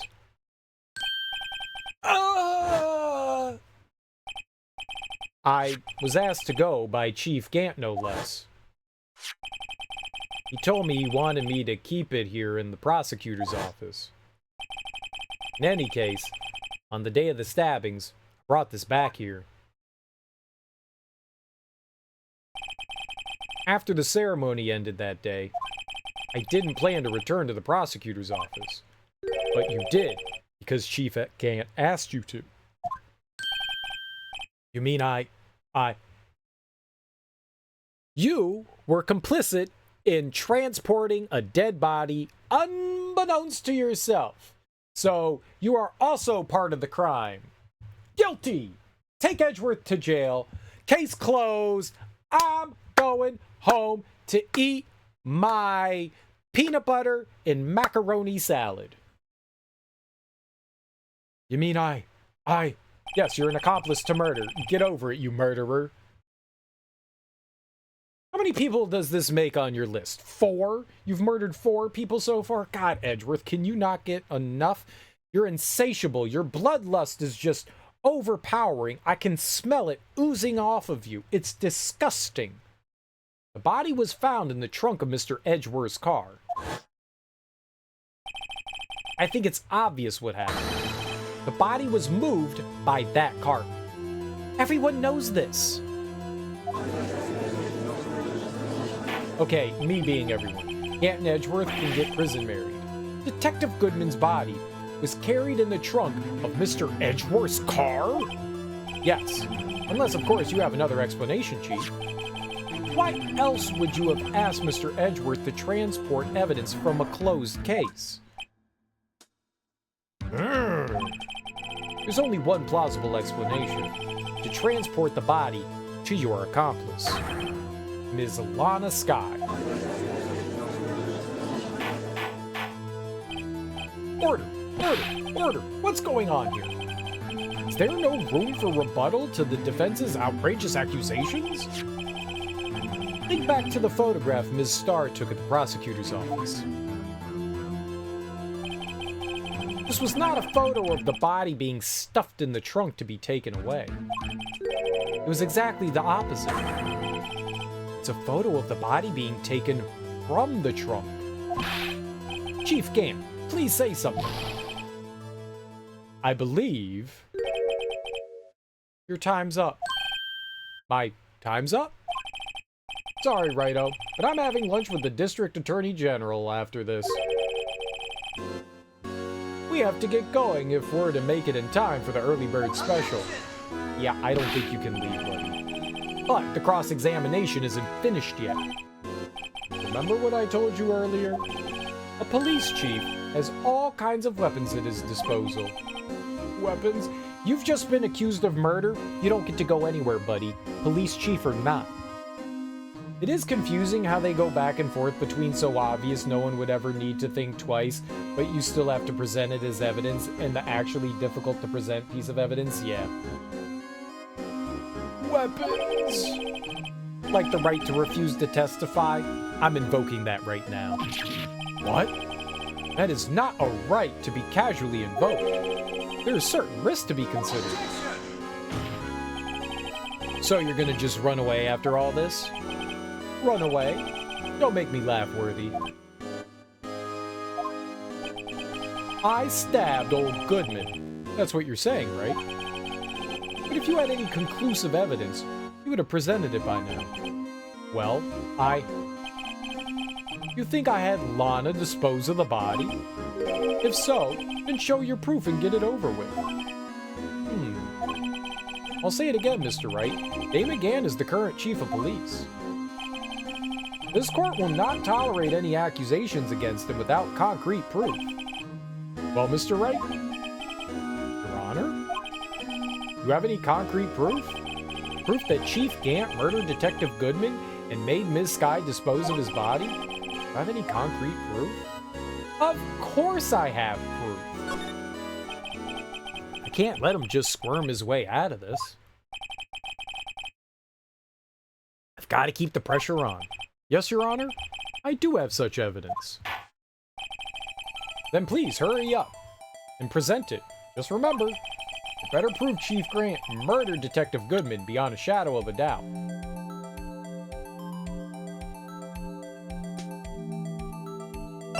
Is the murder weapon? Is the murder weapon? Is this jammy? Is this jammy? Because, Lana told us that she found this knife in Goodman's body, and the only way it would be in Goodman's body is if it came from Goodman's locker, because that's where it was stored. So that's the only way that it would have been to the car, because she shoved it in the tailpipe. So that's the only way that that would have gotten there. So it's the switchblade. So, what exactly is this evidence? It's proof. As to whether or not it's enough to demonstrate the chief's guilt, I'll let you be the judge. But I am the judge. Oh, right. Well, what do you think, Your Honor? What I think, Mr. Wright, is I'm going to be late for lunch. I guess it wasn't enough. Please, Your Honor, give me just a little longer to consider. I'll say it again, Mr. Wright. Aim against the current chief of police. Wait! No, that is it! What do you mean that's not it? That's literally the only way that knife gets there. Your Honor? Do you have any concrete proof? That was it!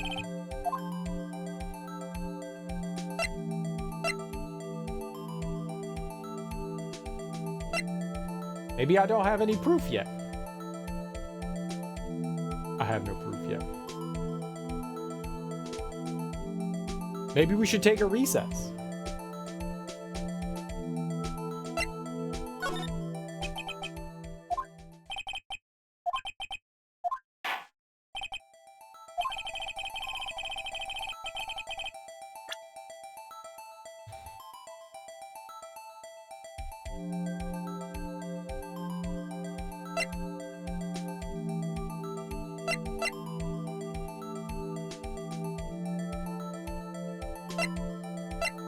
I don't see how it wasn't that. Like, I'm baffled at how it wasn't that.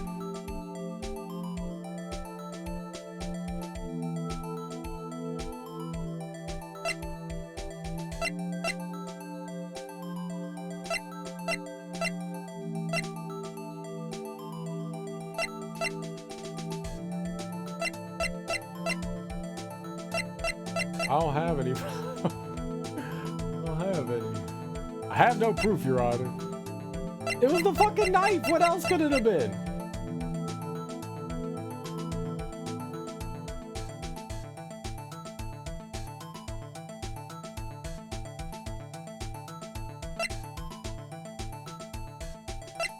Is it the locker thing again?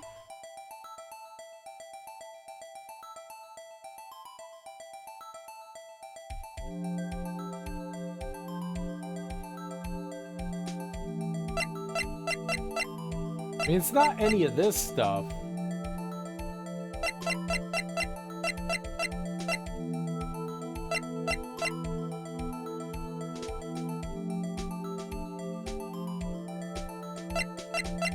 How is it not that? How is it not that? It had to be that! Ah! Is it the badger?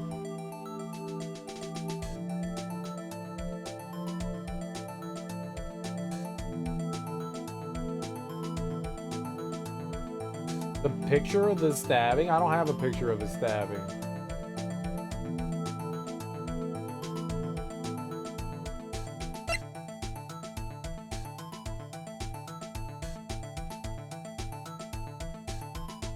Maybe it's the autopsy report?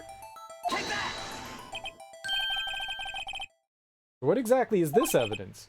It's proof as to whether or not it's enough to demonstrate Chief's guilt. I'll let you be the judge. Nope. I didn't actually mean to select that. I wanted to look at it. I accidentally hit the Y button. I wasn't actually going to do that.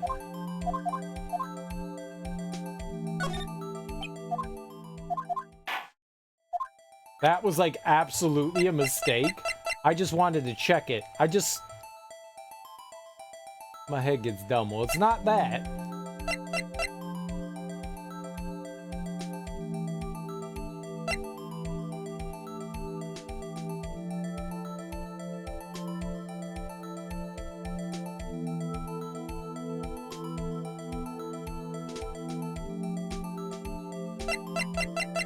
I don't have a picture of the stabbing. If you mean this. This isn't proof.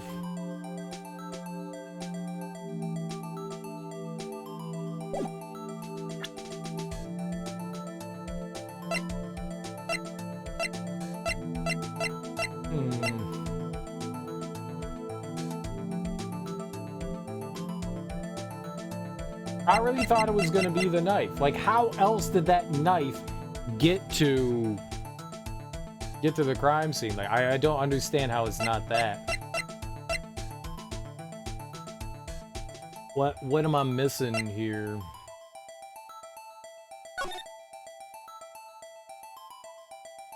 There's the big puddle of blood on the floor. I don't see how that would be it. And the blue badger.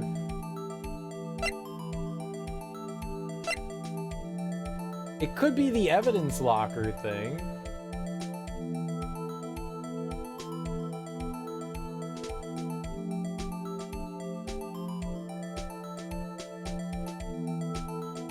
The only way to get to the evidence locker would be to have Goodman with him. Let's try it. What exactly is this evidence? It's proof.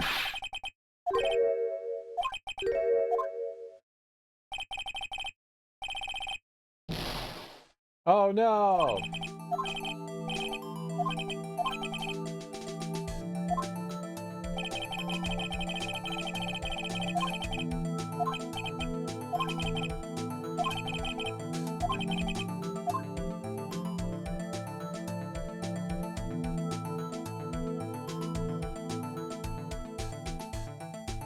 Right, it has to be this. It can't be like, I don't have proof. Is it Edgeworth's knife?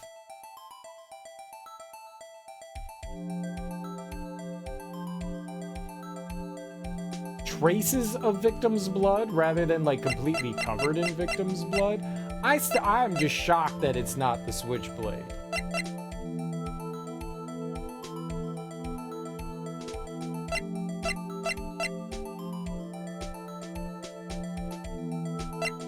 Well, I don't want to know the answer.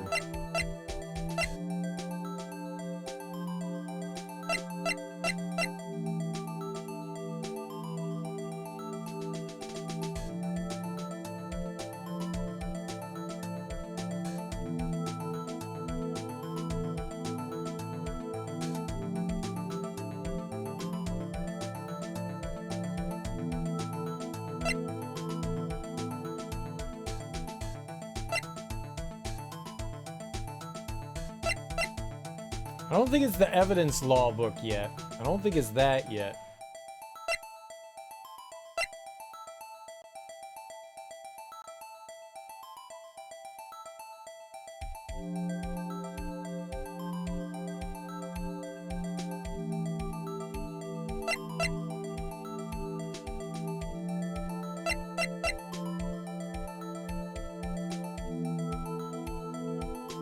Oh, we already tried. I don't want to confuse it. We already did the autopsy one.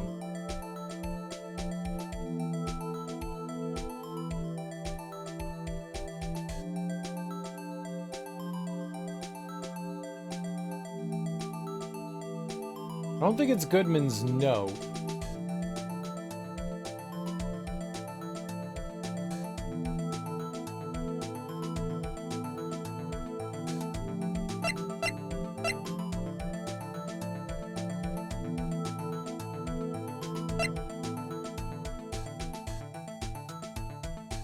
I don't think it could be the shoe.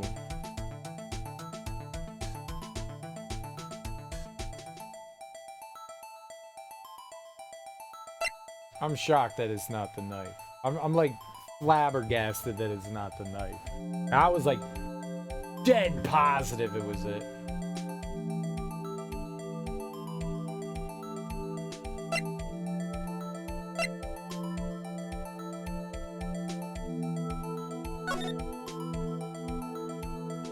I don't think it's that.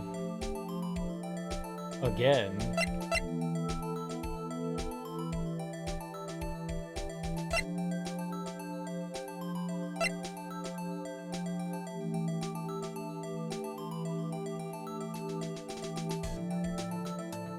We don't have anything in the evidence room I don't think would help.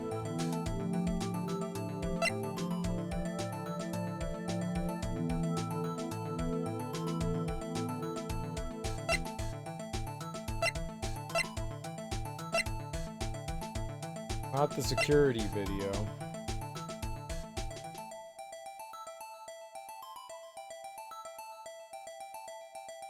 I would find it weird if it was the incident file. I mean, it could be. I would find it weird.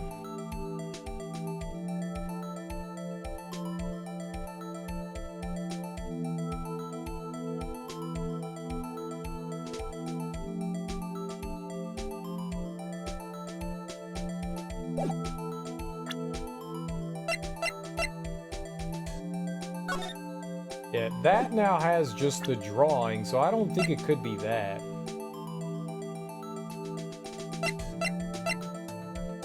I really don't know. We're gonna fail here. I have to do it all over again. I can't back out of it either. This is where we live. This is where we live. Yeah, I don't think it's the prosecutor's trophy.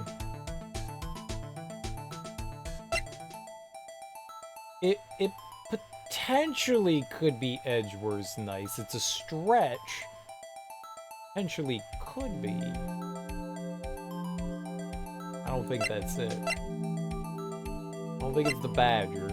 Wasn't the autopsy. I don't think it's the note. I don't think it's the crime photo.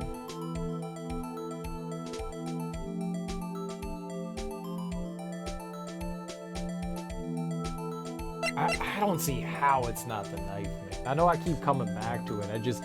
That just baffles me how that it's not the knife. What puts him in the evidence room and why he would kill him? Maybe it's the incident report?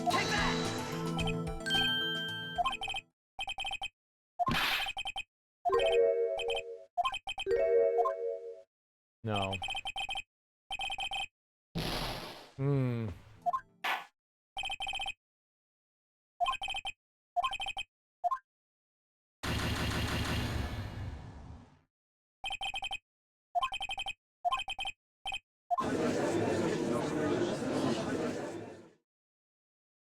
I don't remember what I did to get here.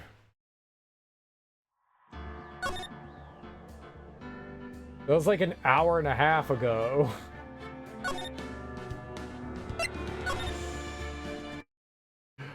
Fuck!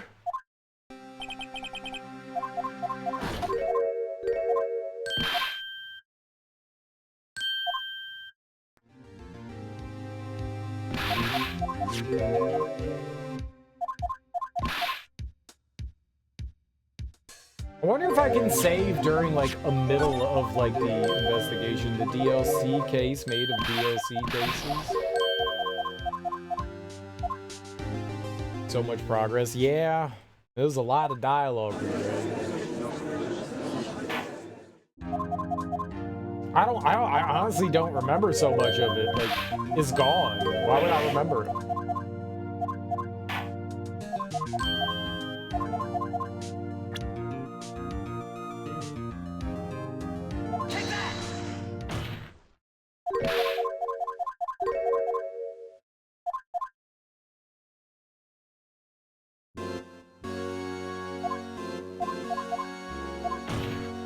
It's gonna take a while to get back there.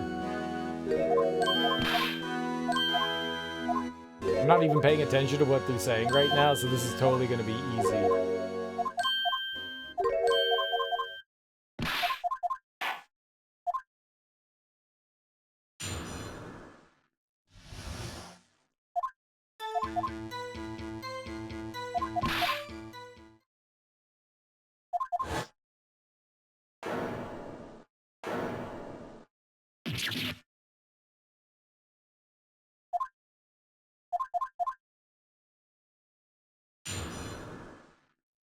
I think I remember what we do here.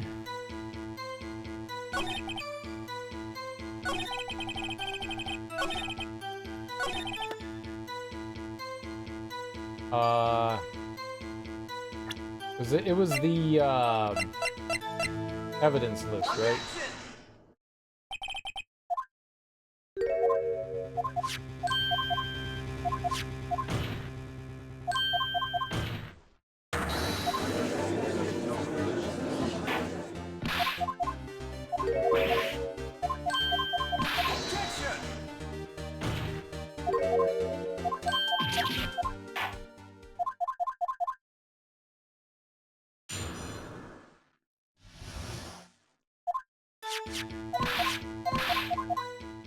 I think this one was just push them, right? Press them. Sometimes there's like an order of operations.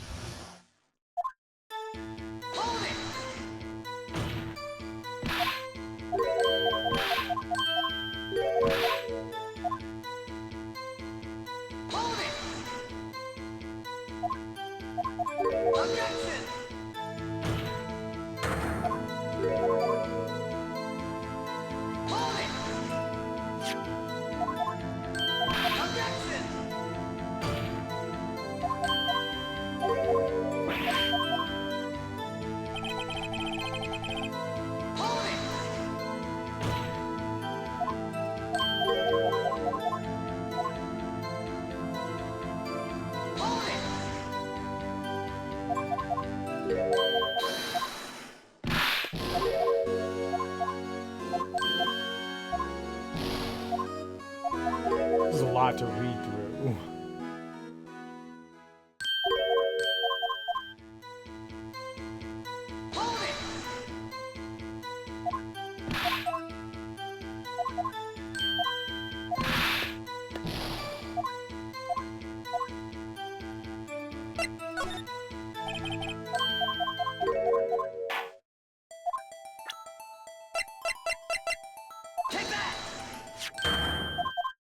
Okay. We're doing all right.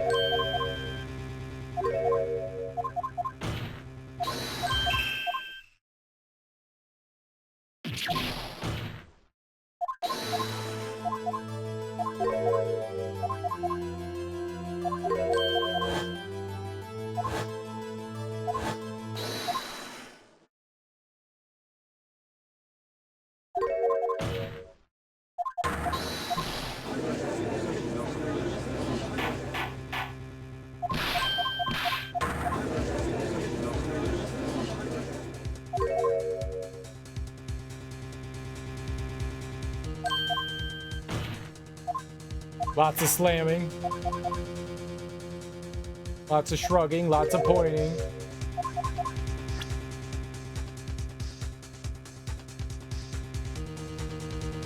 Uh-oh, I don't know what they were talking about. Chief Gant to the murder of Detective Goodman. I don't remember what we did here. What did we do here? Oh no.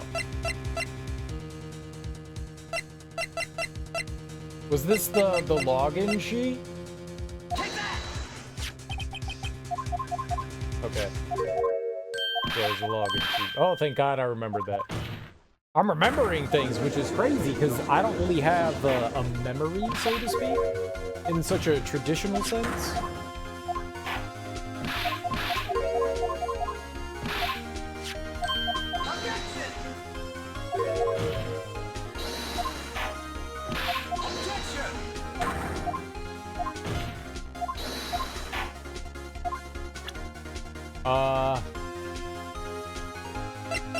Okay, this was the slip. I remember that.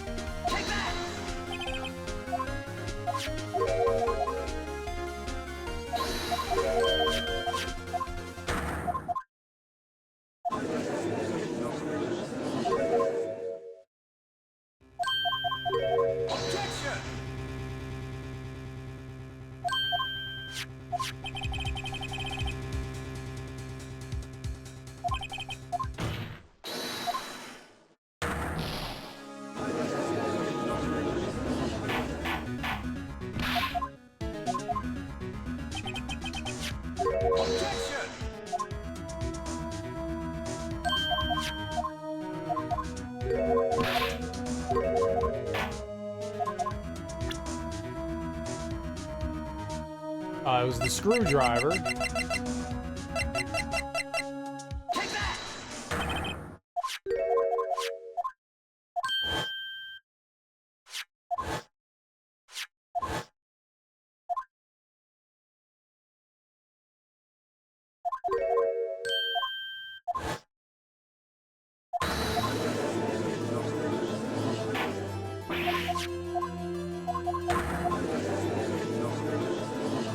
So we're almost there, right?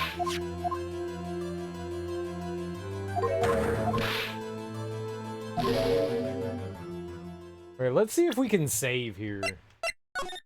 Just in case I fuck something up. Let's save. Alright.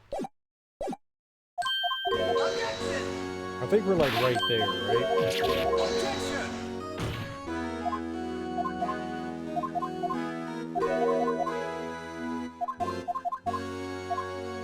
Okay. So the evidence is, all right, I'm going to take a wild guess here. This is my wild guess. This is my wild guess.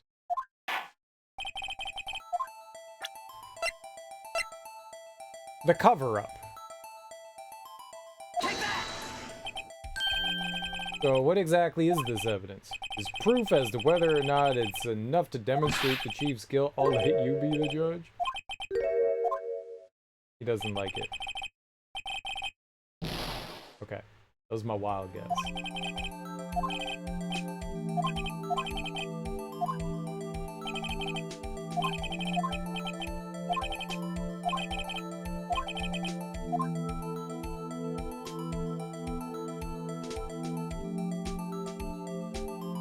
I don't want to just like brute force it by like looking at stuff.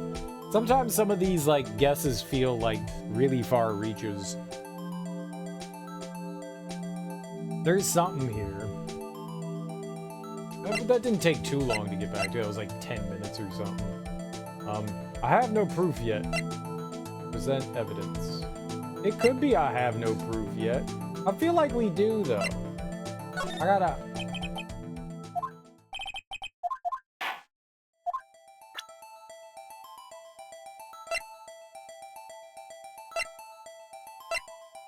I tried the evidence list, right? Did I try the incident file?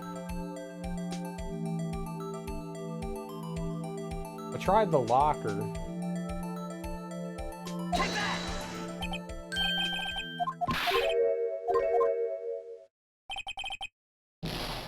Okay, not the incident file. I have no proof yet. No use showing evidence. I'm not even sure of myself. No, Your Honor, at present, I have no conclusive evidence. Hmm? See, Uji? In that case, this court is forced to penalize you for your allegations against the chief. What? Here's a tip. Never gamble what you can't afford to lose, Righto. It seems that Lady Luck was on my side again today. Okay, Uji, I'll leave the rest to you. And he left.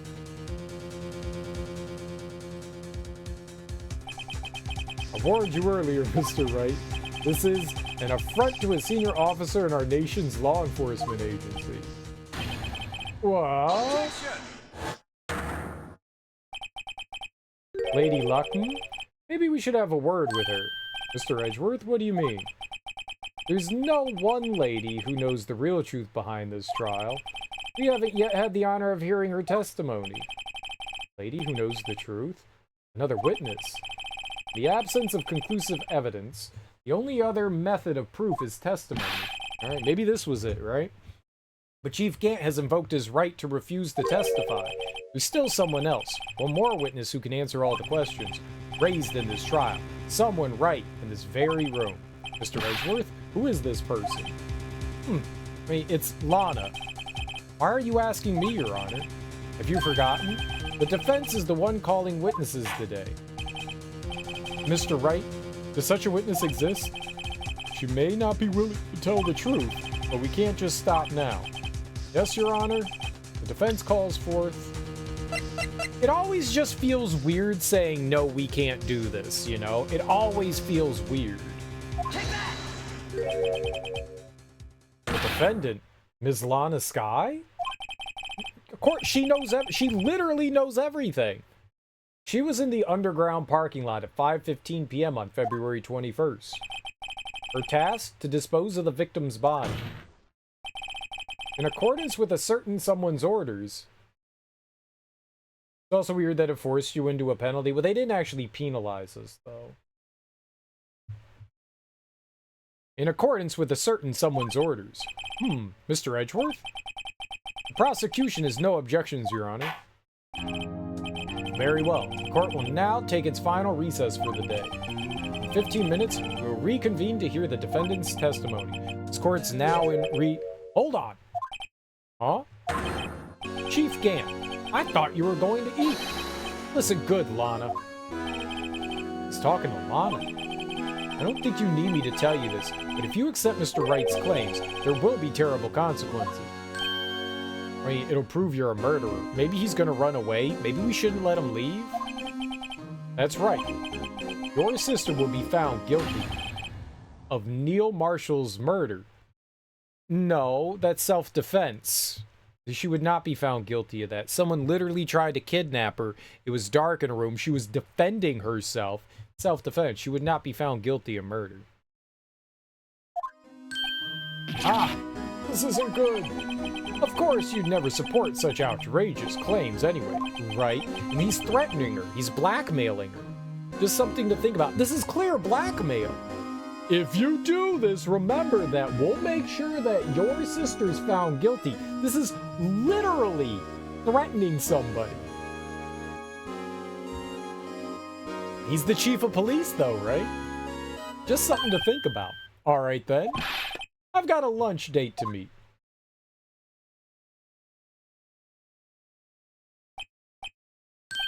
Okay.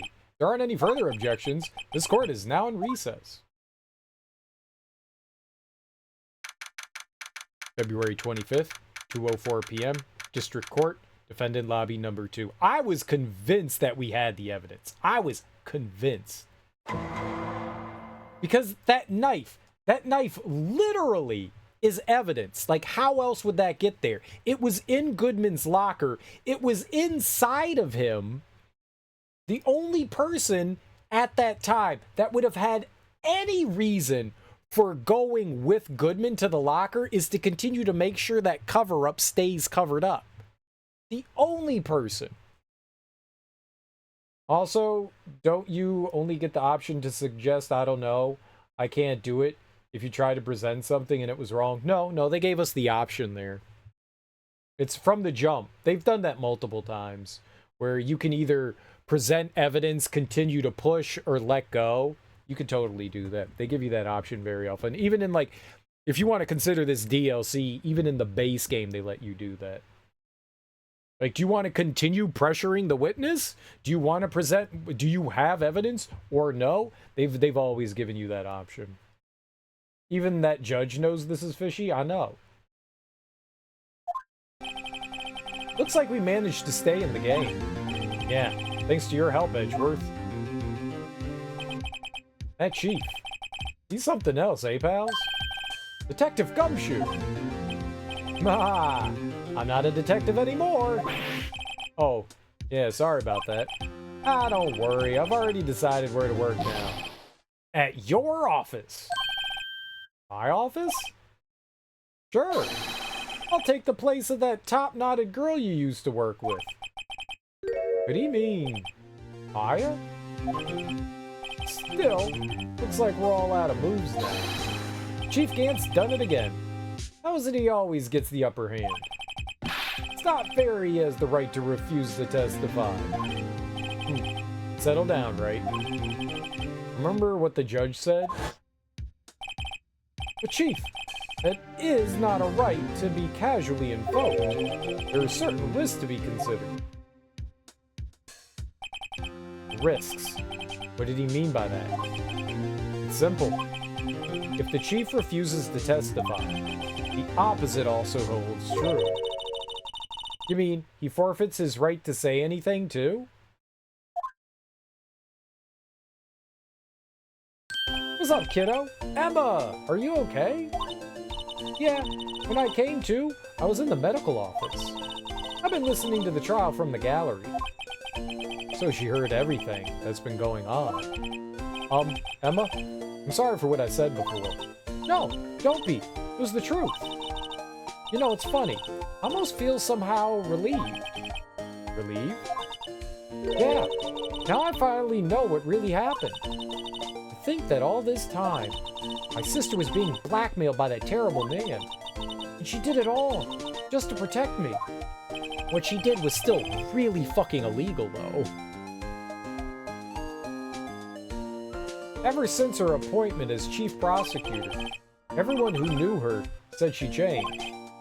Perhaps it was easier that way for her. What do you mean? What do you think I mean? To follow Chief Gant's orders. She must have shut herself up deep inside, forced herself to do anything and everything the chief told her to do. That must be why she became so cold. It was all my fault. It's all because I murdered Mr. Marshall. And you murdered him real good. High five! No? Too soon? Okay. Hey, don't go blaming yourself now. If you want to blame anyone, blame society, pal. Chief Gant may be able to fool everyone else with his forgery, but he can't fool my memory. I remember now. I knocked Mr. Marshall into that armor. I see. Well, you better get back. It's time for the final act. Emma, why don't you wait? No, I'm going with you. I want to be there when Lana tells the truth. Let's go, Wright. It's time to end this. Blame Canada? Yeah! Freaking Canada. I was gonna save anyways. Anyways? I was gonna save anyways. Just get a little save. Alright, Trial Ladder 2. You can't have two ladders. You can only have one ladder. You can have the former and the latter.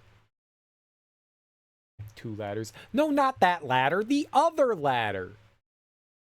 Double ladder? Moxie. February 25th, 2:21 p.m. District Courtroom. Courtroom number 9. Quong quong. Let's go. Now then. Will the defendant, Ms. Lana Skye, please take the stand?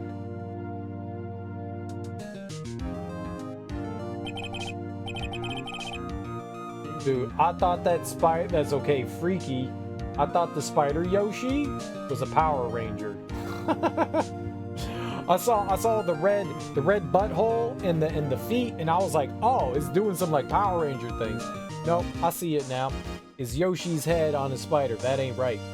Why would you make that abomination, Shaman Ninja? Why would you do that? Why would you turn something adorable into something frightening?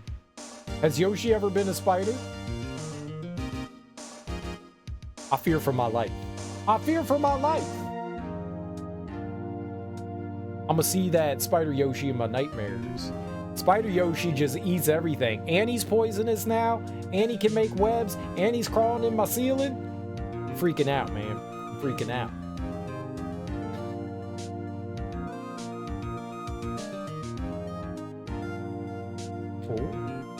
Because my friend Milk, who speedruns DKC2 102, once said he gives Squitter the Yoshi treatment, so I made that. He just dumps Squitter. Squitter is a tool. He just dumps Squitter in the toilet. I can show you something about Yoshi that's nightmare fuel. Do you have any ball-snaring tongue catches that I'm unaware of? Because that's Yoshi's uses for ball-snaring tongue catches. If you don't get that joke, you should play yourself some Wii Mario Baseball. Ms. Lana Skye, you are the chief prosecutor. I am sure you're aware of what is required of you. But Mr. Edgeworth, you already know everything. You know all that I've done these past 2 years. Please provide the court with your testimony, Ms. Skye. And remember, you are under oath. We want to hear the truth. Of course, the truth. Lana, no matter what happens, I'll always be your sister. Can I also be your sister? Now then, your testimony, if you will. First, tell us about your relationship with Chief Gam. Everything hinges on your testimony. The only chance we have to get Gant. We gonna get him real good. Gant and the fabrication. I worked alongside Gant for years. There's no truth to this blackmail theory. I fabricated the evidence 2 years ago all by myself. When I found Prosecutor Marshall's body, I rearranged the crime scene. My only motivation was to get Dart convicted. It had nothing to do with Emma. Are you sure about this testimony? Your Honor, I'm confessing to a capital offense. Of course I'm sure. But Lana... If this is true, that means Chief Gan has nothing to do with this. That's what I've been telling you from the beginning. Please, Mr. Wright, you've got to help her. She's sacrificing herself because of me. What if she's telling the truth? She's not. I know my own sister. How did she respond? That was an inner thought. That was a brain thought. How do you know what I was saying? She's psychic? Whenever she speaks stiffly like that, she's hiding something inside. Deep down, she's really screaming in agony. Neat. Yeah, this is no time to start second-guessing myself. The defense may now begin its cross-examination. Gant and the fabrication. Oh, I'ma get you! I worked alongside Gant for years. She's a small, medium at large. What? How many years exactly? Ever since I made senior detective. Let's see, I was 24 then, so that would be 5 years. Detective Gant and Detective Skyrim, legendary partner. None of them are mine. I personally saw them testify in numerous cases. She must have been good, coming from the same school as Mia. Damon Gant was a respectable detective. That's why. There's no truth to this blackmail theory. But think about it, Ms. Sky.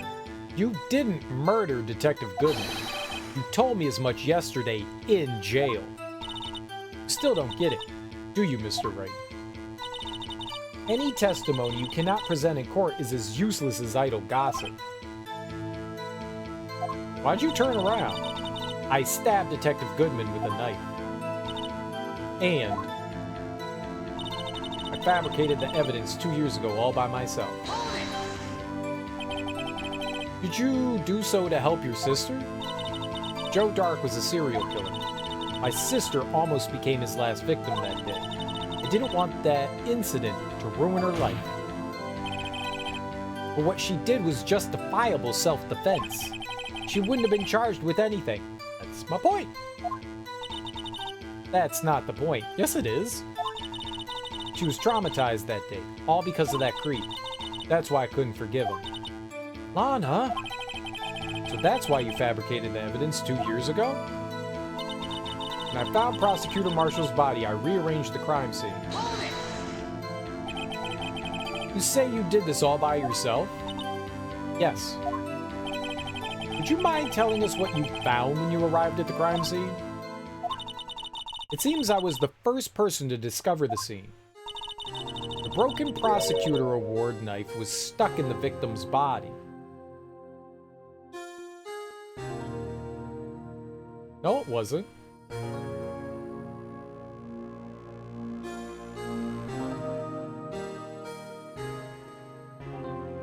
No, it was the statue that did it. The broken Prosecutor Award knife was stuck in the victim's body. What?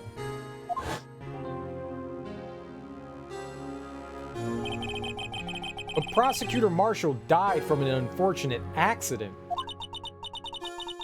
It's only a situation you dreamed was possible. The reality is, it wasn't my sister who took the prosecutor's life. Fantasize all you want, Mr. Wright, but I'll never change this statement. You mean Prosecutor Marshall wound up being killed by Dark? Something like that. No, not something like that. If that is so, what happened to the other murder weapon? Dark was carrying a switchblade knife. Oh, that was lying on the floor a little distance away. It was probably knocked away in the struggle. Then how did the tip break off inside of him? That's not how it went down. She's trying to cover up her lie with more lies. All just to protect me. So when you found the scene like this, what did you do? After all, this is what everything boils down to. Yes. I broke off the tip of Dark's knife, planted it inside the wound, then moved the body. Just jammed it in there real good. You planted the tip of Dark's knife and then you moved the body? But why? Why would you do that? You of all people should know, Edgeworth. You've always had a good head on your shoulders. My head isn't that bad. Maybe I ought to ask for the sake of the others. Just gonna casually break off the tip of a steel knife. It's actually not that hard, especially for a switchblade that's really thin. You don't have to apply much pressure for those things to snap. And they're usually not pure steel either.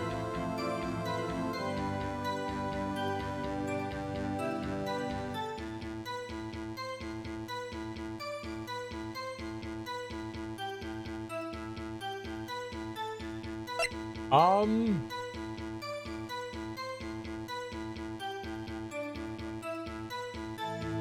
Which one of these do we want?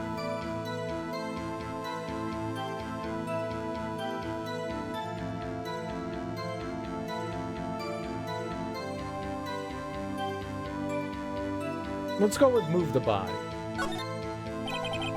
When you showed up on the scene, where exactly was the victim's body? It was where you deduced it was, by Chief Gant's desk. But the body was found by your desk. Why did you move it there? The reason for that is simple. She also said it wasn't stabbed by the statue, right? She said it had the statue's knife in it. So yeah, why move it then? Let's have the witness explain this in more detail. The reason Miss Sky moved the body? The pieces of the jar that shattered during the events threatened my plan. Pieces of the jar, you mean? Yes, that wretched jar you showed us earlier. In order to show that Dark committed the crime, I felt it would be more expedient to move the body. So... when you first found the body, the jar was already... Of course, it had been shattered to pieces. If you looked at the crime scene, it would be clear right away what happened.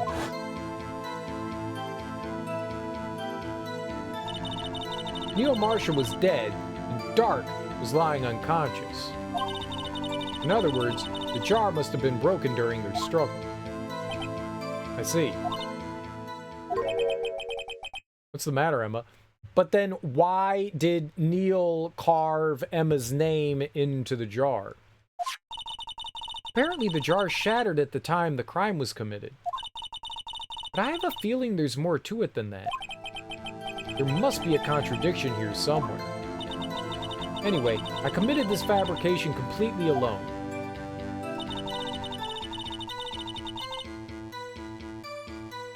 But right, it's the jar, right? I mean, why is her name written on the jar, though? Your Honor, what do you think about the witness's statement? I'm not sure I follow. Oh.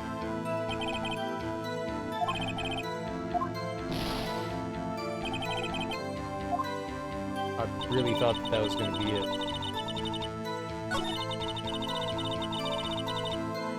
Okay, let's present the jar here. Alright, this jar...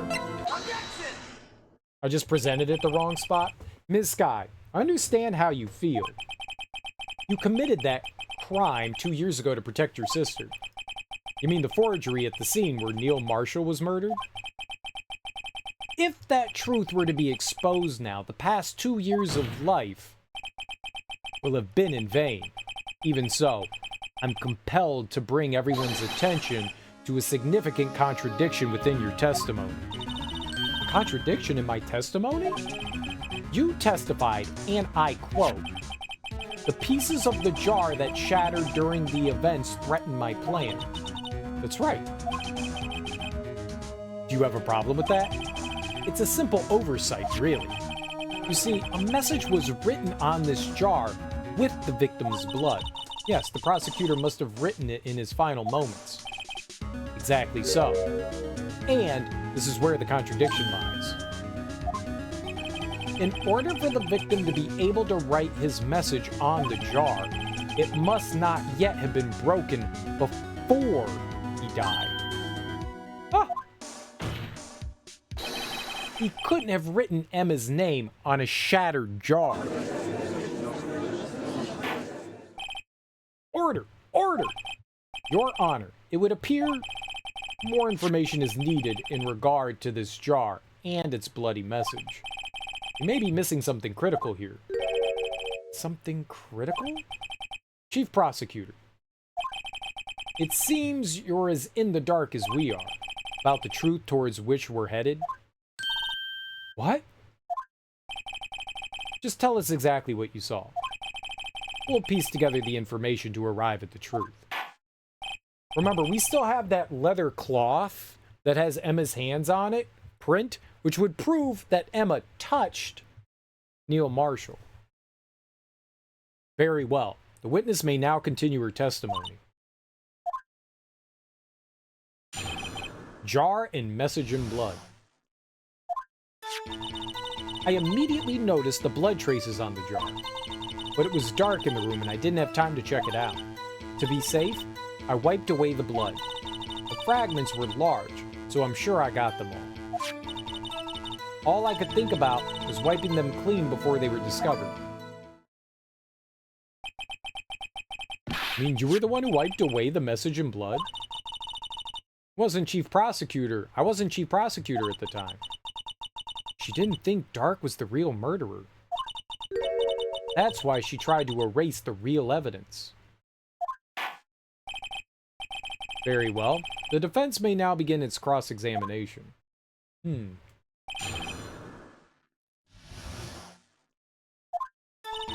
I immediately noticed the blood traces on the jar. So the jar was already broken. It's a miracle that thing hadn't broken earlier. It certainly looks as feeble as the defense's case, but not as feeble as the judge's judgment. You're an ace detective who never missed a detail. Do you really expect us to believe you didn't investigate what was written on the jar pieces? Normally I would have. But it was dark in the room. I didn't have time to check it out. So you didn't know your sister's name was written on the jar? No. If I had known, I would have gathered all the pieces and ground them to dust. Well, that helps my case.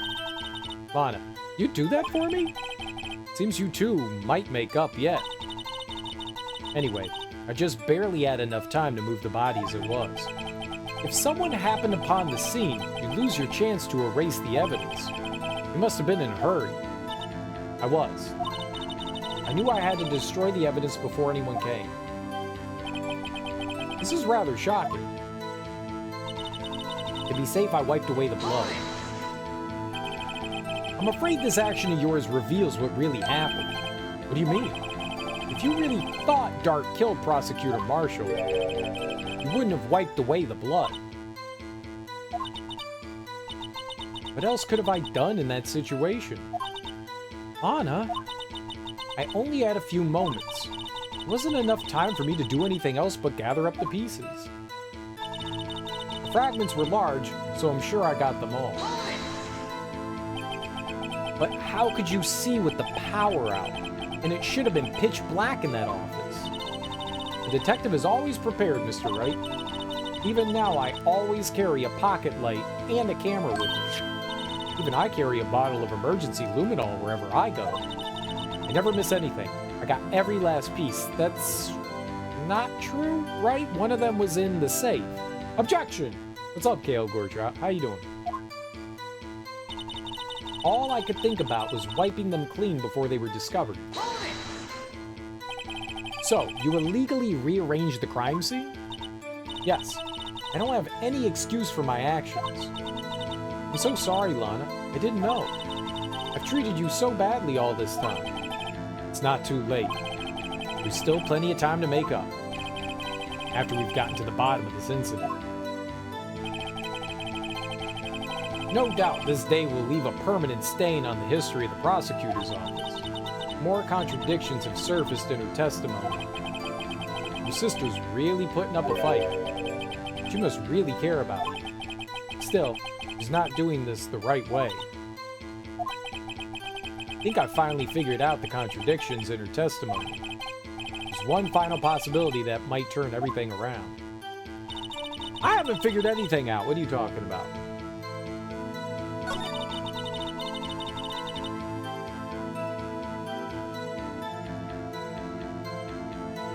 No, this is still the same one, man.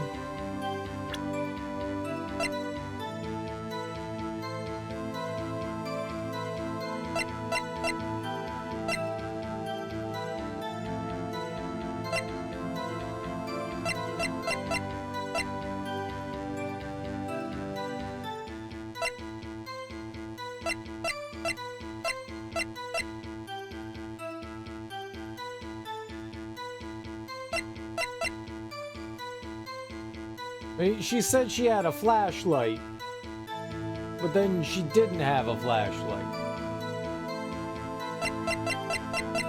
I've not figured it out.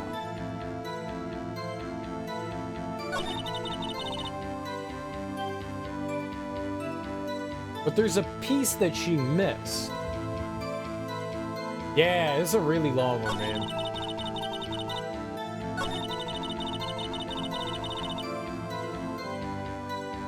But one of the pieces wasn't wiped.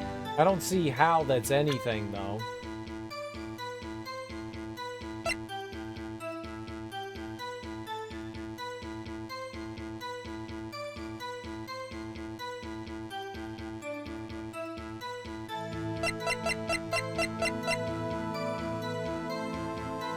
Yeah, the final fragment found in Chief Gant's safe, Emma was written on it.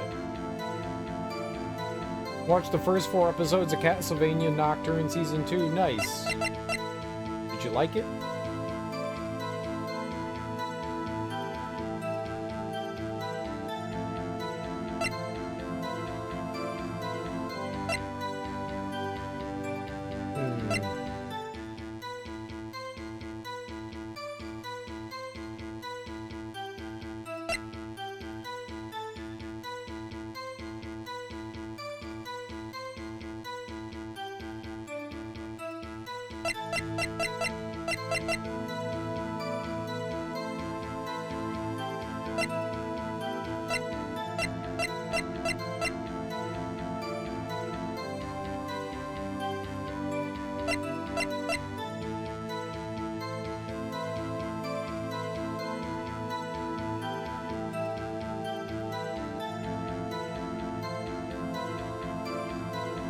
It's pretty good so far. It's sick.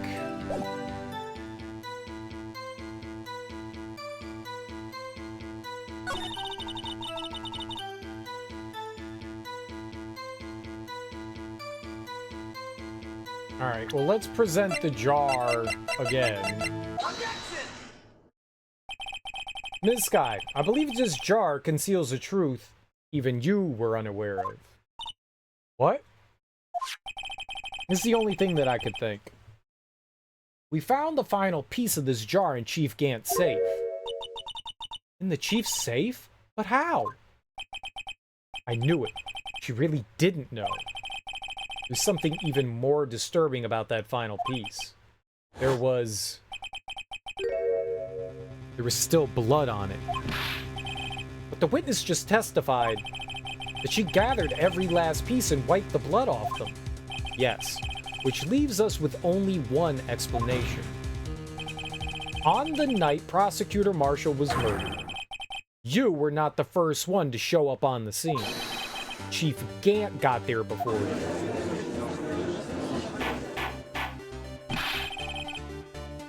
But couldn't the defendant have simply missed the piece?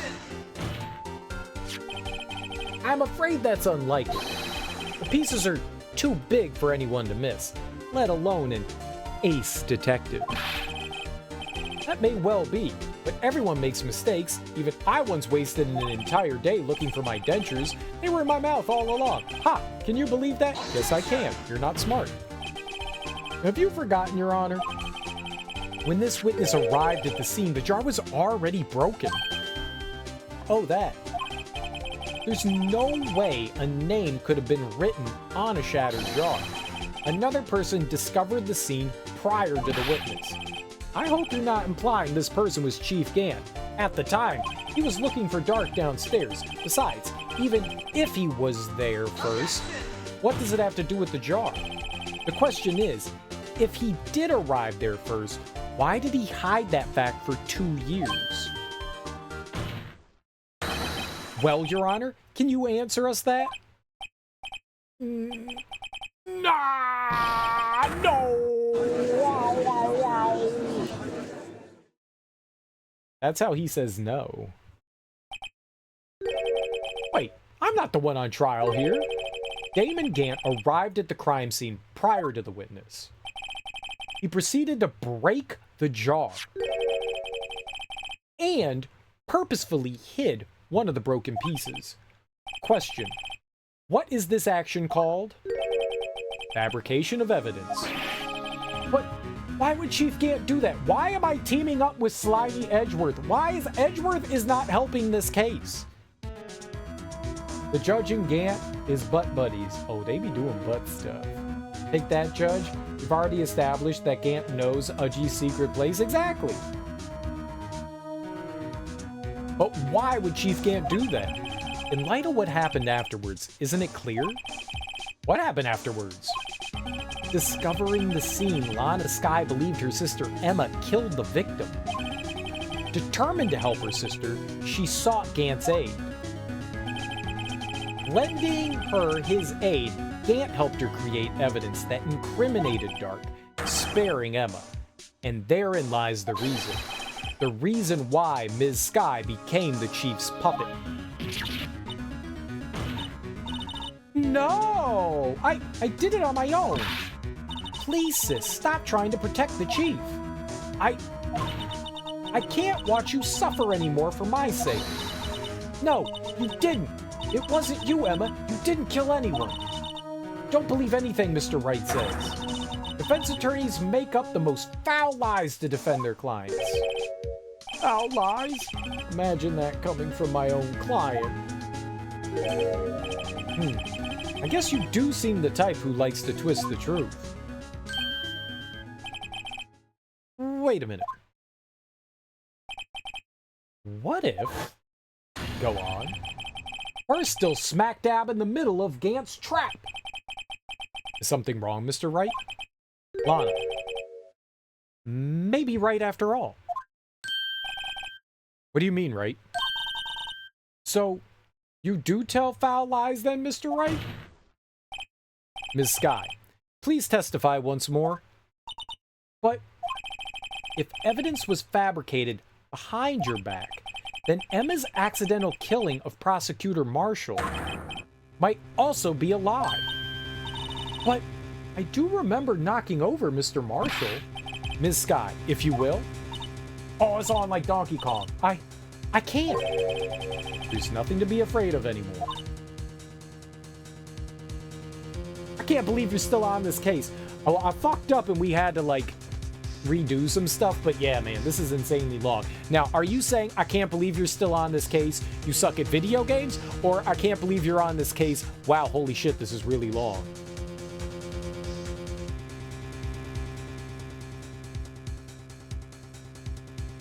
It's the case, day 4 but 3. Many days. This cross-examination may not change a thing, as in, holy shit, it's long. It's really long, dude. It's really long. Really long. This cross-examination may not change a thing. However, there is a possibility that it will if you tell the truth. I don't know what he just said. I got distracted. Very well. I'll testify about what I really saw. About time. All right. Witness may testify once more for the final time about this subject. Actual crime scene. I like how people get to go up on stand and just perjure, perjure, perjure. No consequences. If it's not straight up the longest case, it's one of them. It's definitely the longest of the first game. Oh, bye. It's as long as the entire first game. All other 4 cases, it's this one. This is insane. Actual crime scene. When I arrived, I found Mr. Marshall's body impaled on that suit of armor's sword. Emma and Dark were lying unconscious on the floor nearby. When I saw what had happened, I thought she did it. That's why I erased all the evidence that linked her to the murder. I had Chief Gant help me remove the body from the sword and carry it. But if it all really was a fabrication, Emma might be innocent. Oops, sorry, I plead oopsie daisies, Mr. Judge.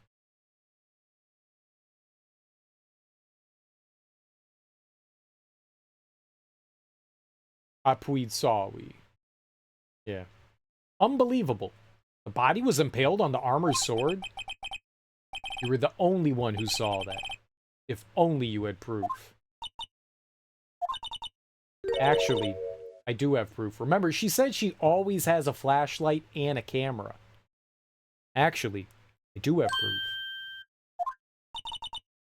I gave it to Mr. Wright just this morning. What? To me? A book? It's a picture I took of the crime scene as I encountered it. So, in the book, that only had 4 lines in it. The book of evidence law, that was like 400 pages, but only had like 6 words in it. It had it. Let the record show the witness claims a case of whoopsies. Your Honor, I would like to claim whoopsies. Sustained? Thank you. Thank you. Thank you. I may make some whoopsies later as well. Continue. Okay, thank you. It's a picture I took of the crime scene as I encountered it. I thought it might be needed. I don't remember receiving a picture like that. Anna must have known. See, Mr. Wright? She really does have faith in you. Very well, Mr. Wright. Please present this picture. I don't remember receiving any pictures from Lana. Lana said she gave it to you this morning, right? I seem to remember getting something from her then. Let's check that evidence again. There must be a picture in there somewhere. I tried!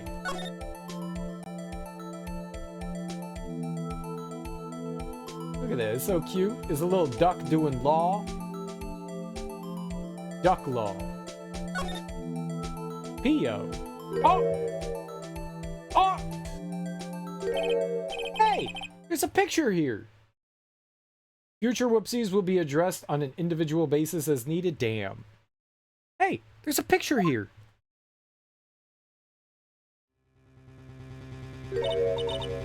Oh. Oh my. You see what you did, Emma? This is the actual crime scene. No other detective saw the crime scene like this, because I contacted Criminal Affairs only after I had rearranged everything. Lana's picture, crime scene photo from the case 2 years ago taken. Crime scene photo from the case 2 years ago taken. That's a dumb sentence. Crime scene photo taken from the case 2 years ago. Why would you put taken at the end? That's a dumb sentence. Good thing she hid her camera from cops for years. She was a cop. Oh, Mr. Wright! That piece cut out from his vest. Could that be? Cloth we found inside Chief Gant's safe. But that one's square. That's not square. What's this? This is a handprint, isn't it? Cop on cop crime. Every day. That cloth, it had fingerprints on it. Whoever fingerprints those are must be the real murderer. Yeah, it was you. It was you. You did it. What? But those fingerprints? They're yours, Emma. Why are your lips turning all purple, Mr. Wright? Anyway, let's get on with the cross-examination. As long as you tell the truth, you should be able to flush out the real murderer. Lush. Sploosh. Very well. The defense may now begin its cross-examination. Actual crime scene. When I arrived, I found Mr. Marshall's body impaled...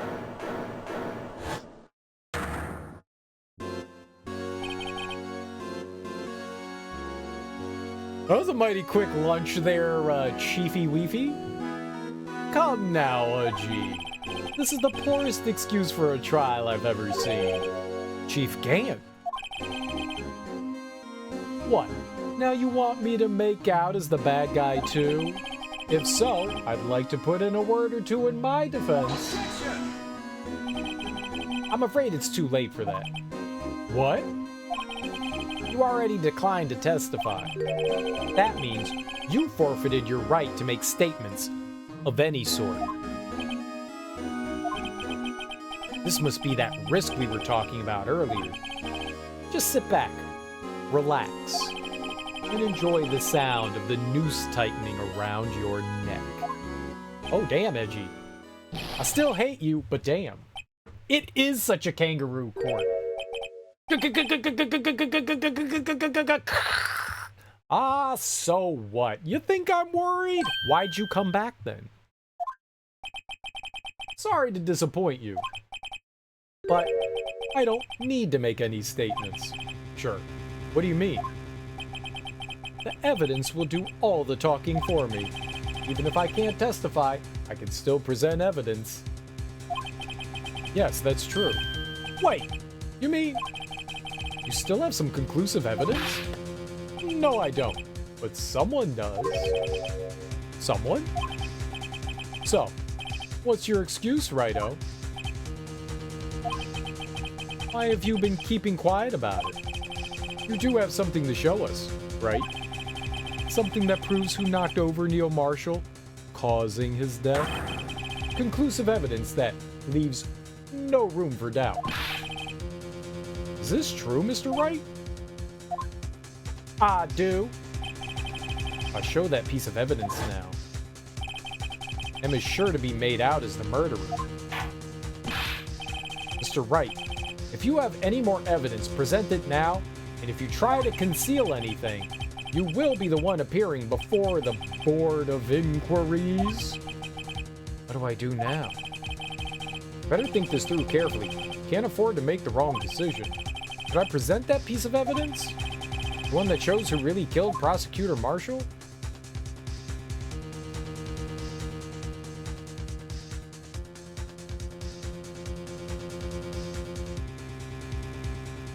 I'm assuming we can get away with not showing that evidence because it was never properly processed, but it does have something to do with the case, right?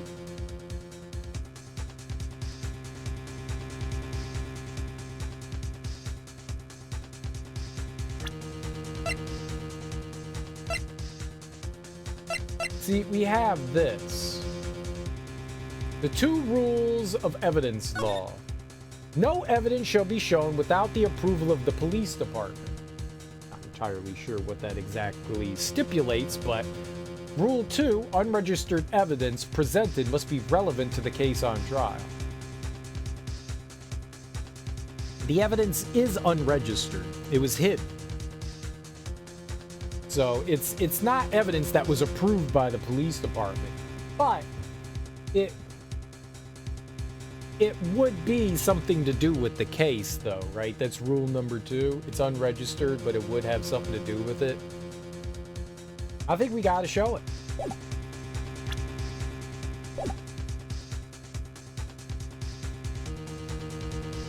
I'm gonna show it.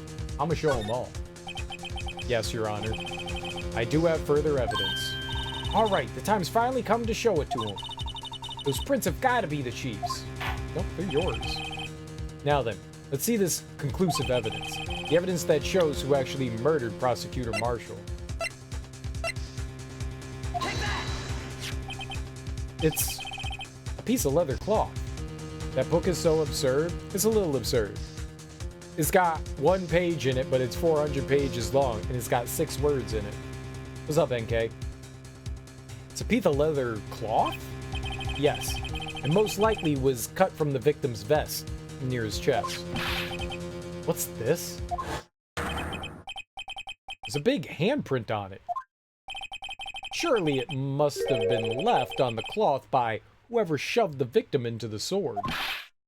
What? Whose fingerprints are on this? I'm sure Righto has checked, haven't you? Well, whose are they? They're Ms. Skies. Ms. Emma Skies. What? They're mine? So I really did do it? See? I told you it was conclusive. But this was found in your safe. That means it's possible you forged it. I don't know what you're talking about. I don't remember any cloth in my safe. Do you really expect me to believe that? But Give it up, Mr. Wright. It's over. You shouldn't have presented that.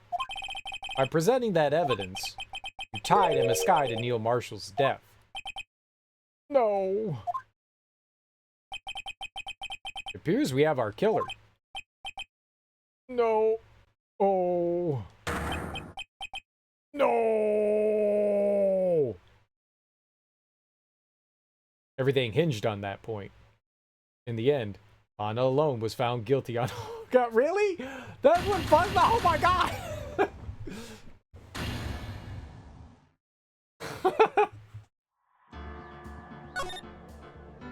Scam!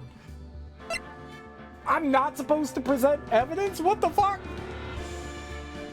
Insta-fail. I know. How you doing, Zedius?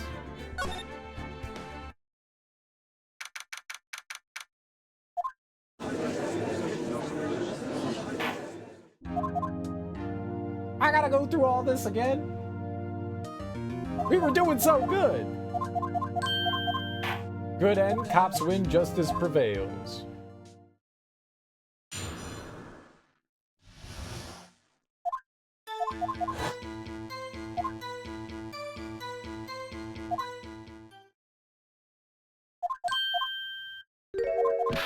At least this one was easier earlier than when you lost almost 2 hours. And we got back in like 10 minutes. Hold it!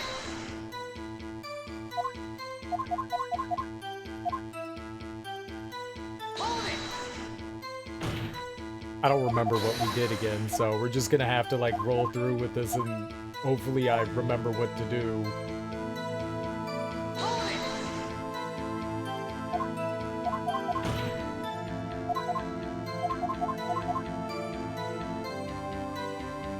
I remember the shard. I remember the jar, and we had to do a lot of jar action.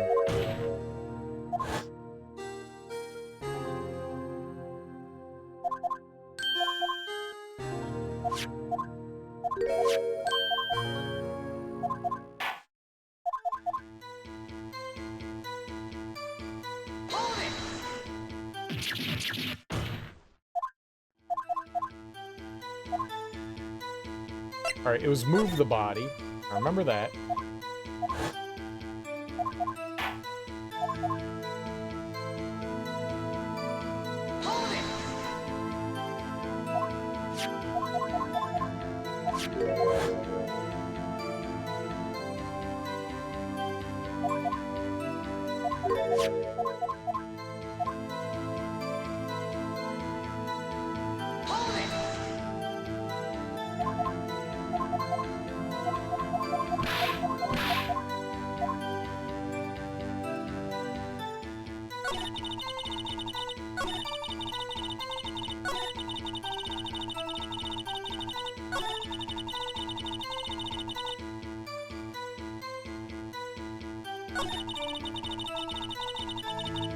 Okay, I think it was right here. I think this was jug action. I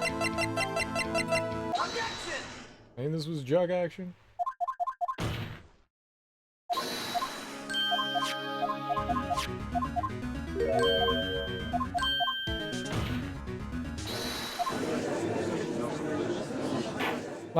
I don't know if there's like a set order of operations. We found out a couple of times that you have to like press in certain situations to get other things to show up, so there might be an order of operations here, so we're just like pressing everywhere.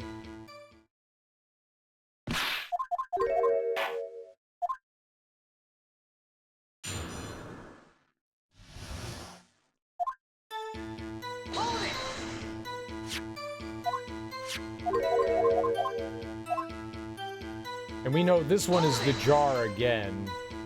I think we had to like press to like get her to like open up a little bit more here at the end too.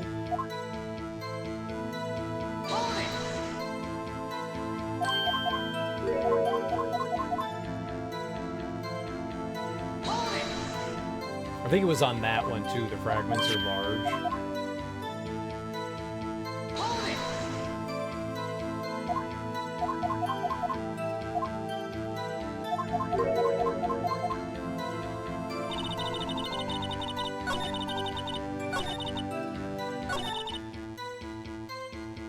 think it was this one.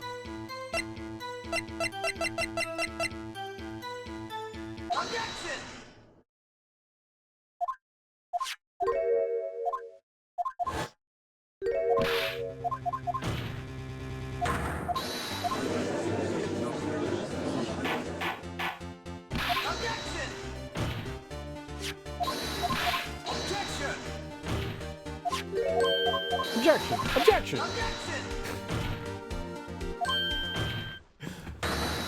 Fast forwarding and just hearing objection, objection, objection, objection is hilarious.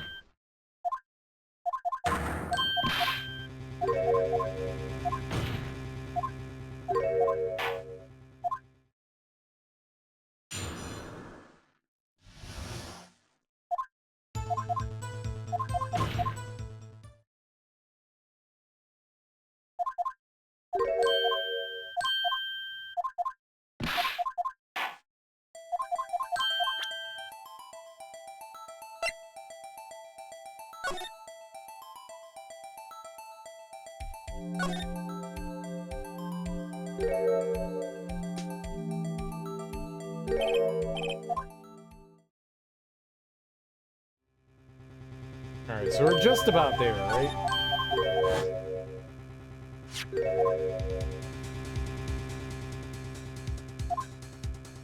And this time, we don't show them the goods. We hide it. Because we're evil.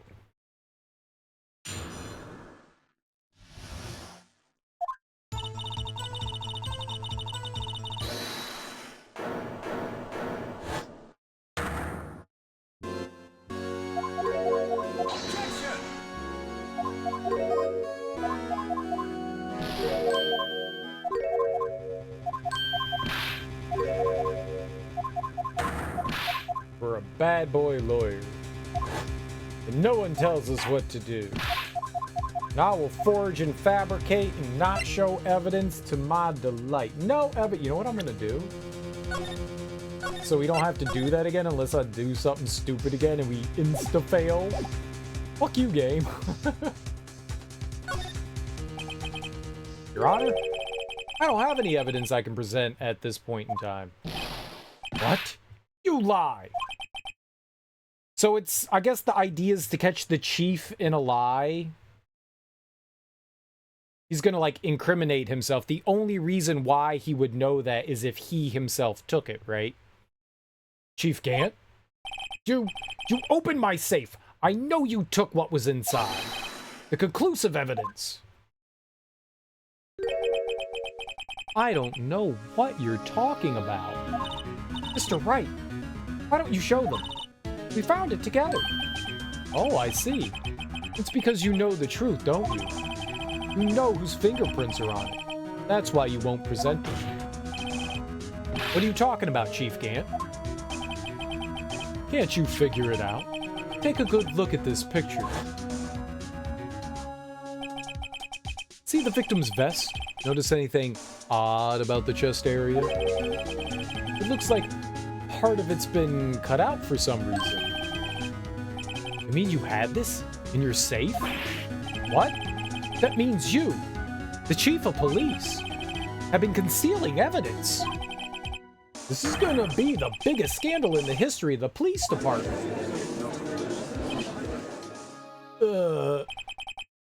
Impressive. To be honest, I didn't think you had the gall, Righto. Well, I can't just let you pin me up as the murderer. I'll tell you what really happened. You're not allowed to testify. What? You mean you admit to it?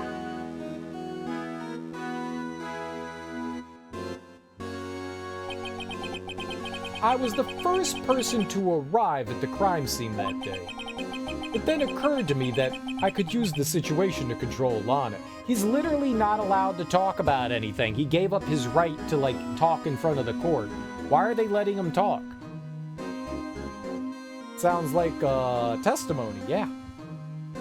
Imagine if you presented again by mashing A to skip all the other messages. That would have been funny. It occurred to me that I could use the situation to control Lana. So you really were manipulating her. I knew Lana. If I made it look like the blame lay with her sister, that when she saw the scene, she would ask me for my aid. So you assisted Ms. Sky. I told her to arrange all the evidence. I had her plant the knife tip in the victim's body and move the body across the room. I ended up using that evidence to get Joe Dart convicted. When I tampered with the crime scene, I hid 2 pieces of evidence. This was before Lana arrived at the scene, mind you. 2 pieces of evidence? You mean those 2 items in your safe? But why? For insurance, of course. Insurance? I was sure my plan would work, but it's always best to be prepared for the worst. I wasn't about to let anyone blame me for a murder that girl committed. You mean you were calculating that far ahead while forging the evidence? What do you take me for, a fool? I didn't make police chief by dumb luck. See this jar fragment? I hid the most legible part of Emma's name. I didn't expect Lana to go and wipe the blood off all the pieces. If you fabricated all the evidence, what's to say you didn't fabricate the message on this jar, too? Oh, oh, oh. Some people just don't know when to quit, do they? That's why I kept 1 more item for insurance. You mean that piece of cloth? Come on, Righto, cough it up already. I know you have it. What are you waiting for, Mr. Wright? So you admit to it then, Chief Gant?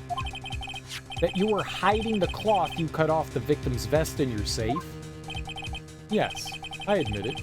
I didn't want to have to do that, being chief and all. But it's a lot better than being portrayed as a murderer. Well, Mr. Wright, what do you have to say for yourself? Just a moment ago, you said you didn't have any evidence you could present. Foolish move, Righto. You should have known then, before it was too late. It's been a long battle. But the moment of truth has finally arrived. As long as I don't mess up here, victory is mine. Yeah, I can't show the evidence. No, it's too late to show the evidence now. Besides, even if I did, it'd just expose that poor girl's fingerprints, right? And card over the circumstances. Circumstances? I'm talking about then and now. There's one major difference between the two. Are you waiting for that difference? So... Edgeworth figured out my plan. Mr. Wright, this is your only chance. Your Honor, I do have evidence to present now. Alright then, let's see this conclusive evidence. The evidence that shows who actually murdered Prosecutor Marshall.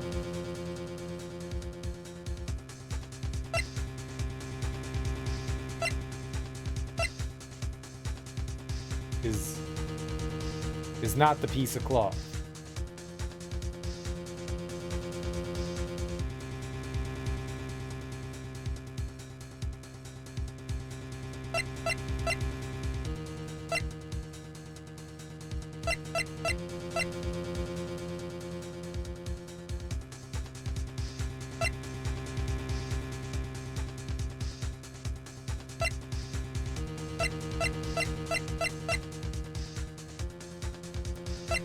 I guess we don't have a choice but to show the cloth. I don't think I have anything else.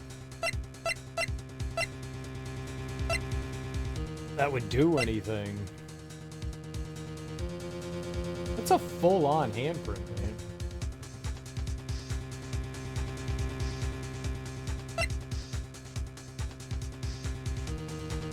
We found this in his desk. That was it. All right. Let me verify this once more. On the day of the crime, you personally cut out this piece of the victim's vest. Oh, yes. At last you finally brought it out into the open. There's a handprint on this piece of cloth. Your Honor, the prosecution requests that be immediately sent to the lab for analysis. This handprint on the leather. There must have been a strong impact for it to be left so clearly. You mean it could not have been forged? It must be authentic, conclusive evidence. Is Larry Butts as always the Butts? Oh ho ho! You're as slow on the uptake as ever, Worthy. What? Think about it. Wright had all this time to present this evidence. Yet he was reluctant to do so. Why would that be? I mean, you already know? You know whose fingerprints are on that? Mr. Wright, do you really know? Whoever the fingerprints belong to must be the real murderer. Whose fingerprints are they? Very well, I'll tell you. Should be okay now. Everything's proceeding as predicted. The person to whom these fingerprints belong to is...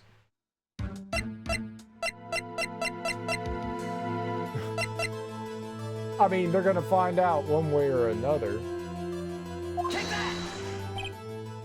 Emma? Emma Skye? What? They're mine? I'm sorry, Emma. But why? Why didn't you tell me?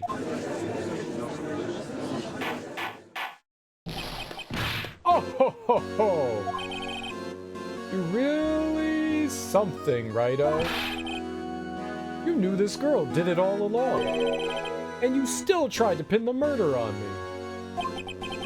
So it's true. Tragic but true. This girl really did shove Prosecutor Marshall to his death. How could you? You monster! Miss Skye.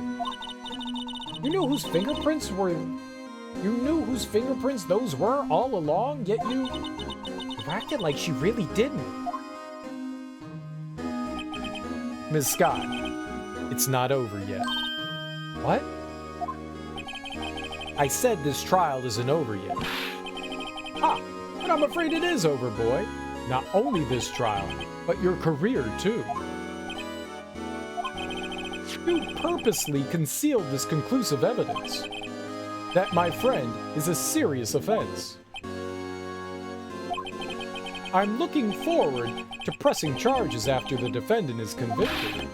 I'll have your badge, boy. No, we didn't. We have the evidence rule book. What's the matter? Cat got your tongue?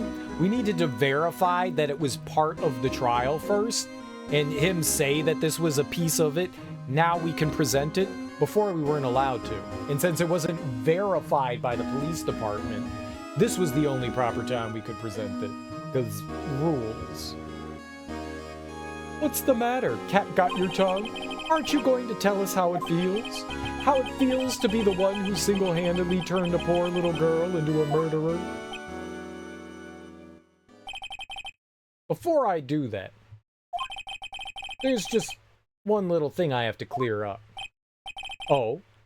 And what's that? Who really killed Prosecutor Neil Marshall? What? Chief Gant, you are absolutely right. This piece of cloth proves who the real murderer is. Who killed Neil Marshall, you ask? It was Emma Skye, wasn't it? I'm afraid that's not possible. You see, this piece of cloth contains a critical contradiction. What? A contradiction? What is this fool babbling about? I'm talking about a contradiction, one that proves who the real killer is. Mr. Wright, this piece of cloth. What could it possibly contradict? Chief Gant, your tyrannical reign ends here. Behold the piece of evidence that contradicts this cloth. Okay.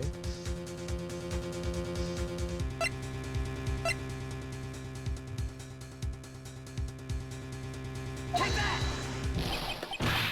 Oh, ho, ho, ho.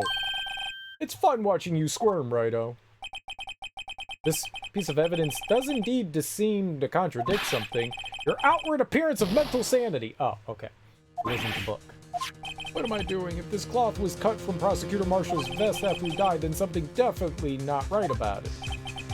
It's too late to turn back now. You're the only one who could put an end to this, right? Alright. Contradicts.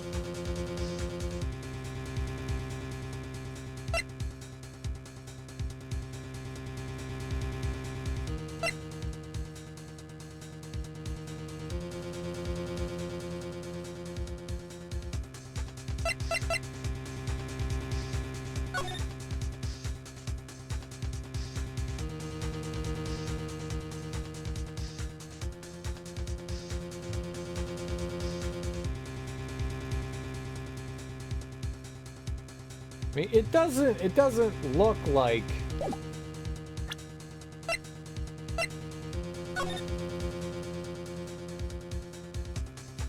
that very much does not look like it's from the same thing. The size does not match the thing, but that could just be like game being game.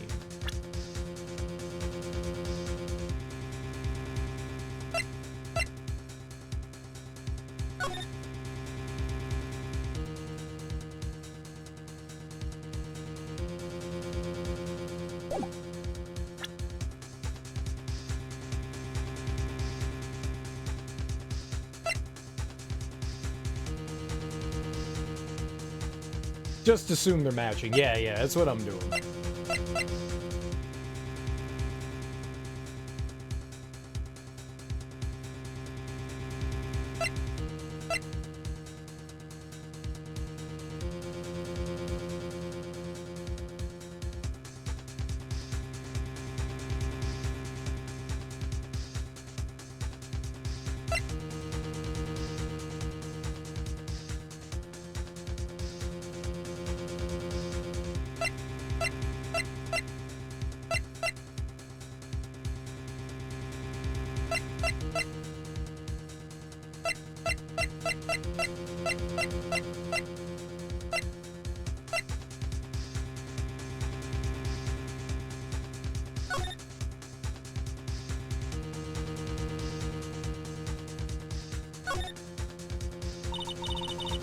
The handprint, right? Yeah, someone left behind an oil stain. Whoever it was, they must have had a really oily hand.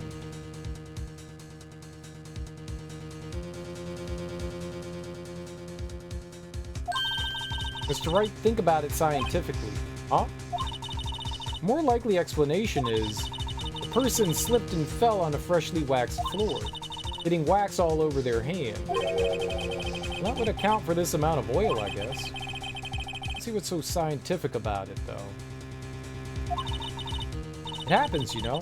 I always slip on the floors at school after they're waxed.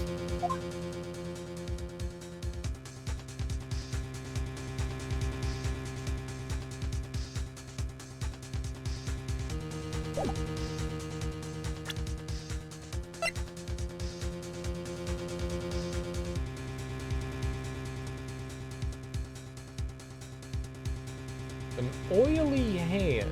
Why would her hand be oily?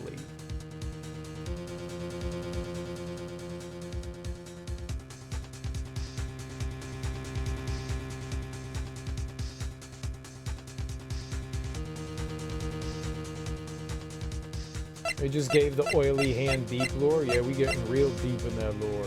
Real deep. She had gloves on, so it couldn't have been her.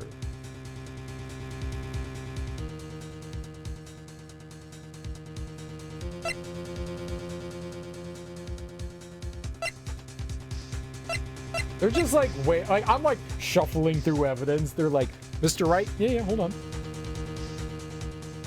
I don't know what I'm looking for.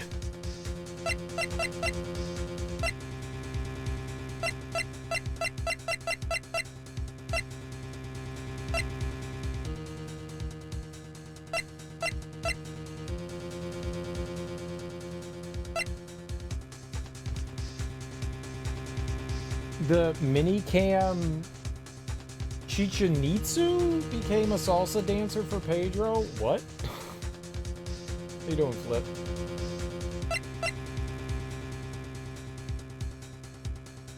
Stabbed in the back, died from a punctured heart and lung. Knife tip was in the wound.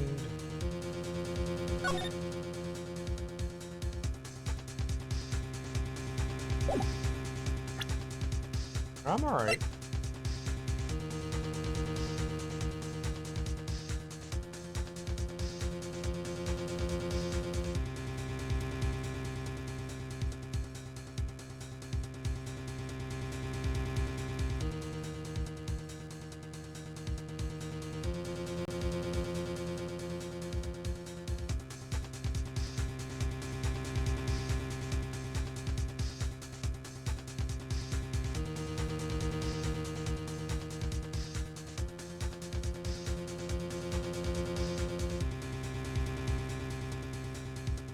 $0.69 burritos. I'm gonna show him the photo. And what exactly is this supposed to be? This is the picture of Miss Sky took. Take a look at it. See where the piece of his vest was cut out? Yes. His shirt is showing underneath. It's hard to make out with all the blood on his vest, though. Exactly my point. His chest is soaked with blood. It's only natural. His lungs, no doubt, were punctured. Blood poured out of his mouth. Oh. But that piece of cloth.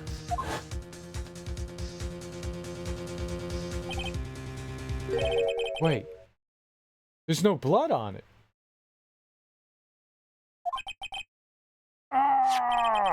Since Emma Sky's fingerprints are on this cloth, there's no doubt that she shoved the prosecutor aside. However,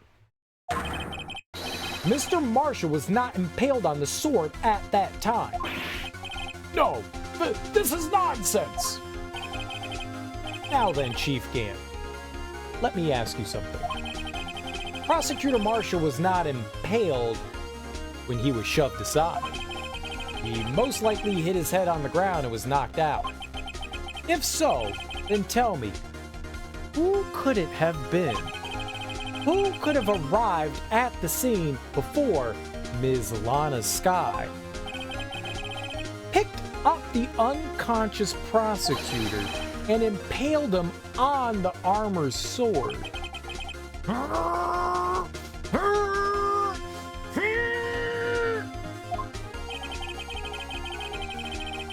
Then, to make it look like Emma was responsible for the prosecutor's death, said person proceeded to write her name on the jar with the victim's blood. A jar that they then broke on purpose to leave behind a clue and make Lana believe her sister did it.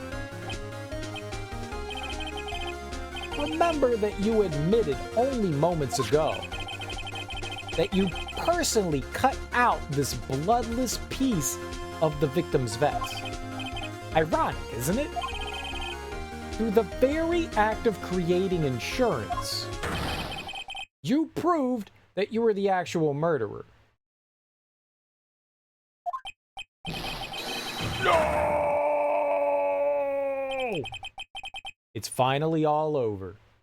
Well, that doesn't prove that he killed Goodman. That's what we're on trial for, though. So, he murdered Neil Marshall.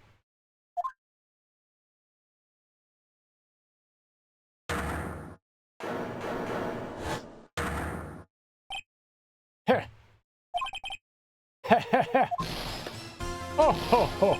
That was close, Righto. You almost had me. Then why'd you scream no? And why are you sweating? Why are you so sweaty? Now, I'm gonna put this cup under here. I'm gonna collect some of that.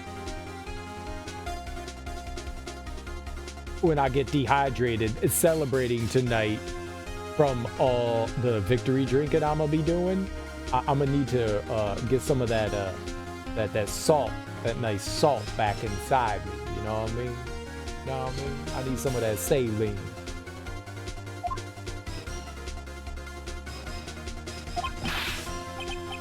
Sorry, but you'll have to do better than that. I refute your allegations. What do you mean refute his allegations?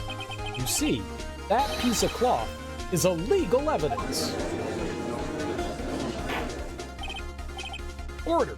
Order! What nonsense is this? Now we show him, now we throw the book at him, right? Illegal evidence cannot be used to convict a suspect. Remember, Udgy. Earlier, old Wright here concealed that piece of cloth. So then, what's your excuse, Wright? You do have some conclusive evidence, don't you? Your Honor, I don't have any evidence I can present at this point in time. Well, that's true. The defense did refuse to present evidence. At that moment, that piece of cloth ceased to be legal evidence. But that's not fair. Did you actually think you could best me in court? It looks like the last laugh's on you, son. Keep that sweat later for the menage a quatre. Cot. I'm afraid Mr. Gant's claim is legally correct. Well, Mr. Edgeworth? True. Illegal evidence cannot be used to convict a person. Assuming, of course, that the evidence is indeed illegal.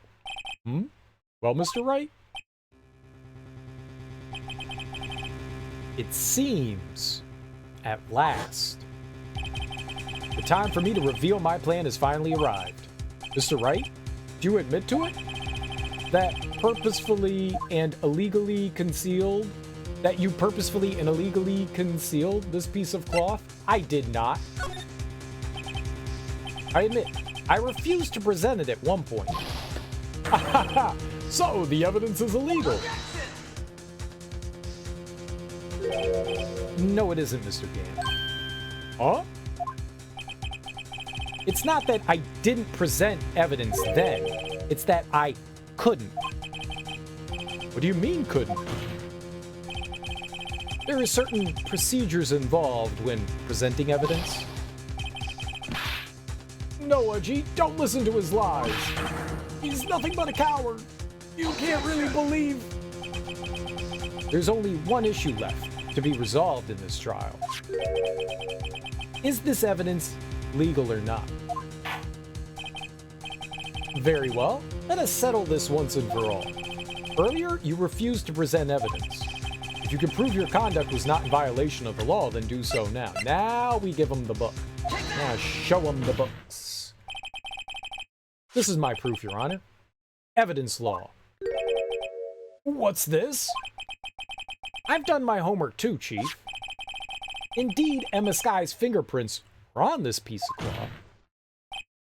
However, at that point in time, this was merely a piece of cloth. Nothing more. What? You see, it's written right here in this book. The second rule of evidence law. Rule 1, no evidence shall be shown without the approval of the police department. I found this piece of evidence myself inside your safe. It goes without saying, I did not have approval from the police department. Rule 2, unregistered evidence presented must be relevant to the case on trial. And here is the crux of the matter. You see, at the time it was impossible for me to prove the relevance between the cloth and the SL9 incident. What? What kind of nonsense is this? You want relevancy? Just take one look at this picture and... Sorry, but can you recall, when was that picture presented? That was shown only a few moments ago. No! He's right. At the beginning of today's trial, that piece of cloth was still meaningless. The person who gave it value as evidence was you, Damon Gann. You yourself confessed to a certain truth. Let me verify this once more. On the day of the crime, you personally cut out this piece of the victim's vest? Oh, yes. No!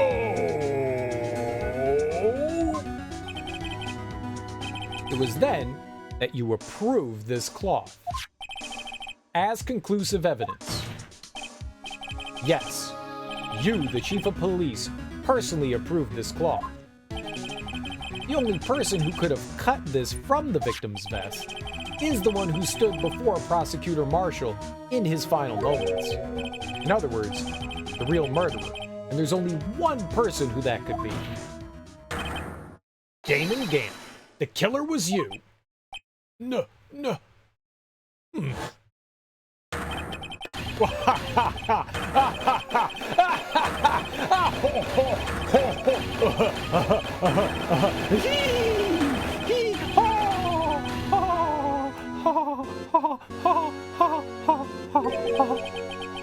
I knew I should have gotten rid of him. That good-for-nothing scum. For 2 years he's been snooping around the department trying to get something on me. Crimes are being committed every day, yet he insisted on hounding me. Well, your crime wasn't exactly petty. He wanted to reinvestigate the case. He recruited Angel Starr, then convinced Bruce Goodman. Detective Goodman?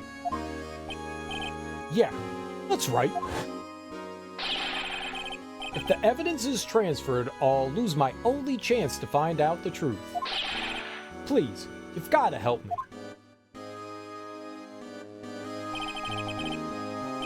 Goodman turned him down, as he ought to.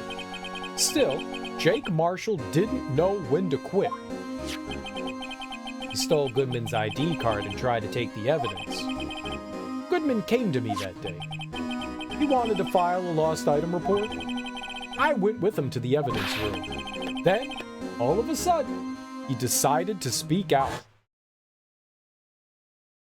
So he's just confessing to murdering Goodman now? What are you talking about, Goodman? Can you please reopen the investigation, Chief? We can't transfer the evidence out. There are too many questions left unanswered.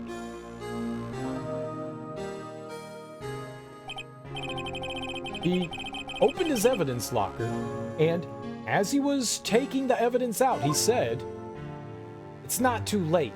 I'm going to hand all this over to Marshall." Well, to be honest, I was a bit taken aback by his words. I had a bad feeling when he came to see me, but I never thought he'd bring up SL9. That's when I saw it. That accursed knife.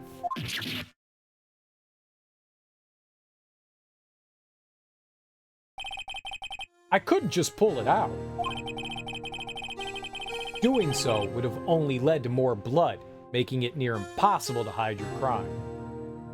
Why is he all of a sudden just confessing to this? Like, we pinned the one thing on him, but we didn't pin the Goodman one on him yet. Now he's just like, everybody in this game's an idiot. Everybody is. Well, I guess if you're going down for one, what's the matter of throwing a couple more on top, right? I think we still could have pinned it on him. I think we absolutely still could have pinned it on him. I mean, he was the only one that went into that room with Goodman. Marshall was slacking on his duties. He wasn't at his desk. They probably... There's also the footage that the camera could have recorded, but they probably recorded over that, right? And since Marshall wouldn't be at his desk, Gant could have gone in and, like, deleted the tapes.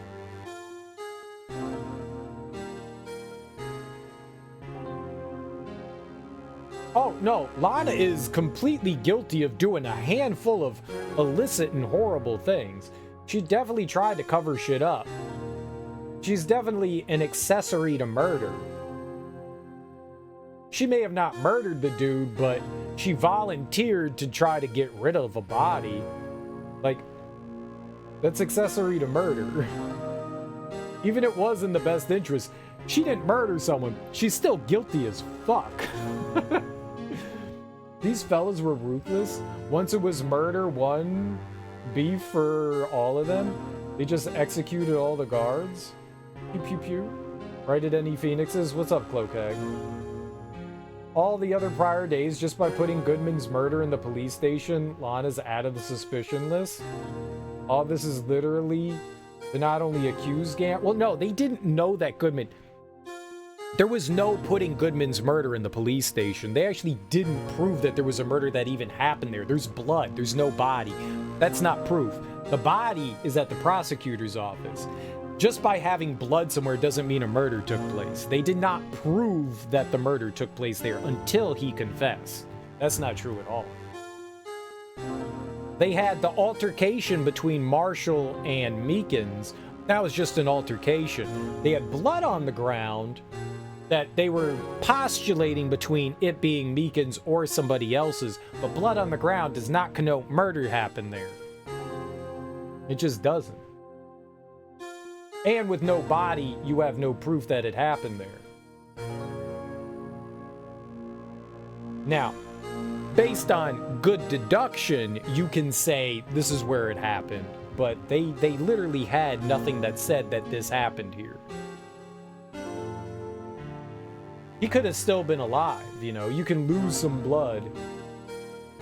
Alls that proves is that he lost blood in there. He could have accidentally cut himself too and lost blood. You know, that doesn't prove that a murder happened there. That just proves that his blood was there.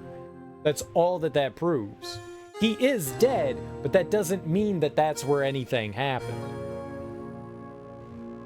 Again, you're like jumping to conclusions there. Yes, they should test the blood. They do not do enough blood analysis here. Holy crap. They definitely don't do enough blood analysis. They absolutely should do more. They totally should do more. Like, everybody's incompetent. The judge is incompetent. Edgeworth is incompetent. Fucking Phoenix Wright is incompetent. His little helpers are incompetent. The fucking witnesses are incompetent. Everybody. It's just a hot mess. This is like the biggest kangaroo court shit in the world. You know? Everybody's fucking incompetent. Most of these trials should be thrown out because, like, they can't even handle things properly. Not jumping to conclusions. If he couldn't have died in the prosecution office or the police station, then where would he have died? It's an assumption to assume that just because there's blood somewhere doesn't mean a murder took place, right? You could break your nose, you could get cuts and stuff like that, right? You can lose a lot of blood. I broke my nose years ago and I leaked blood everywhere. If you looked at me, you would have assumed I would have been stabbed up real good. I had blood just soaking, covered all over me. You can lose blood in a lot of ways, you know? How did he lose that blood? I mean, anyone's guess is as good as ours, but just because blood is somewhere does not mean that a murder took place. He absolutely could have been murdered at the prosecutor's office. Absolutely could have been. They did a very bad job with the autopsy and pinning the time, too. They just said he was dead between 4 and 5:30, right? He also could have been cut and not dead yet, and then someone cut him some more, you know? The beginning happened there. But they didn't have any proof because there's no video evidence, there's nothing else. Until Gant confesses that he did it here, there was no proof that the murder happened there. Power up. I'm gonna fight Volvagia, the boss of the Fire Temple in The Legend of Zelda Ocarina of Time. Good luck, Miracle Captors. Good luck. I hope you can do it. Are they stupid? Everyone's stupid. Does this make it fun to play? What make what fun to play? What does what make fun?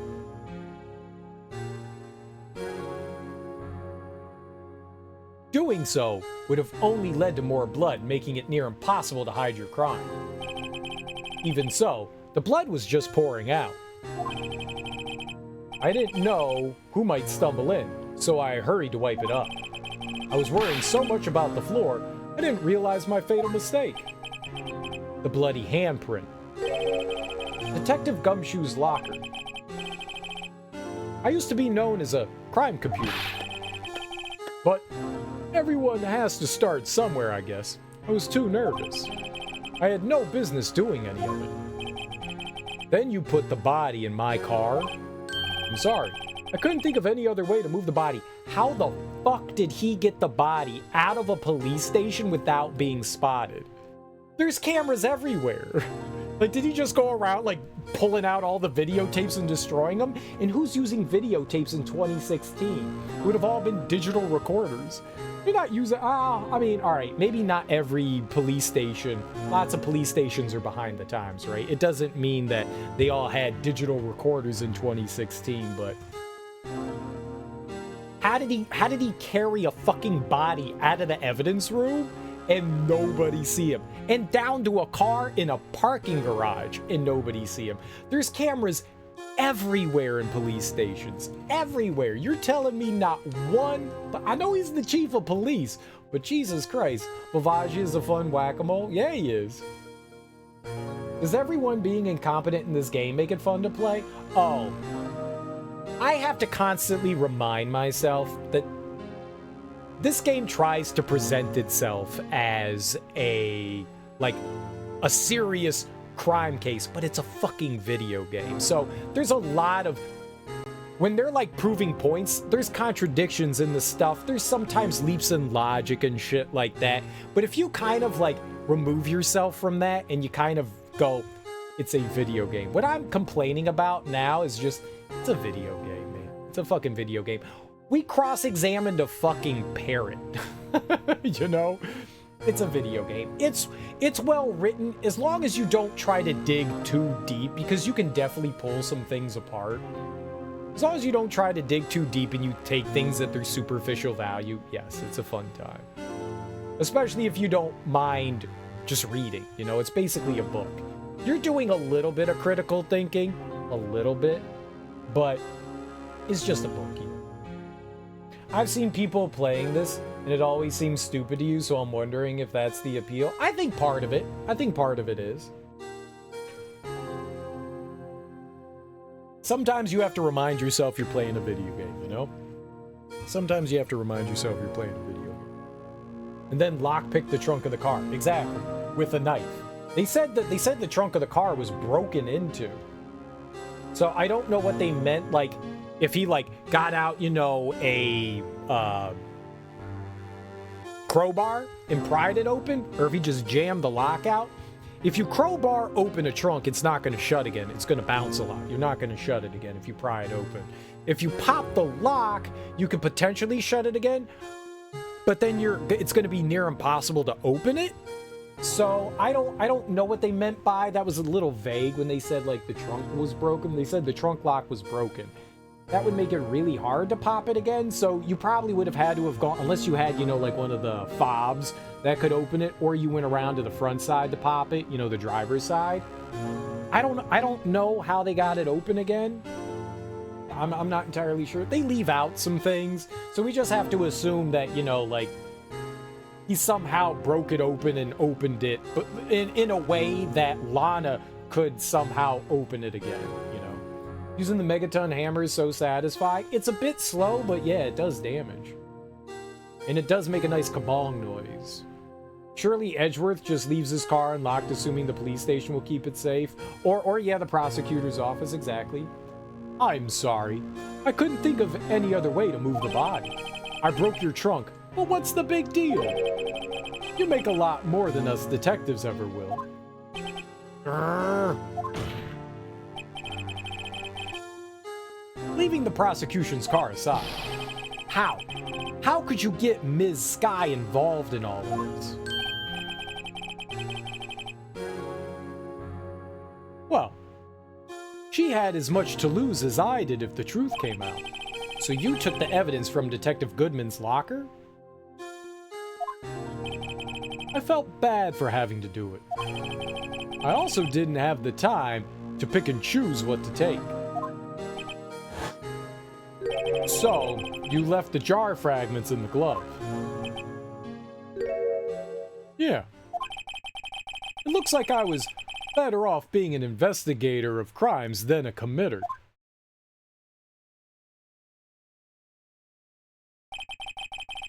They all did their best to get in my way.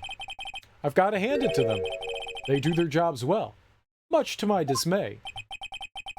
Fake evidence doesn't hold up very well upon close examination.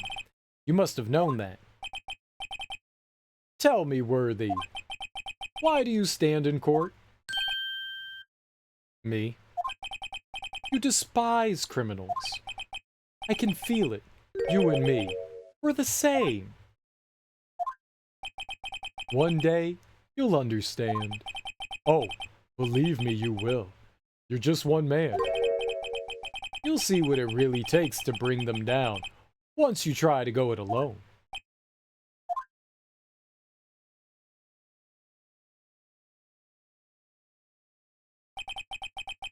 Well, looks like it's time to say goodbye. Oh, Udgy? What? Looks like we'll have to cancel that lunch date. Sorry, old friend.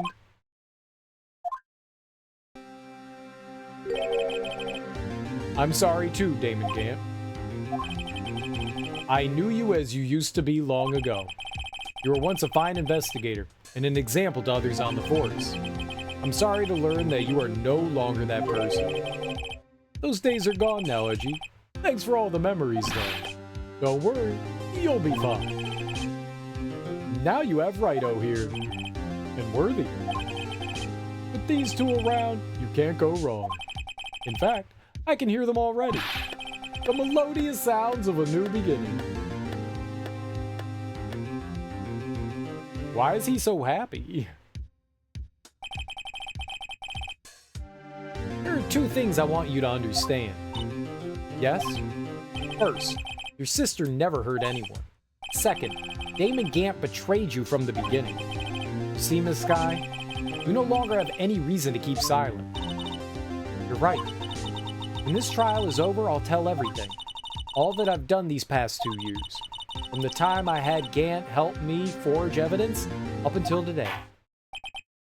So, it seems all the questions raised in this trial have been answered. I'm sorry, Miss Sky. I couldn't get you out of all of your trouble. My, what high standards you have for a rookie. I can see why Mia thought so highly of you. Who knows, a few years from now, you might just make it to the top. Keep on rising to the top. Give it all you got, give it all you got. I owe you my thanks, Mr. Wright. Ms. Sky. And to you too, Mr. Edgeworth. Now, I don't know why Edgeworth was being so helpful to us. It's weird. He's the prosecutor. He was trying to prove her guilty, and he was just like, nah, I'm gonna help you out. He was basically defendant part 2. I don't know what's wrong with him. I beat Volvagia. Way to go, Miracle Captors. Way to go. You've suffered every bit as much as I have over these past few days. Believe me, I know how much of an ordeal it's been for you. It was nothing. Fire. I was worried the pressure might break you, and yet you rose above it all and guided Mr. Wright to victory. You've done well, Mr. Edgeworth. Stop it. I only did my job. In light of this case, it seems a good self-examining is in order for all of us. Ms. Sky? Yes, Your Honor. You are innocent of murder. However, although the chief blackmailed you, the fact is, you still acted as his accomplice. Oh my god, I thought they were just gonna let her off. I am glad that they're still holding her accountable for shit. Like, they let fucking Marshall out, and he committed a bunch of fucking crimes, and they're just like, yeah, it's fine, you just go. Every witness has perjured themselves. Nah, it's fine, just go. Every witness. Thank you for holding somebody accountable. For fucking once. A trial will be scheduled for these crimes at a later date. Yes, I understand, Your Honor. Is there something amusing about all of this? Why are you smiling? It's been a long time, Your Honor. A long time since I felt free of these heavy chains.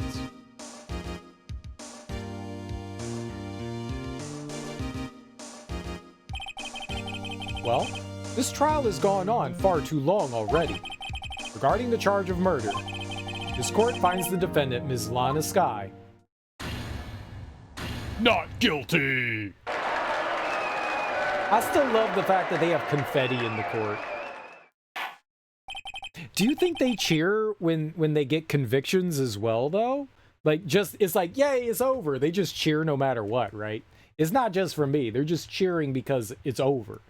Oh, thank God. That is all. This court is adjourned. February 25th, 5:03 p.m. District Court. Defendant Lobby, number 2.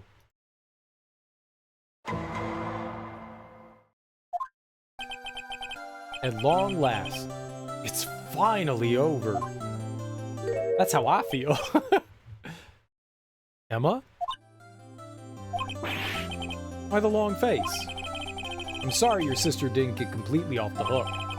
But at least she wasn't convicted for a murder she didn't commit. No, that's not it. Just now, after the trial ended? I can see why Mia Fey thought so highly of you. I owe you my thanks, Mr. Wright. And to you too, Mr. Edgeworth. You suffered every bit as much as I have over these past few days. You've done well. She was happy, she smiled. You know, I did my best too, but Anna didn't say a single word to me. Hope I'm not interrupting anything, pals. Oh, guess I am. I'll come back later. Wait, Detective Gumshoe, what is it? You're doing this on purpose, aren't you? Making a detective run all around while on duty. And to top it off, you call me here. I've seen happier people at funerals. Hey, lighten up, pals. I'm only kidding. Oh, are you here because of my sister again? Nope, not this time. I came today because of you, pal.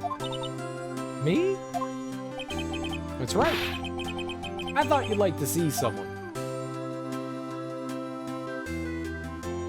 Wait, what? Lana? Should you be doing this? She's still under arrest, you know. Well, I won't tell if you won't. Emma, I owe you an apology. It's okay, sis. Don't worry about it. That day, 2 years ago,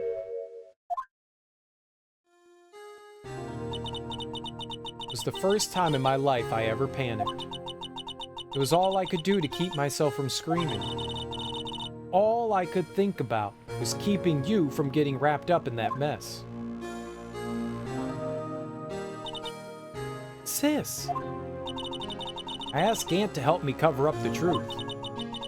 Thought I was doing it for your sake, but now I realize I was wrong. I changed after that day. I had to. It's the only way I could make it through the past 2 years.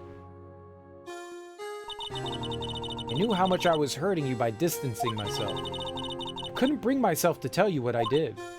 I was scared. Scared that you'd look at me with those eyes of yours. I was scared of how you'd react if you knew. But sis, you're only doing it for me. No. Huh? I turned my back on you that day, in hiding what I believed to be the truth. I was deceiving you. Sis, I'm such a fool. It took me all this time to realize it. Emma, I'm so sorry. But sis, you don't have to apologize. I'm happy now. You're happy? Of course. You know, sis, I always knew that one day you'd come back. And now you have. Oh, Emma. Emma! Yes, give a nice hug. No one can change the past. The only thing we can do is strive to make up for our mistakes. Why must we make up for our mistakes, you ask? Because in so doing, we can find the way back to our rightful path. And it is from there that we can move on toward a brighter future. Yes, walk towards the light. Always walk towards the light.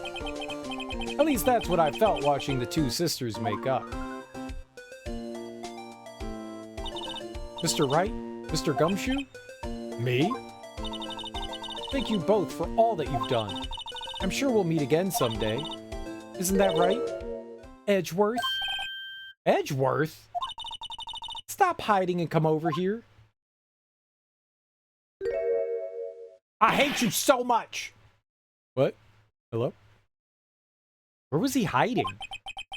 I just came to say, congratulations. Thank you. Thank you, Mr. Edgeworth. Right. Well, I'll be going now. Mr. Edgeworth, I hope you don't blame yourself for what happened. We were the ones who acted corruptly, not you. It's too late for me.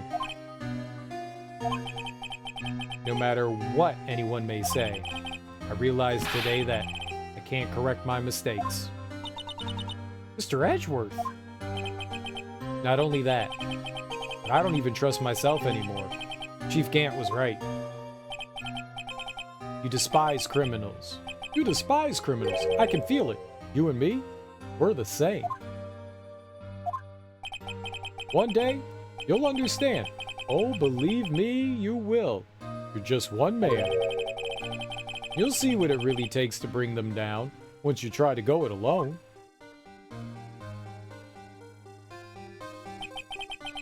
I do despise criminals. I plan to dedicate my entire life to fighting them. But in order to fight crime on my own, I need a weapon. It's scary, but I've known that to be true for quite some time now. But Edgeworth, who knows? Given enough time, I might have tried to pull something like Chief Gant did. That thought terrifies me. That's why I can't continue on as a prosecutor. Edgeworth, don't you understand? Damon Gant and your mentor, Manfred von Karma, were both the best of the best when it came to fighting crime. But they both made the same mistake. Hubris? Was it hubris? Say it's hubris. You said, in order to fight crime on my own, I need a weapon. That may be true. Think back to today's trial. You weren't alone. You were working together with Mr. Wright. And because of that partnership, you were able to present evidence that otherwise would have gone undiscovered. Isn't that right, Mr. Wright? Huh? What? Oh, yeah. What is this, a pop quiz? Come on, Mr. Wright. Show him what Lana's talking about. Evidence, huh?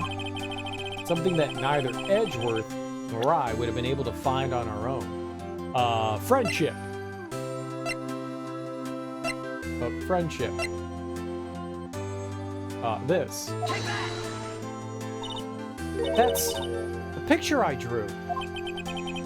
Our counterattack began with this. You had one half of the evidence list. I had the other. Apart, we wouldn't have been able to completely restore Emma's picture. That didn't just happen by chance, Mr. Edgeworth. It's time for me to go. Mr. Edgeworth? If you'll excuse me, there's still some loose ends that need wrapping up. Take care, Chief Prosecutor.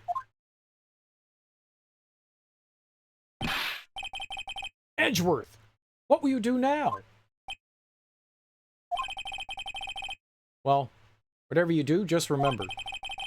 You can let what happened kill the prosecutor in you, or you can let it help you grow. In the end, it's up to you. I know. Seems I owe you my thanks too, right? But what I face now is my problem. Edgeworth, I'll be waiting for you in court. Farewell. You better be going too. Yeah, to jail. Okay, but I'll be by to visit soon. It seems we both have a lot to learn. Catch up to do. Here, this is a little something for you. Scientific investigation. It's the first book I ever bought. Study it well.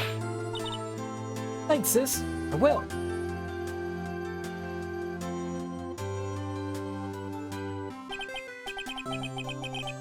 And so, another case came to a close. As for the sisters, I have faith. Faith that their lives have only just begun.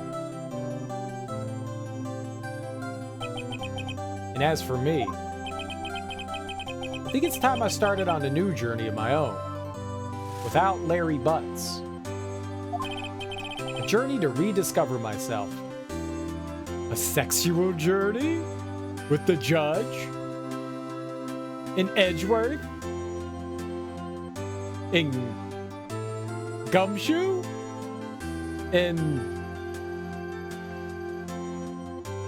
the Cough-Up Queen? In April May? In the Ghost Lady?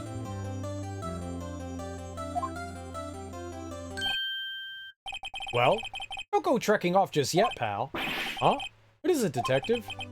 It's just a little matter to be resolved about the chief prosecutor. You see, she isn't supposed to be out of jail like this. But I thought you said it was okay.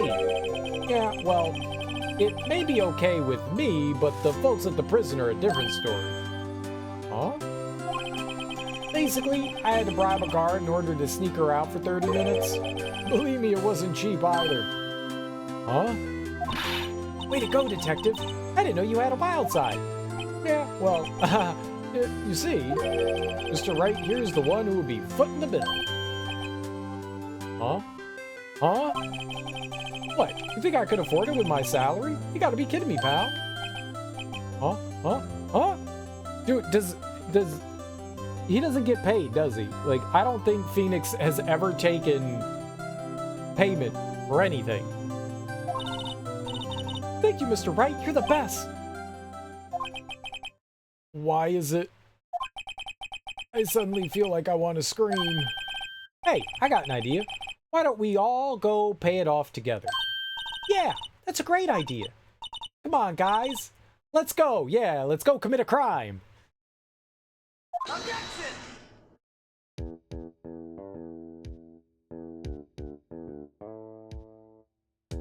Are we actually getting the credits this time?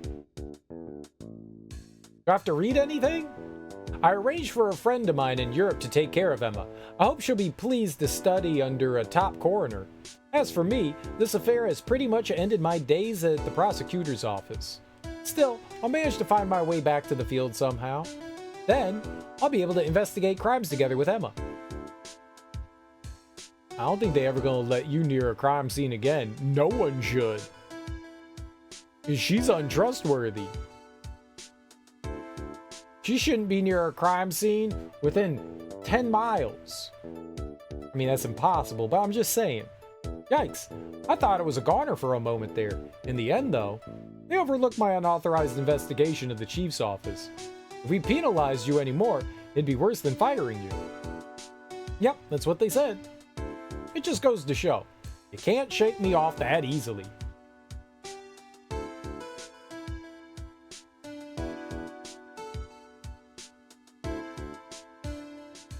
She is the crime scene. You want the crime scene? You want the crime scene? Bitch, I am the crime scene. Wait. Wait. Not this guy. My new mission is to guard the main entrance and take care of Billy. Can you believe it? I've been demoted to a security guard. My partner's keeping an eye on the entrance for me today. I'll show them, though. Someday I'm gonna make detective. Yes, sir. Then I can be just like that Dick Gumshoe.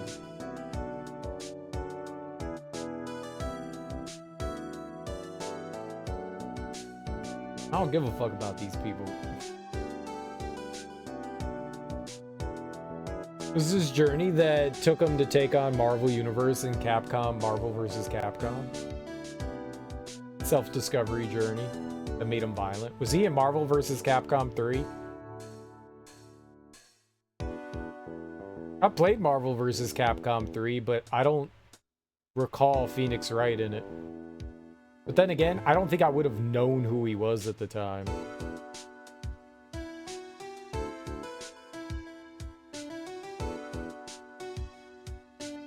Phoenix Wright is playable. That's hilarious.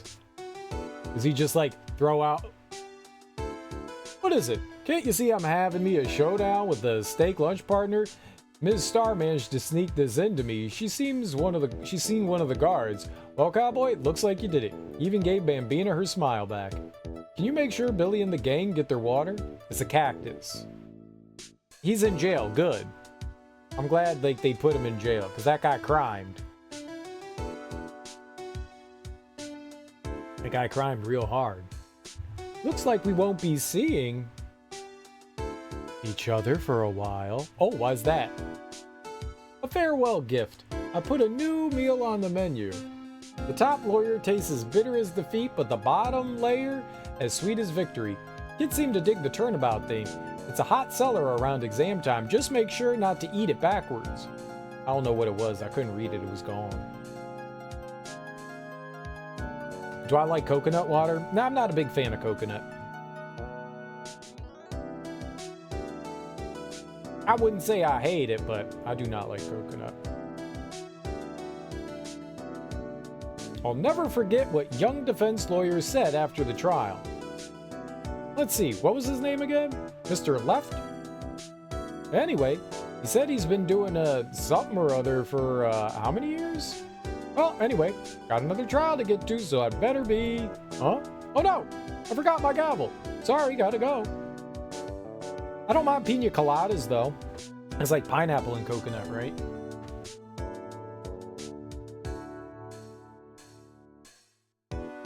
I remember in college, I was sitting in the studio on a weekend. There's this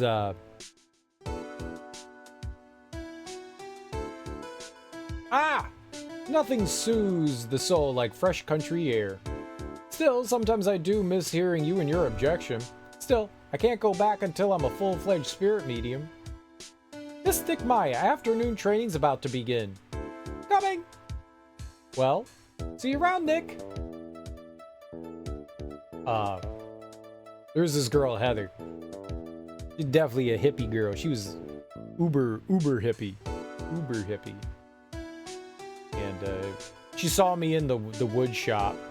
She came over to talk to me. And she had a can with her. And I was like, what you got there? Because I didn't recognize it. And she was like, oh, it's coconut milk. And I was like, the fuck is that? Mr. Edgeworth. Mr. Edgeworth? I brought you your tea. What's going on? See, Edgeworth and Wright are at the sex party. That's why they aren't in the office. And she was like, it's coconut milk. And I was like, that's the dumbest thing I ever heard. And she was like, it's delicious. And I rolled real hard. I think I hurt myself. Thanks for coming to see me off. I can't believe I'm going to Europe. Thank you, Mr. Wright. Thank you so much for everything. I'm a little sad, but I'll be all right. Whenever I want to see Lana, all I have to do is open this book. Did she put a picture in there? She put a picture in there, didn't she?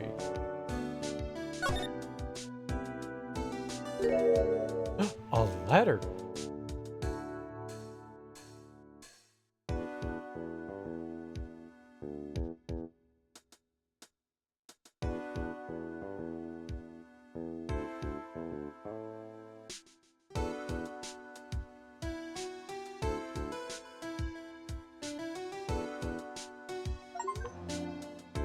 So,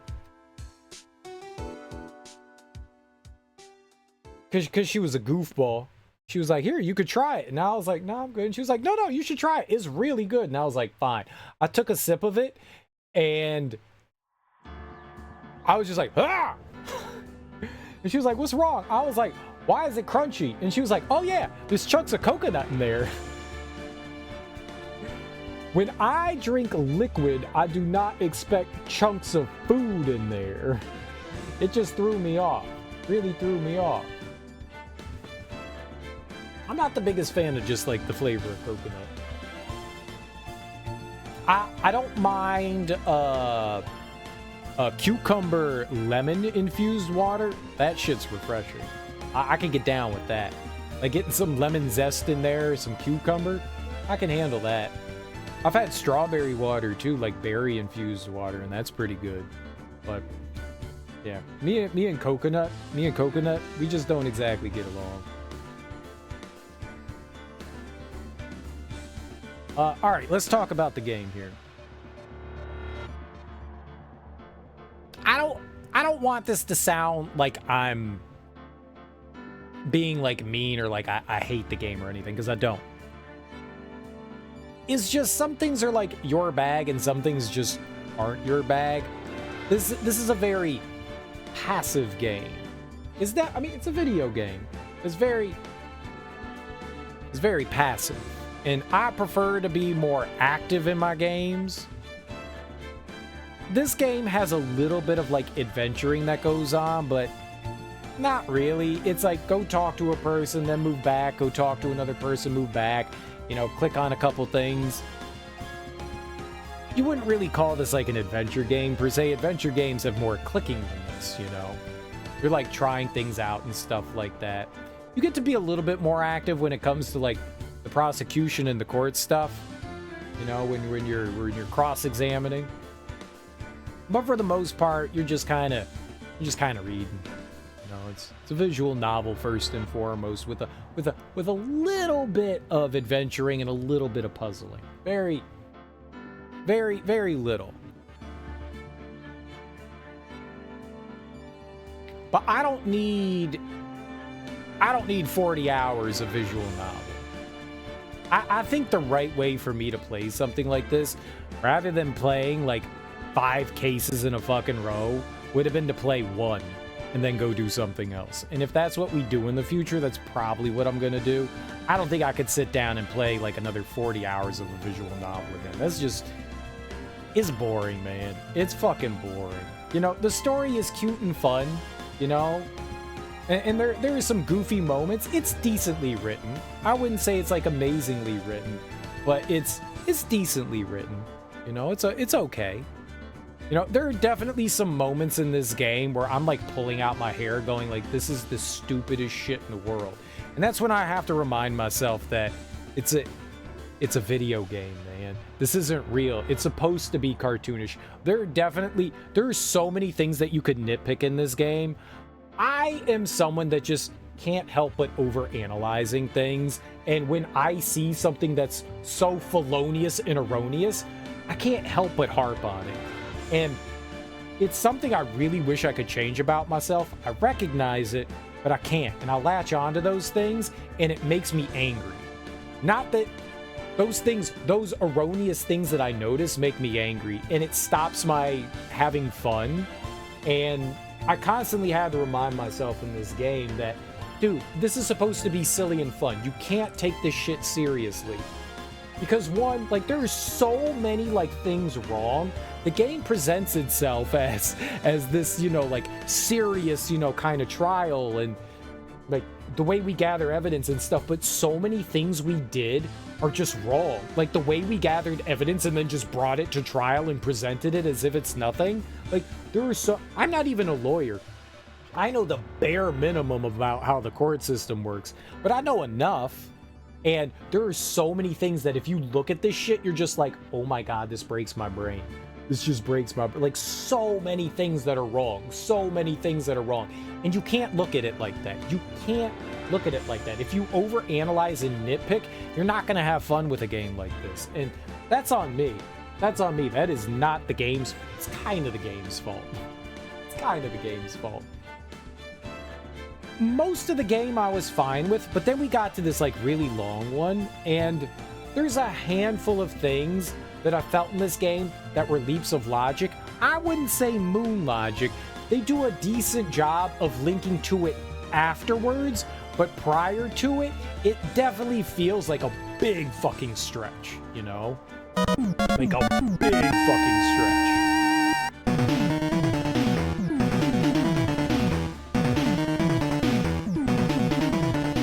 The Stitch! Thanks so much for that raid, homie. I really appreciate that. How you doing? How was your stream? What were you playing? What were you getting into? I'm gonna give you a shout out here. We just thank you so much for bringing your people over to my people, man. I really appreciate that.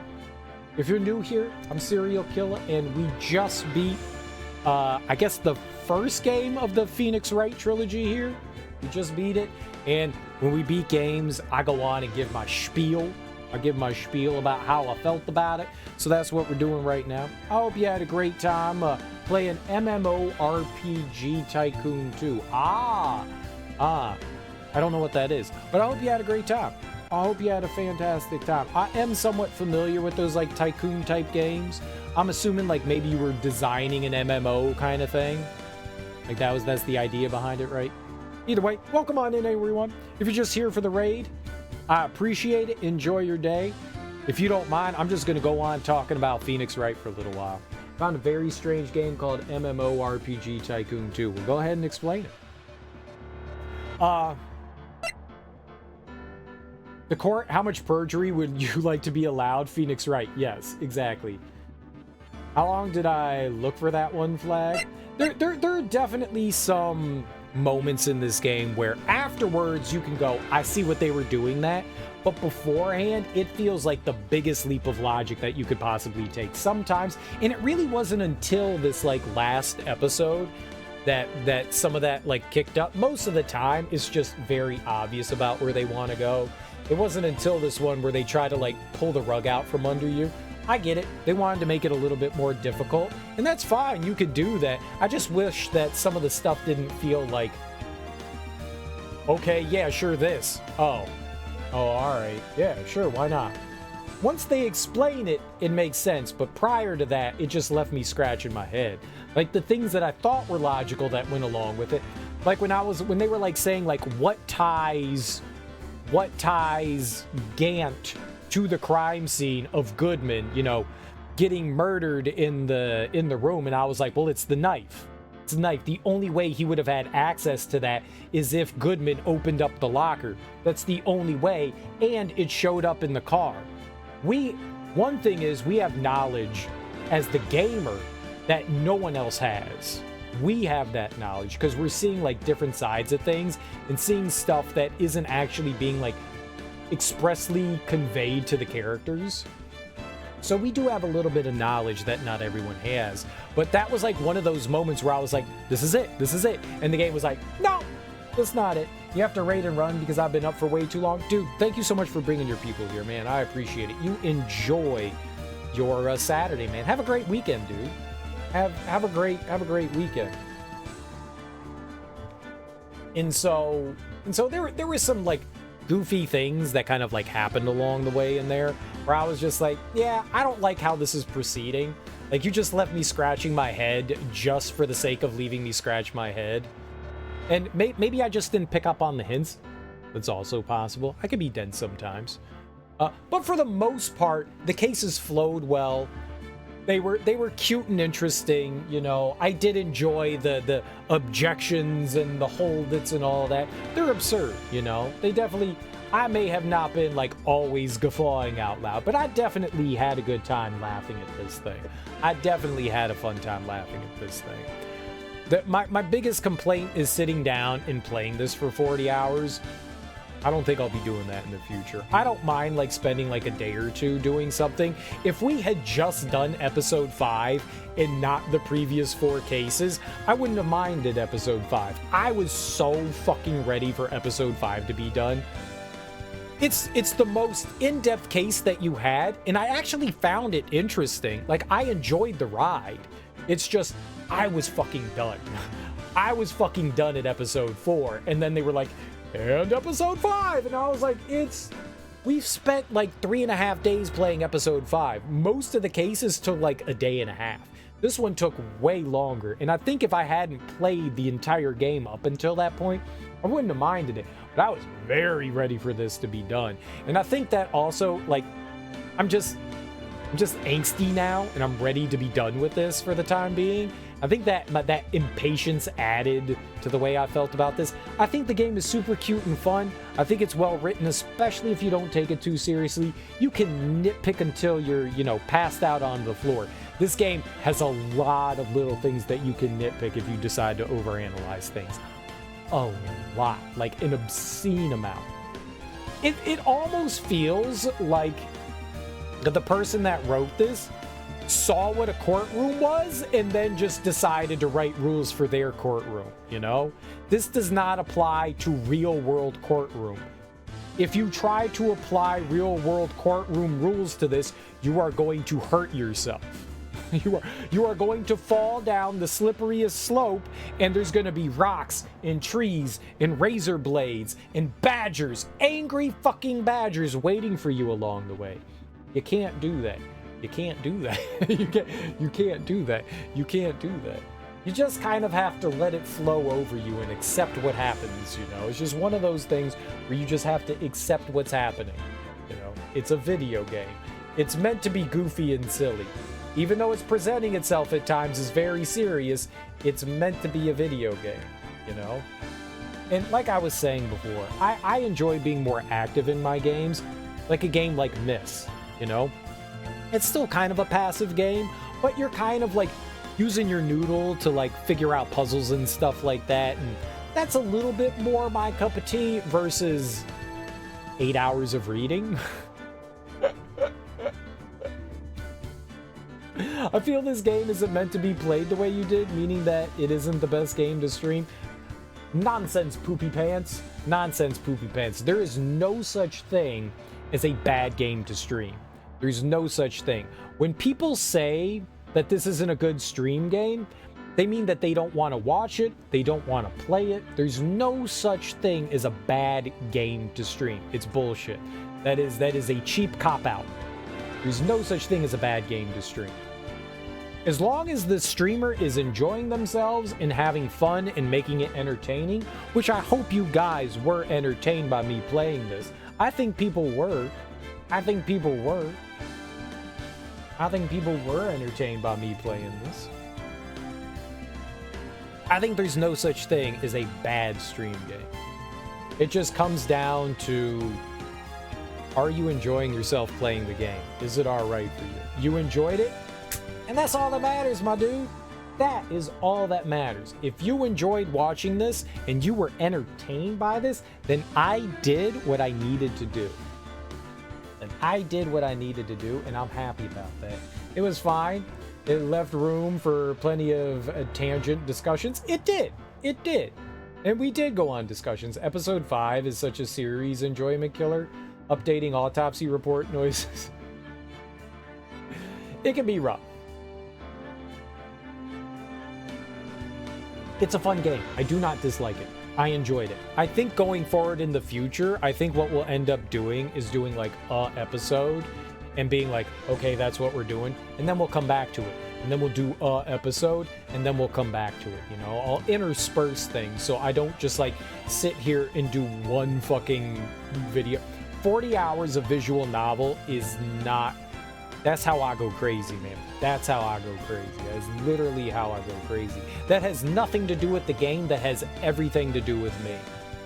And I will do my best to make it as entertaining as I possibly can. I'm also glad that I didn't do voices for this. Normally we do voices in our games, and I enjoy doing voices for them. But I thought, man, this is a visual novel, and this could crack me. And this would have been 40 hours of me I wouldn't have been able to talk if I did voices for this game. My voice would have been so hoarse. I'd have had laryngitis. I wouldn't have been able to speak, man. I wouldn't have been able to speak. I'm glad I didn't do that. I'm very glad I didn't do that. I enjoyed the game. I thought it was fun. is this, it is a nice change of pace. Don't get me wrong. It is. I feel like it is a nice change of pace. It certainly is. It's not something that we ever play here. I have literally only played one other visual novel, and I fucking hated it. So, and that, judging visual novel, I did not hate the visual novel because it was a visual novel. I hated it because it was very condescending. I hated it because it was disrespectful and exploitative. I did not enjoy it for that. Not because it was a visual novel. I was actually having fun with that game until the big twist, and then it made me very angry, and I ceased to have fun with it. Everyone loved the big twist, and I was like, this is some condescending fucking piece of shit. I got so angry in that game. But this is fun. This game was like genuinely fun. Moxie, thank you so much for giving this to me for Christmas. I really appreciate that. We're gonna get a lot more time out of this game too, man. We'll get a lot more time out of this game. If every game is fucking 40 hours long, we are going to get a lot more time out of this. I may not do it all in one sitting, kind of all in one sitting, as we did for this one, but we will absolutely continue to play this game. I enjoyed it enough that I want to continue to see the rest of the 3. If I didn't enjoy this, I would have said, yep, we're done, we're flushing it. After this, we're just done. You know, I start games and then I finish them, but I enjoyed it. I would like to see where everything goes. I think people keep telling me that Edgeworth is one of their favorite characters, and right now I fucking hate his guts. They're gonna have to do something quite amazing to make him an enjoyable character, because I do not like him. But I like Phoenix. I wish the characters weren't presented as so stupid. I honestly wish that they weren't presented as so stupid, because they go from being the smartest people to the most dense people in the flick of a, snap of a finger. That might be my biggest complaint about the game, is that I wish they just all weren't so stupid. I don't understand how any of these people have jobs. They're all incompetent. The judge is incompetent. Phoenix is incompetent at times. The witnesses are horrible. Edgeworth constantly is incompetent. They're all incompetent on some level. I wish that they just weren't presented in that way. The fucking first thing that happens in this game is Phoenix Wright is like, what's a cross-examination? And I get that it's for the player's sake, but they could have done it in a better way. They could have done it in a better way, you know? They could have presented that in a much better way than presenting Phoenix as, like, he can be a bumbling, kind of like nervous person, but for him to not know basics about court, for the judge not to know basics about the court, for Edgeworth not to know basics about the court, there's just small things that make you go, come on, man. They're supposed to be professionals, and you're presenting them like morons. Please don't do that. That won't be happening so much going forward. This is, Phoenix Wright getting his feet wet, right? So I'm assuming some of that bumbliness will be, like, toned down a bit going forward. I'm sure it'll still be there, but it won't be as bad as in this game, because this is, like, introductory kind of thing. I wouldn't mind seeing, like, one case played from time to time. That's what we're gonna do. Sometimes back and forth between genius and dumb in the same sense. Yeah. I wish they weren't presented like that. I wish they weren't presented like that. You're trying to sell me that these people are like these, like, superstar prosecutors and attorneys, and they come across as foolish sometimes. Now, witnesses coming across as idiots, that's something completely different. But, the judge presiding over the case being like, what's decisive evidence? What's fingerprinting?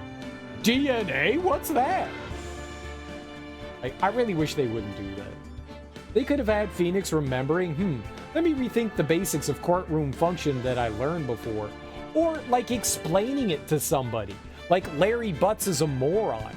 Larry could have been like, what's a cross-examination? And he could have been like, oh, hey, a cross-examination is when I get to ask you questions. They definitely could have done that in a less bumbling kind of way. They definitely could have. You don't get to be a lawyer without knowing the basic concepts of what it is to be a lawyer, at least. There can definitely be things that you're unaware of. Absolutely. What's up, Linkmaster? Welcome on in. Stitch Raid, you are right on time. Right on time. An optional tutorial instead of the judge taking the time to teach the lawyer how to speak. Yeah. Wahoo! I'm all about it. I love that enthusiasm. I love it. I am being critical of the game, but that does not mean I did not enjoy it. I had a good time with it. I really enjoyed it. I thought it was a lot of fun. You know, being like one of my first like real visual novel experiences, I had a good time with it. I just have to remind myself from time to time, I'm playing a video game. This isn't real life. You know what I really would like to do? I want to see a lawyer break down this game. I want someone to just like tear this game a new one, and I want to laugh my ass off. Are we allowed to watch other people's content? Can we like go to YouTube and just watch somebody like talk about Phoenix Wright? I'm sure there's multiple people that have gone across it, but I would love to like have like an actual lawyer sit down and analyze it. They actually, oh, I'm sure they did. I know people love to analyze things. I am sure someone sat down and did this. I'm sure there's a ton of YouTube videos out there. Tons of streamers just stream YouTube. I feel like that's stealing. I feel like, is that not stealing? That's stealing, right? Like, you're going and watching somebody else's content and now claiming their content is your content. It feels like stealing. That feels like stealing. And yes, you're allowed to do it. Oh, no. I know you're allowed to do it. I'm just saying, it feels like stealing. I guess video games is kind of similar, right? Video games is kind of similar. It feels scummy to me too, but I don't know what the rules do. I don't think that you get in trouble for that either. The only thing that you get in trouble for are like copyrighted materials, and it's not like I would be presenting, you know, those people's things. It kind of feels dirty. I don't think that there's anything wrong like sitting down, listening somebody else talk, and then like discussing things. It just, I don't know. It just kind of, I get a little. That someone put all this time and effort into that content, you know? And now here we are, and I'm like monetizing myself based off of your content. Just one talking about the game you beat would fit though? Oh, I think so too. I don't think that I would necessarily be against that. I would love to watch a video. I do have YouTube pulled up. I could just click on, because I kept playing the Law and Order sound effect over and over. Now, the fun thing would be, can I go to YouTube, watch somebody else's video, and then repost that on YouTube? Could someone claim that? That I am using their content to monetize my content on YouTube? That feels a little meta, right? I just took your content, I watched it, and then I put it up on, you need some reaction vids, right?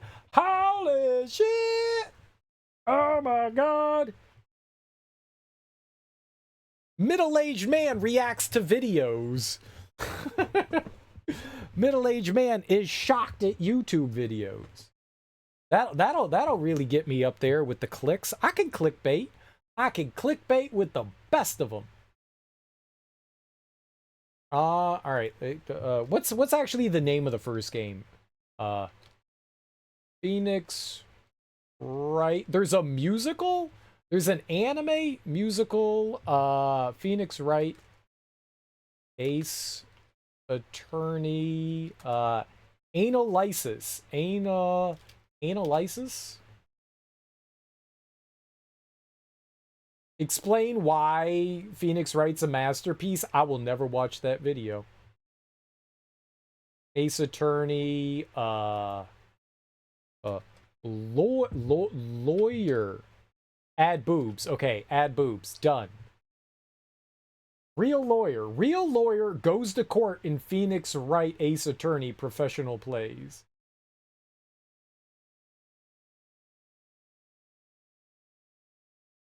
The Dark Age of the Law.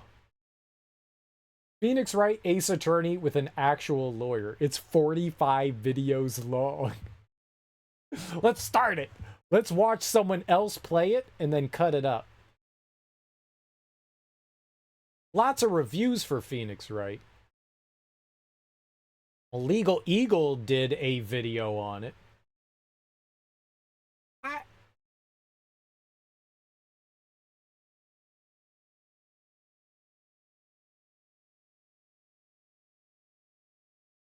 All right, we'll look into that later and add boob. Dude, boobs should be in everything. Boobs should be in everything. As a human being, all right, well, we're going to do something everyone is going to hate. We're going to play a new game. There is new story content that dropped for... Oh, no. Yep, I did it. Yep, I did it. For Final Fantasy VII Ever Crisis. So we are going to do some Ever Crisis. This is thing. Hey, whenever we have like an hour or so at the end of the stream is what we do, man. It's what we do. We got it. We got it. It's how we roll here. All right, I'm going to uninstall Phoenix Wright for now. Gotta free up some room on my hard diddly drive. I have another game lined up that I want to start up. I have another game lined up that I wanted to play, but it took way too long to get through this today. We would have started up like a different game and I wouldn't have done this, but we've got like an hour and a half left of... That's probably enough time to game here, you know? Probably enough time to game.